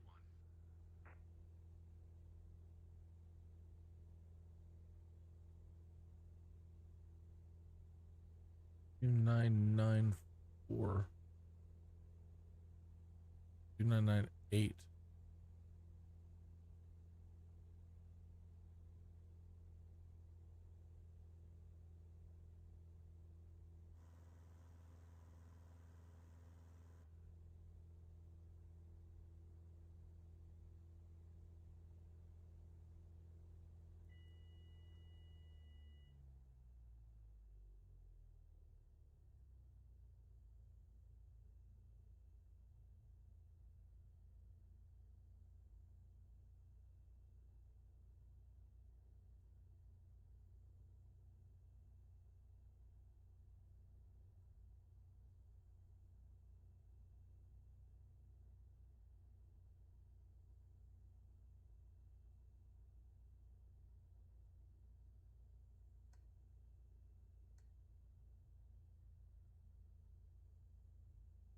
Believe the best pitch for a non-powered glide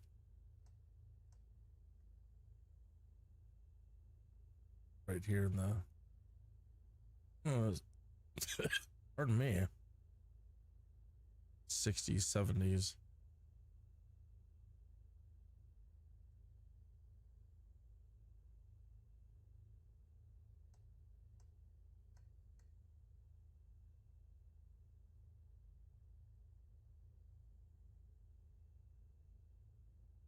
See how far we can glide.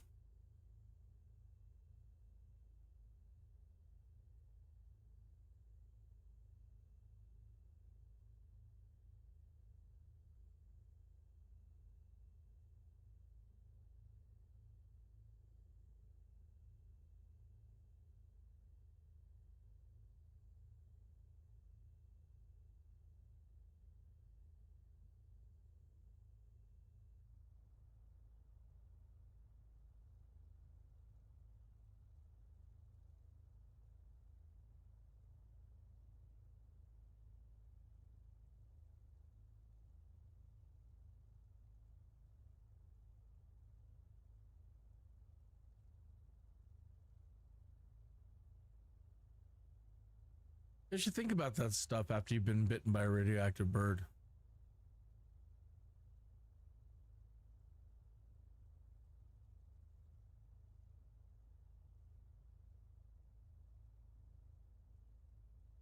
The propeller's going, but there's no throttle.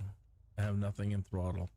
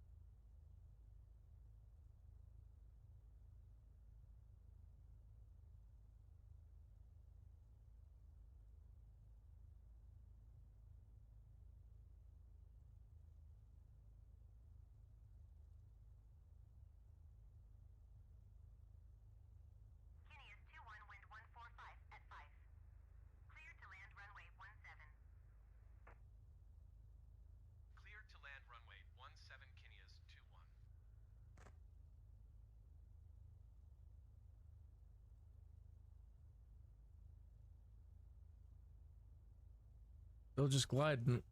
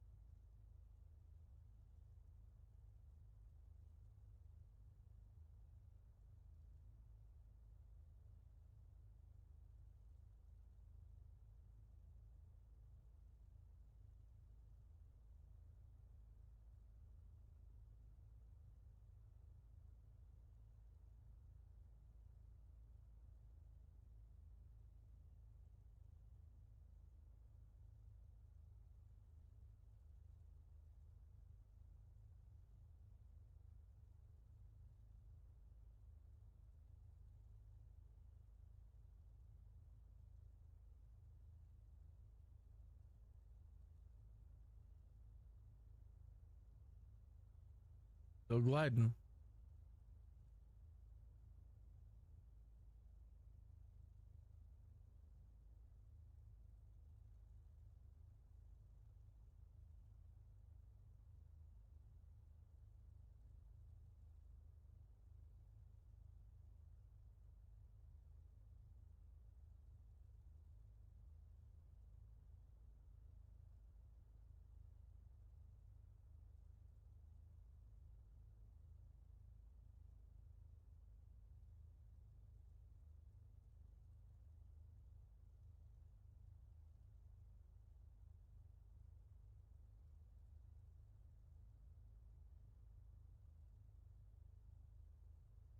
I honestly did not think we would make it this far. This is crazy. It's great.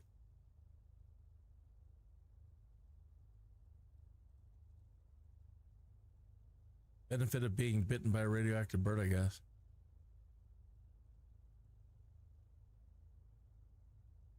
No flaps. No.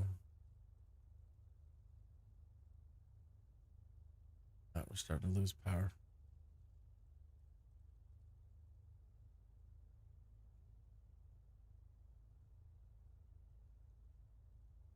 She make it? Will she make it?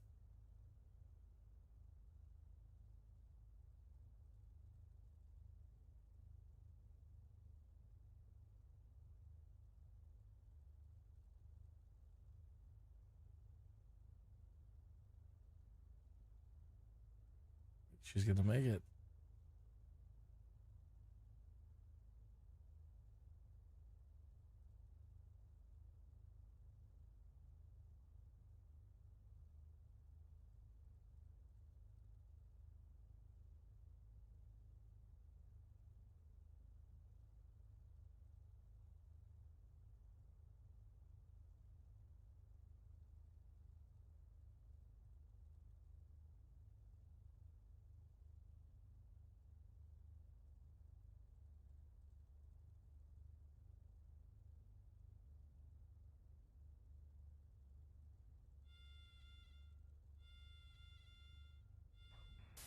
Nice landing, pilot.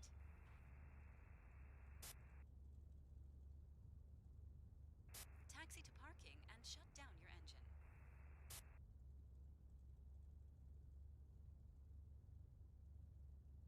Kineas 21 exit runway when able. I'm gonna skip that and see if I can make it over to parking. Just haven't hit the brakes yet, just cruising on them.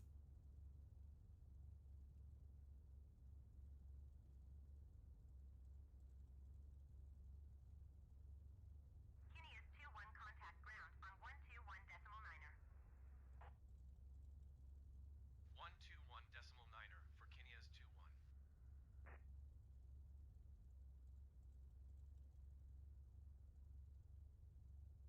I joke we've done it with plenty left over too.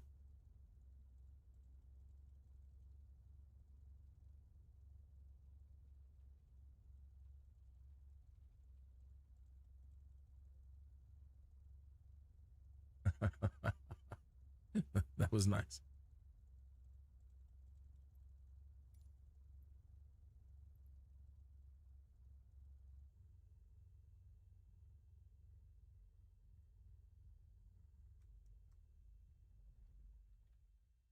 transporter. Cargo unloading in progress. Stand by, pilot.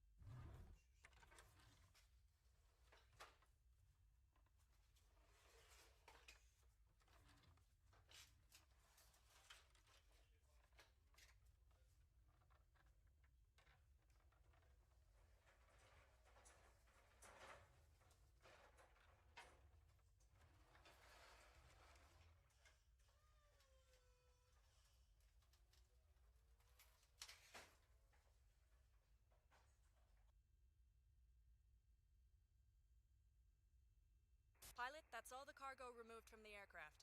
Enjoy the rest of your day.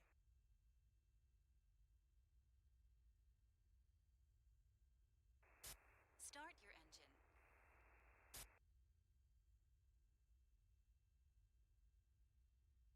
And Ghost Rider's still in cruise.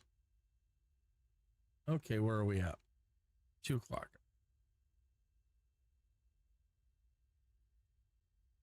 Yep.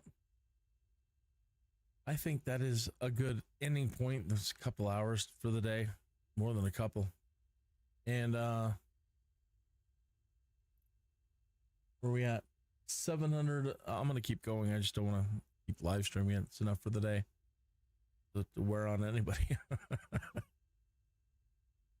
Thank you again for checking in on yours truly today to see how I'm progressing with my career as a Skydude in Microsoft Flight Simulator. And I will be back tomorrow. Again, thank you. Bless you. I'd really use could really use the help with some likes and particularly some subscribers. And I will return the favor and subscribe to you and do all that wonderful stuff. So have a wonderful night, Taco Tuesday, and I will see you tomorrow.